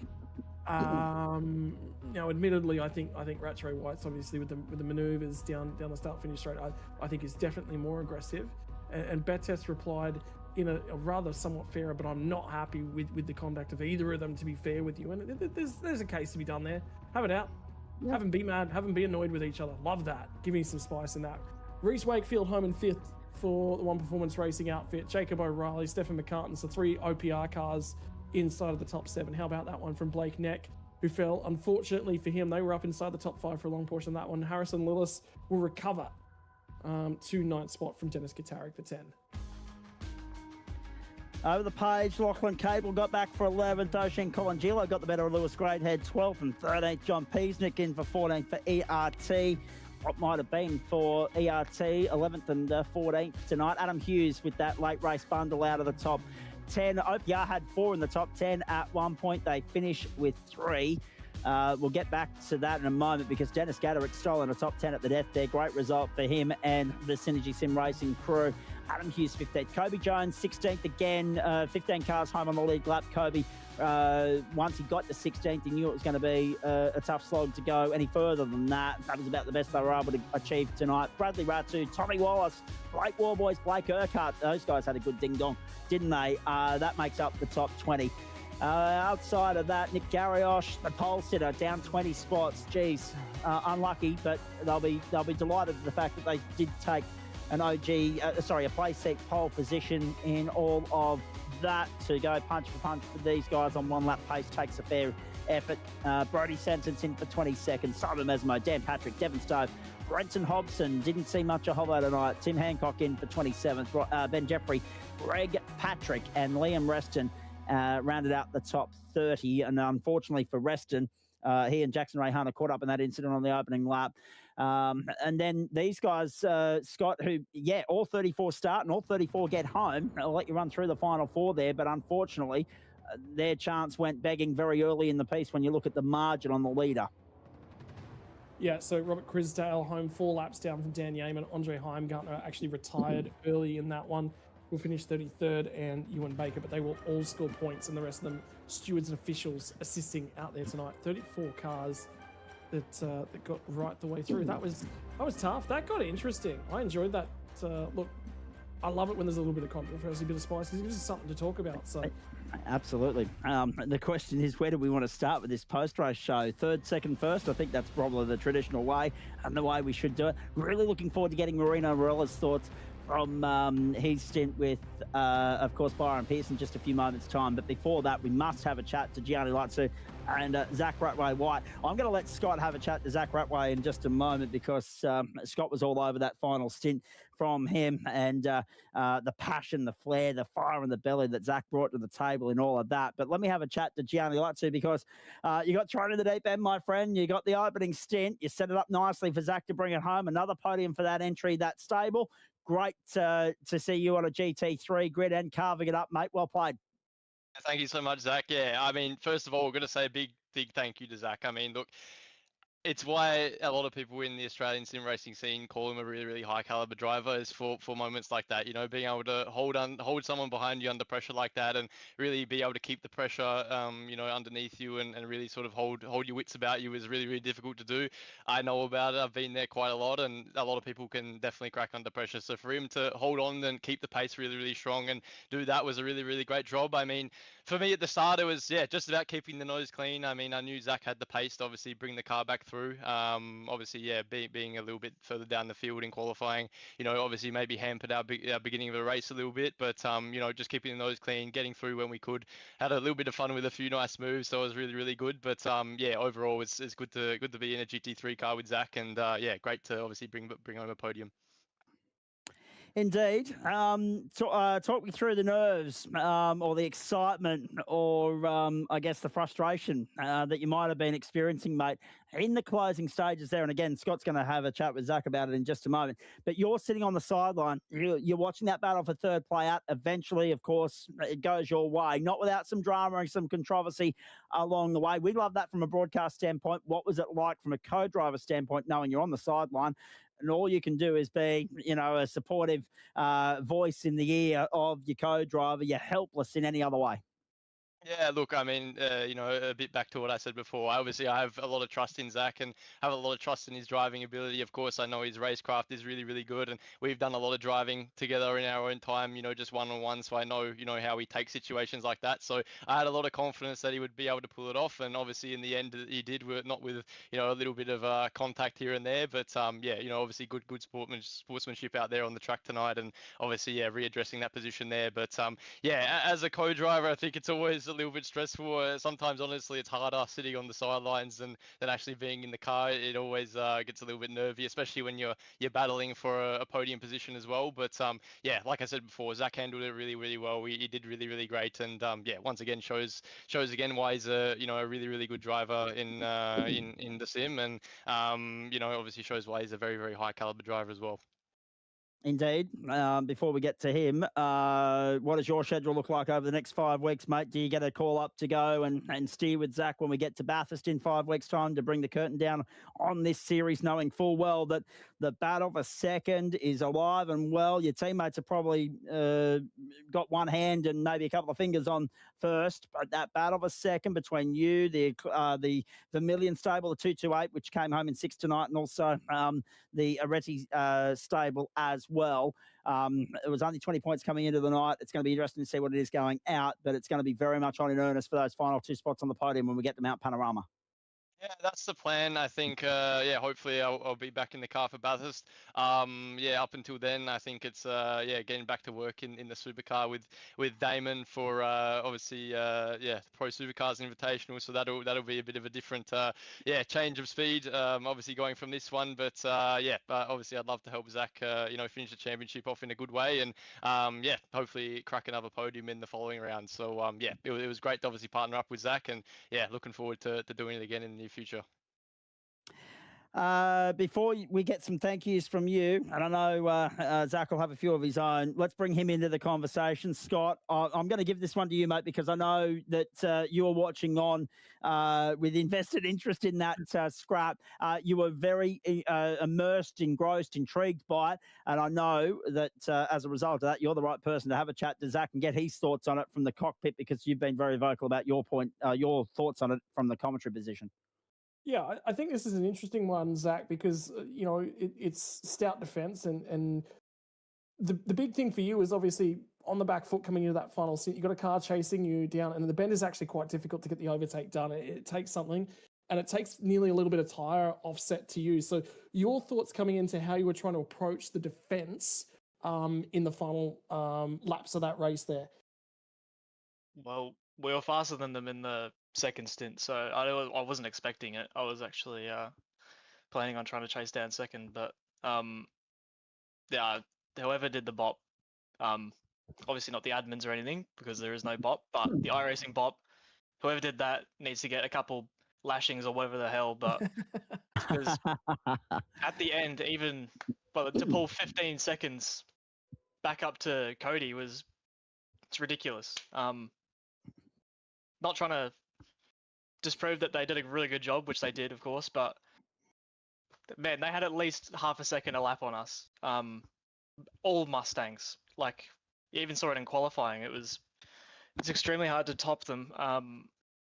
But yeah, I like you said, it's hard to overtake here. So you can, yeah, as you saw, you can white line a little bit. I didn't see much wrong with it at all. But is what it is. Well, the reply, and this is look.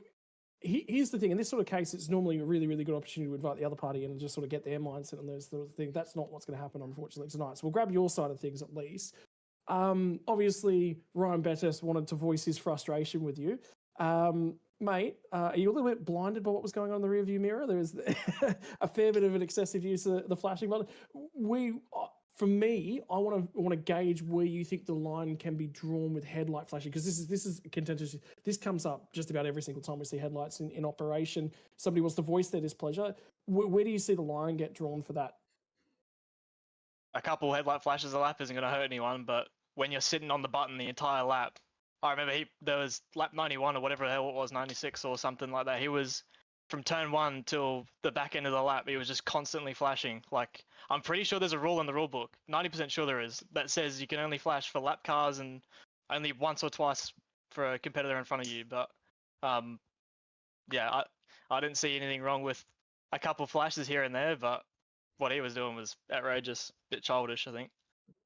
Yeah, I mean, yeah, it comes down. I think it's different sides of the same coin as well. I definitely think the defense. My comments on it from the broadcast booth was probably the defense and the weaving on the straights. You've probably towed over the line there, which is, yeah, you're gonna disagree with, which is, that's the beauty of racing, right? Is that we all have this different viewpoint, and I think it's the same thing. I think two wrongs don't make a right, but that's the choice. Beauty of opinion as well, Scott. Yeah, that's what we're paid here to give an opinion on as well. So, but mate, look, I think it rattled your cage a little bit, which is, we want drivers and we want you guys to be punished and pushed to the absolute limit physically and what they can do with the cars. It's a different kind of challenge, the mental challenge that we just witnessed on board you.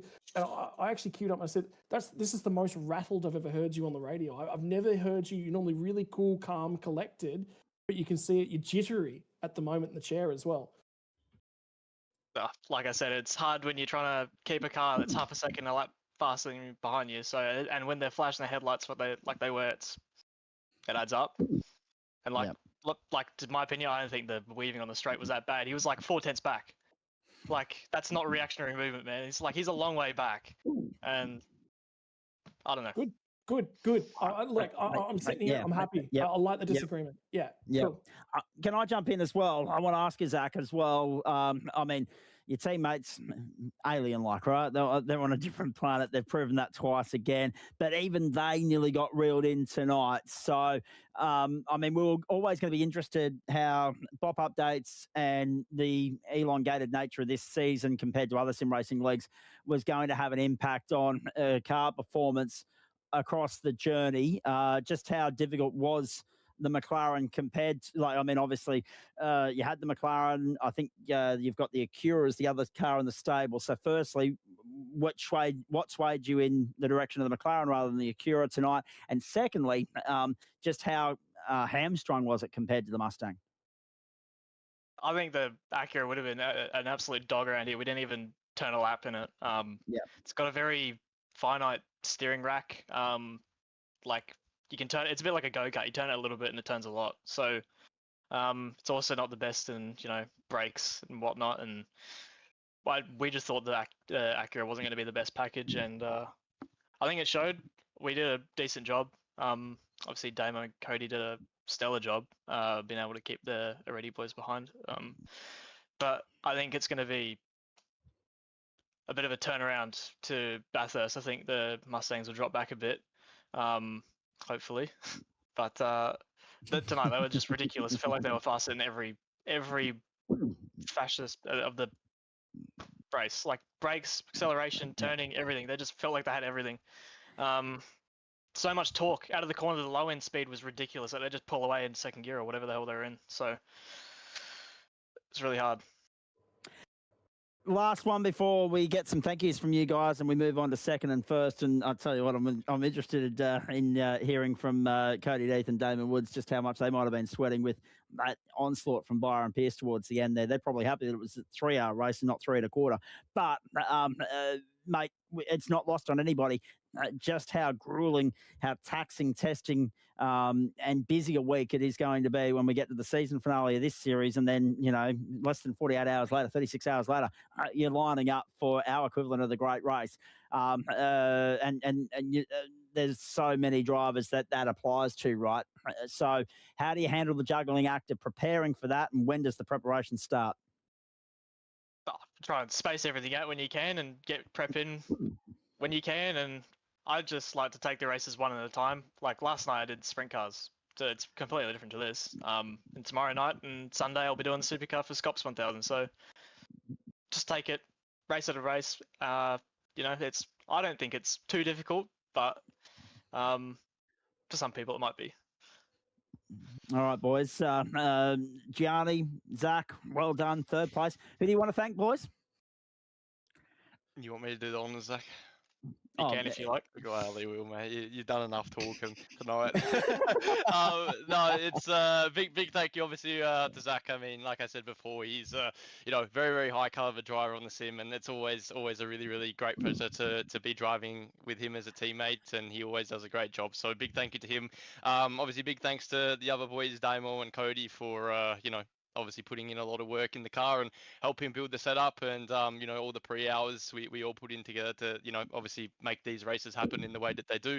Obviously, big thanks to our sponsors, obviously 5-6 Sim Coaching, and obviously my coaching brand Lutsu Drive Performance, for always giving the best coaching out there, and obviously really looking forward to obviously hopping back in hopefully again at Bathurst, and hopefully we can have a good end to the championship, and obviously get that second place in the championship that we're looking for.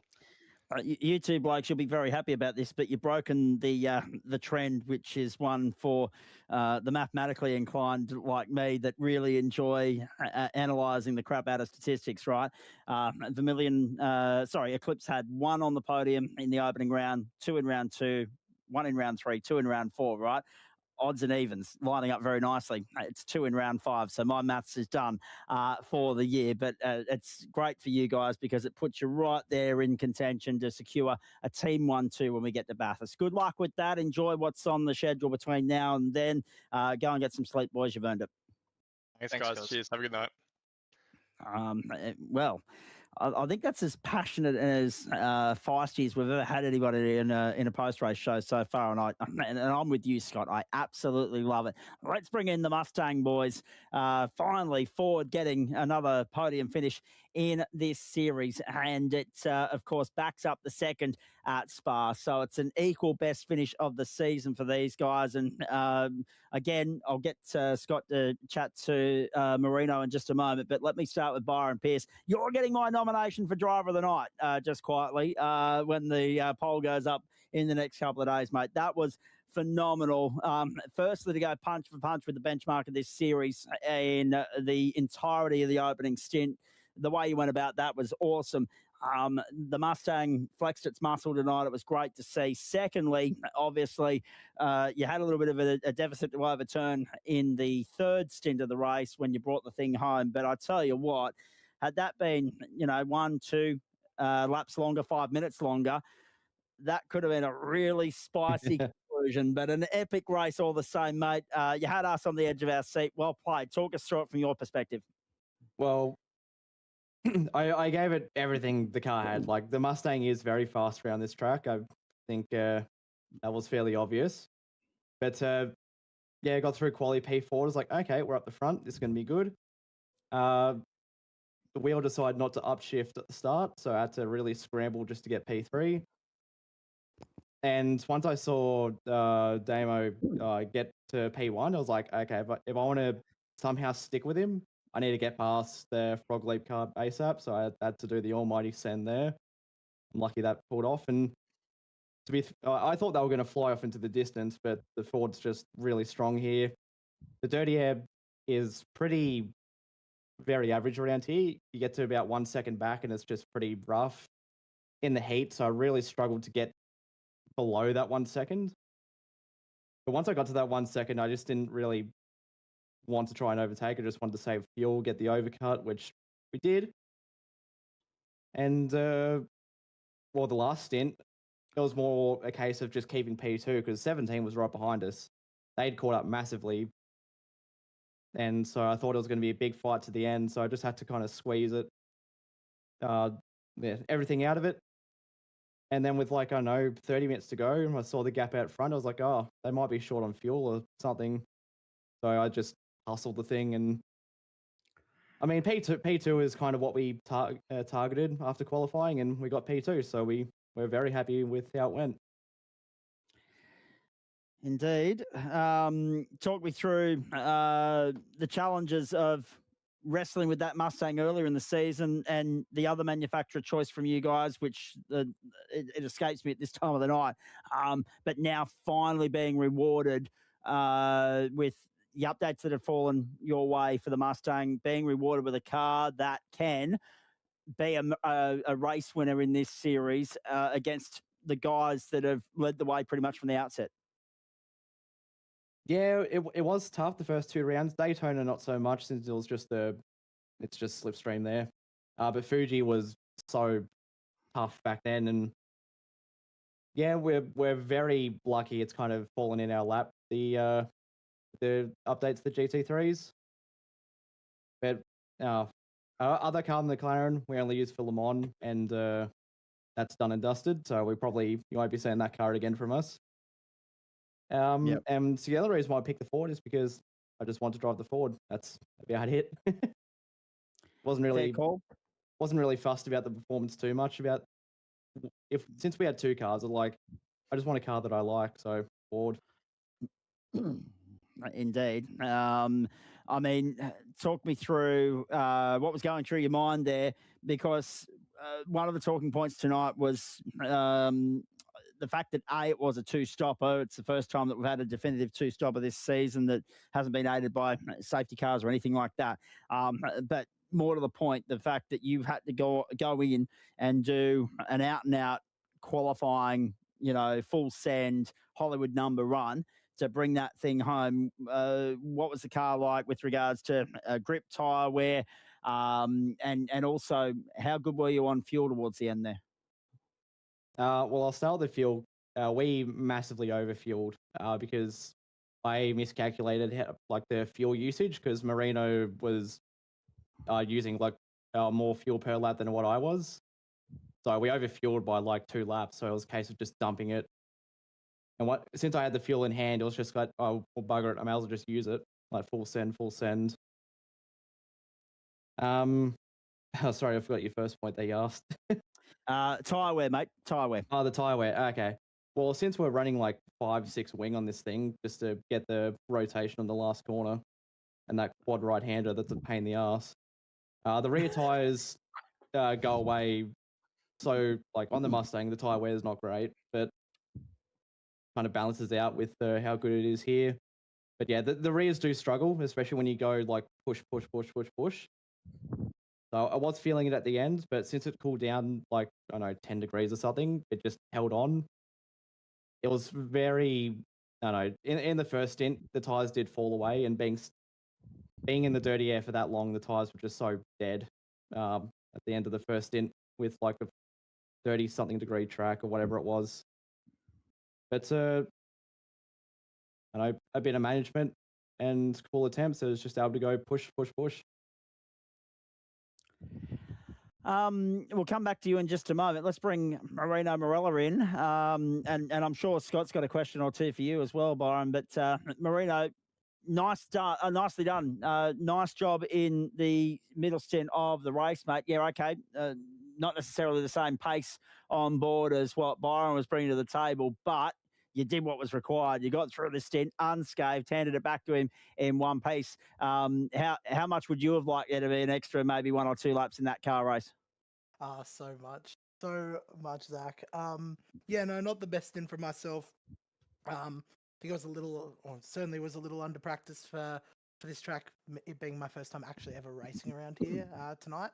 So it was a bit of a culture shock. We were putting our doc together the last couple of days and wasn't extremely happy with how it was driving. But look, it's some of this thing with endurance racing is, you tend to bias your car towards the fastest driver, at least in our case. And Byron's just a wizard in this thing. He's so fast. I hedge my bets and say he is arguably one of the best forward drivers in APAC. But, I'm sure having Cody or Damo in the same car tonight, they would have absolutely spanked us. But no, look, we're certainly happy with a little bit of favourable bump these last 2 rounds since the tyre update. It certainly suited our driving style and the way we set up our car more. As you probably saw in the first couple laps of each stint, we were significantly slower than everyone around us, but that was just to ensure that the tyre would hang on for the duration of it. Yeah, indeed. 10 points for blunt and brutal honesty as well. Fair assessment of the situation from you, Marino. But I guess you've highlighted a point. It is something of a blank canvas, this track. It was a late selection. It was a late inclusion in the series. It's been a late addition to the server this year. It's been, 3 months or so. But if you haven't had the reason to jump behind the wheel or the time to do so, this week's been the time to do it. Your impressions on the circuit and why you might have struggled to get comfortable with it. Yeah, look, I think I tend to prefer a car that's quite pointy on the nose, whereas the way we've had to set up the car to keep the rears, or to work at this track is to keep the rears alive, and you have to drive it on the rears a lot more. So I wouldn't necessarily put it towards the track specifically, although I am an absolute pain for slow and long radius corners, which is basically this entire circuit, compared to somewhere like Spa, where I was certainly more comfortable. Obviously turning thousands of laps there. I think I'll definitely pick up the pace at a track I'm more comfortable at, like Bathurst. So, I'm really excited to see what the last round of this series brings for all of us. The championship is, I would say, almost over, but we're pushing every single lap to try and prove something not only to ourselves, but to the rest of APAC that we're not the slowest people out on track. We found it really difficult, again, just for the car setup to bias it for the last corner where we thought the majority of opportunities would come when we made a better exit out of the last corner. But we just had a tough run there. But it was a really, really good showing from Byron, and I'm so happy to call him my co-driver, and that's it. Before I throw it over to Scotty Rankin, and we'll get our winners in here in just a moment. Good morning to those of you on the eastern seaboard of Australia, excluding the steady state of Queensland, of course. And a very good morning to those of you in New Zealand.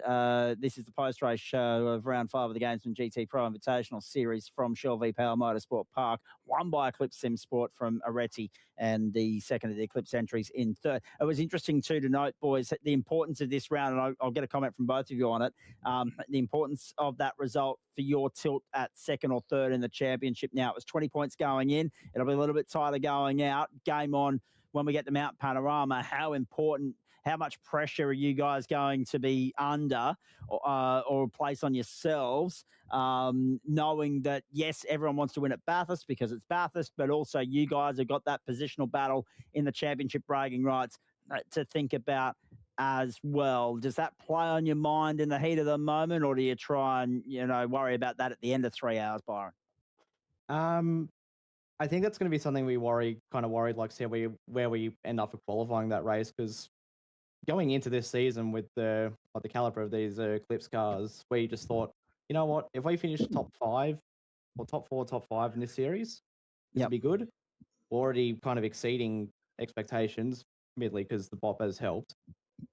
But if the opportunity does arrive at Bathurst, if we qualify well and the race goes our way, we'll, once again, just like tonight in the last stint, we'll just give it everything we've got to get as high as we can.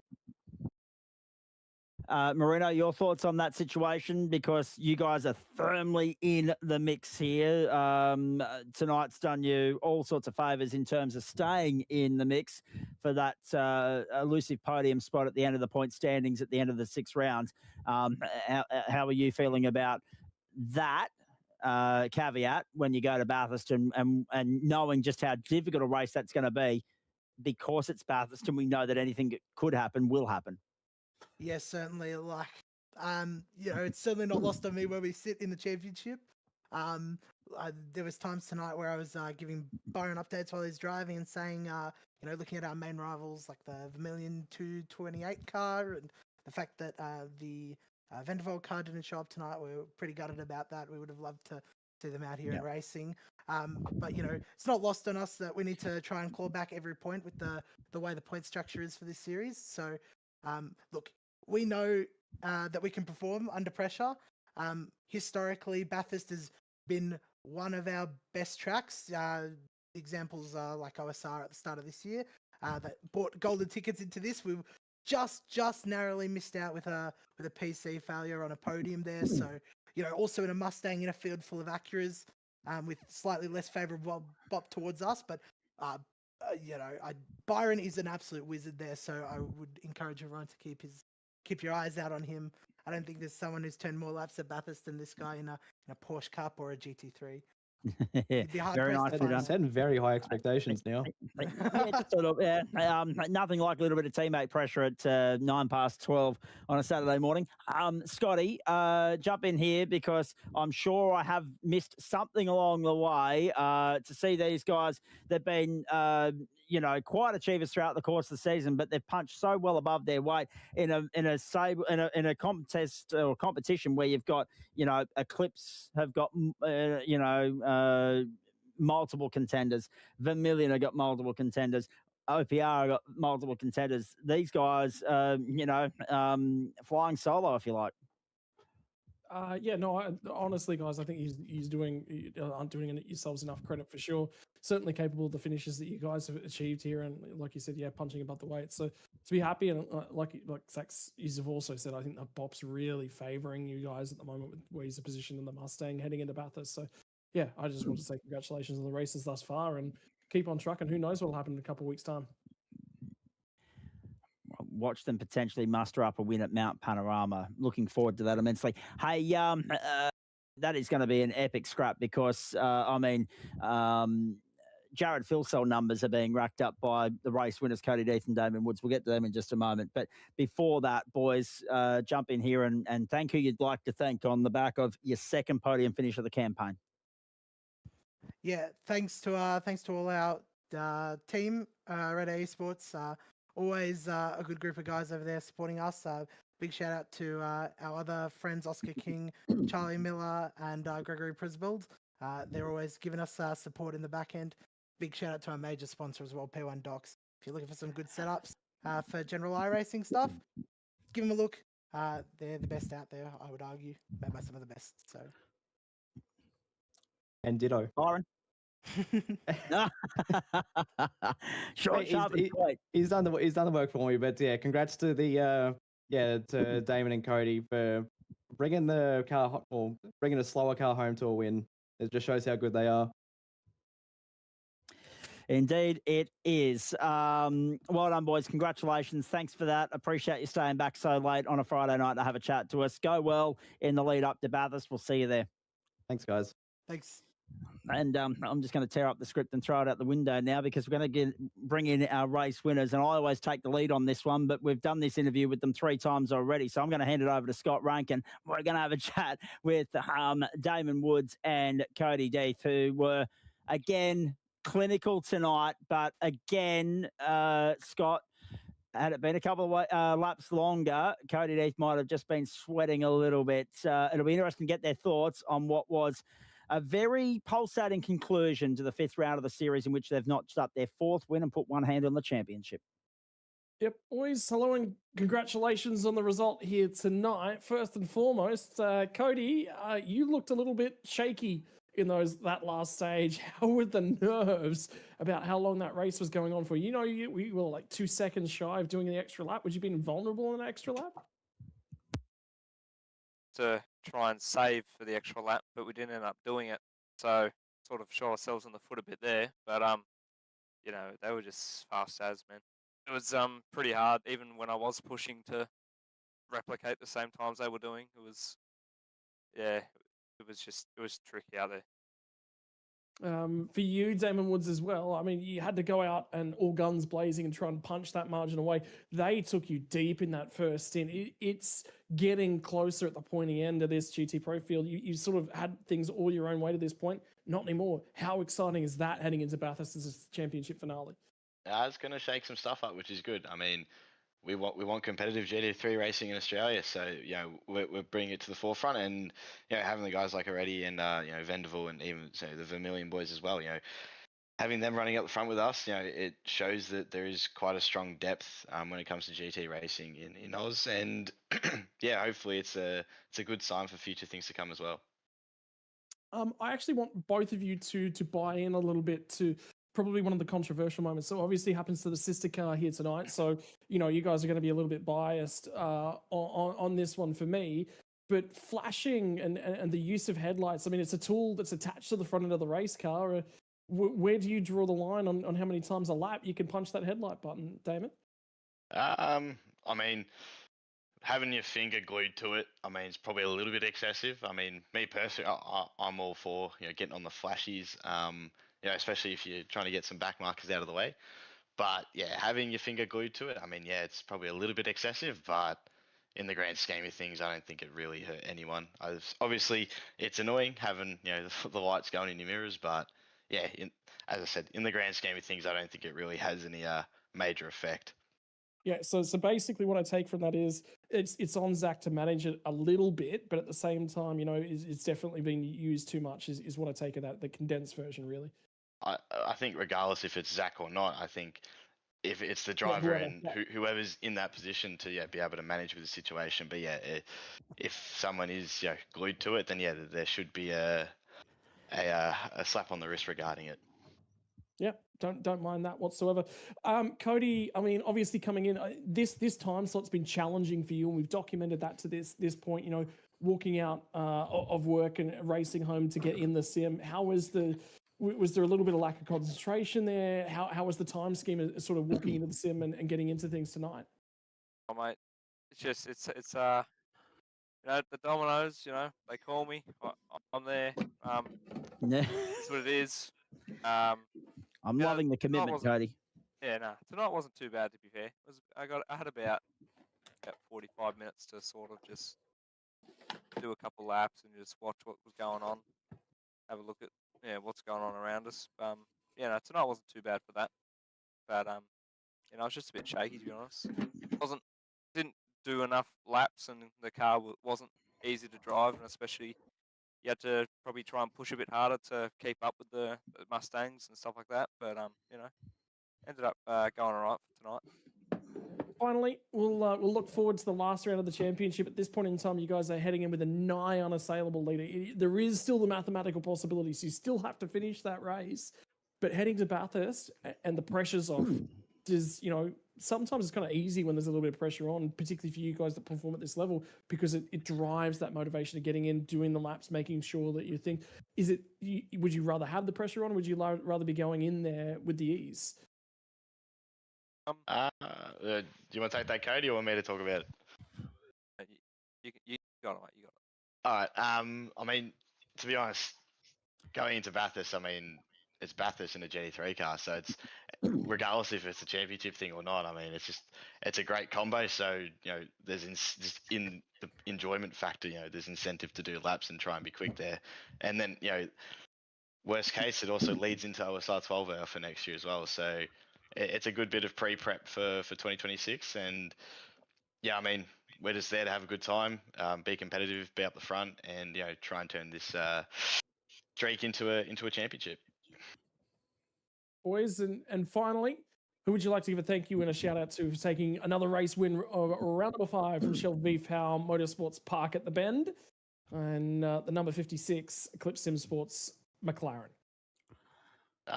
Shout out to Zach and Johnny for being alongside us as well. Dave for making the effort to come back from the big pizza shift to pedal the car for the final stint. That's right. 5-6 sim coaching, Lucha drive performance, and all the boys back at the factory in Eclipse, putting in the hours. So, cheers, boys. Yeah, just a big shout out to Zach Rat. You know, had his cage rattled a bit tonight, but I'm sure he'll be back for next round. I think he was a bit annoyed about the bop. I'm sure we'll settle him down with a bit of Minecraft tonight. But you know, good on to them. Good on Marino and Byron as well. They did a pretty good job tonight. Actually, you've just touched on an important point there, Cody. Actually, there are two things, right? So I want one answer from Damon, and I want one answer from Cody. Damon, it's been the general consensus within this booth tonight has been, you know, and Marino summed it up best. I said it earlier in the night. I get the feeling that the form that you guys are in at the moment, you're the benchmark of the series. You got one hand on the title, right? Is there any manufacturer in this current spec, the 10 that are available in this series, is there any of those that we could put you in and you wouldn't be on the top step of the podium? Porsche. Yeah, Porsche. The Porsche. Yeah, the Porsche is an absolute dog at the moment. Hasn't been good for a while, and specifically, you know, if we went to Bathurst in the Porsche, naturally aspirated compared to a turbo car with no BOP, yeah, there's no chance. I think we'd win in that, especially if some of the boys are in the Mustang. So, chucks in the Porsche, and we'll have a rough time, that's for sure. Oh, that's an interesting one because I'm interested to see what happens when the Aston becomes part of the fold next season, and I even said that you could probably get the job done in the Lambo. So it's interesting that you've gone with the Porsche, and I appreciate that. And Cody, the one that we couldn't quite work out with you, mate, with regards to the pizza delivery that the boys were talking about there earlier. We noticed that you were cutting it fine a little bit earlier in the season because when we got to Fuji, you didn't do anywhere near as long behind the wheel as what you did tonight.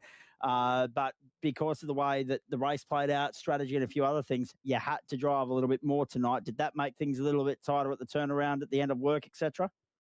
No, it was actually pretty good. Like I knocked off at 7:45, so it's about a 25-minute drive home, and then you know just have some food, and do a couple of laps here and there, have a shower.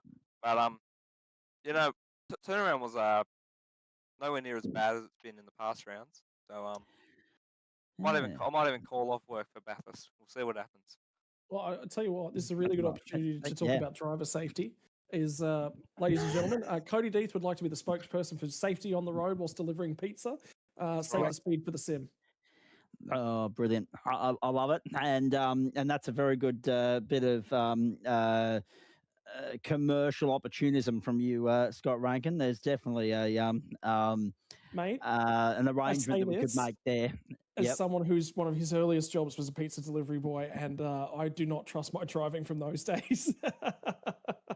That's fair. That is fair. I wouldn't trust my driving these days, but that's another story. No, it's an interesting one because time and place, right? Time and place. Save your speed for the racetrack. Save your speed for the sim rig, and let your money do let your ability to do the talking there. I'm sure I had another question, gentlemen, but you know what? It's 12:21. Go and get some sleep. Well done.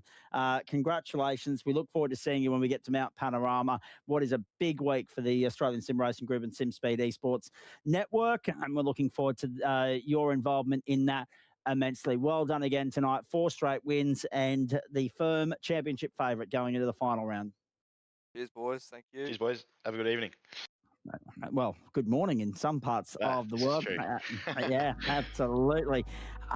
There it is for there it is for you, ladies and gentlemen. The next round of the Games and GTPRO Invitational Series comes to you from the Mecca of Australian motorsport, the famed Mount Panorama, Bathurst. And it's not too far from the date in time in which the Bathurst 24-hour was run back in the day as well. So there's a nice little bit of symmetry going on there. Friday, November 21, 7:45 Eastern Daylight Time, 4:45 on the West Coast, 9:45 in New Zealand, and looking forward to that immensely, the final round of the series. Quick thoughts from Scott Rankin on that in just a moment. Of course, he's next to Simon as far as the ASRG is concerned. He's the second of the Enduros for the Logitech GTPRO Invitational Supercar Series, which is the Sandown 500. Scotty, always a traditional favourite. We lose it in the real world this year, but it's kept alive in the sim world. Yeah, that it is, and throwback round as well, which is also always good to see in terms of the way that that's all handled as well. So, you know, we'll be off there in a couple of weeks' time. Yeah, and, I believe it's not on our screen at the moment, but Friday, October 31 is. There it is. Yeah, there it is. There it is. 6:45 Australian Eastern Daylight Time. So that's a really early start for anyone on the West Coast on that occasion. Round 10 of 12 in that championship. Still no word on where the grand finale is going to be for that one yet, because I know round 11's Bathurst, but you've got an early date in December for round 12, which is still listed as TBR on the series website. Yeah, correct. That is the final round of the championship at that one, and there's some debate about whether or not we'll get Adelaide in time. Yeah, that's fair. I can understand them holding out for that.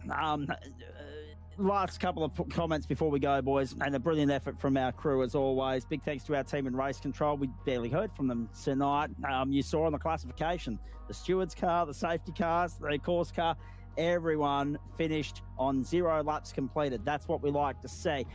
Scott, I think it goes without saying that we did ourselves a justice by ditching Coda in favour of the bend. That was probably more lively than I might have, and stimulating than I might have been anticipating, helped by the fact that we had that disparity between the Mustang and the McLaren. But again, the Eclipse Sim Sport stable find a way to prevail.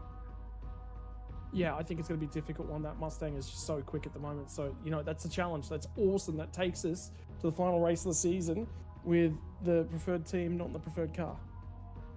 Yeah, exactly. And track position's king at Bathurst, but they're going to have to defend on Conrod Straight. They're going to have to defend on Mountain Straight. It is going to be a compelling affair to bring the curtain down on this inaugural Gamesman GTPRO Invitational Series. We've enjoyed your company. If you haven't enjoyed the last 4 and nearly 3/4 hours, you are very difficult to please, ladies and gentlemen. It was compelling from first until last. There were a couple of wild patches in the final hour, but it took us a while to get to that point, probably more than it would at other rounds of the series. Bathurst awaits. We know that brings with it uncertainty, but one thing is certain.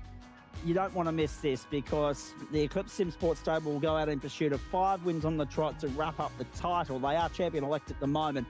That battle for second and third in the points race, it will go right down to the wire. 1 foot wrong there could be the difference between second and fourth, or even worse, on that points table. As far as the rest of it's concerned, we don't do this without the great support of the people that support us here across our platforms, and they of course include the Gamesman, the naming rights sponsor of the series, OG Gear, the great people at Logitech, Playseat, Max Pappas Innovations, Motorsport Australia, and the SimSpeed Esports Network. It's all made possible thanks to the great crew at the Australian Sim Racing Group as well, who do all that thankless, tireless work behind the scenes that nobody ever sees. And of course, we get the luxurious job of sitting in here and pointing and screaming and talking about it for the bulk of a Friday night and the start of a Saturday morning as well. On the subject of the weekend ahead, it promises to be an absolute belter. So if you're in the luxurious position of that some people are, where you get to put the feet up on the lounge and strap in and buckle up and enjoy the show, the Australian Motorcycle Grand Prix, the Caulfield Cup and the Everest, the Pacific Championship Rugby League, the US Formula One Grand Prix sprint qualifying this morning at 8 a.m, the World Superbike Championships in Spain, the Intercontinental GT Challenge wraps up in the United States as well. I'm so disappointed that Mark Marquez is not on the grid for the Australian Motorcycle Grand Prix, but that's Sunday at 2 o'clock. The sprint is today at 3 p.m. Eastern Daylight Time. And of course, Monday morning, I meant to mention this earlier when we were talking about Austin, Texas, and Formula One being there. Same time, simulcast, the Talladega round of the NASCAR Cup Series, which brings with it all sorts of lottery scenarios and uncertainty. It's like trying to pick the bingo. So a lot to look forward to there. And for us cricket buffs, us cricket nuffies here in Central Commentary, we've got one eye on Optus Stadium on Sunday, the first one-day international between Australia and India, noting that we're now just 5 weeks out from the start of the Ashes series as well. Hope you enjoyed all of that. Hope you'll enjoy what's to come. Eclipse Sim Sport prevail in a classic at the Bend.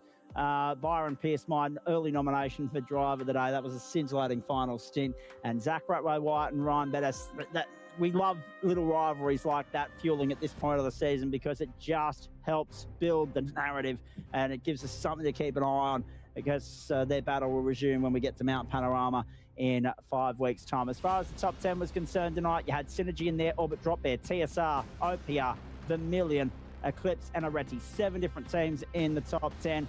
Manufacturers, it was McLaren, it was Ford that were dominant, but there were signs that we might see some spice from some of the other players just yet. On behalf of Jay Kennedy, Scott Rankin, the entire broadcast commentary and production team here, hope you enjoyed it across the platforms of the SimSpeed Esports Network and the Australian Sim Racing Group. Until we see you, well, firstly, the boys for the Sandown 500 in a fortnight, and us then on that marathon week in which both championships head to the mountain. I'm Zach Caban. Have a great morning, everybody, and a great weekend. We'll see you next time. Bye for now.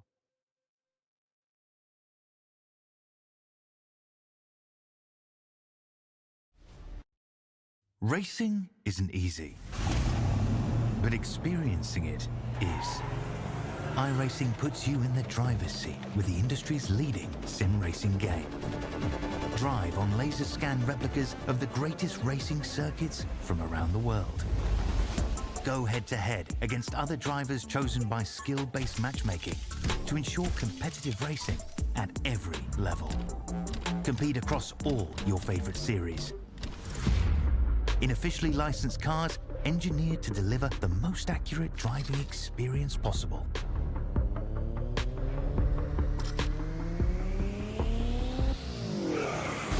Join a race or host your own with players from across the globe.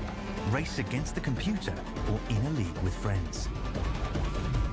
Feel the thrill behind the wheel. Visit iRacing.com.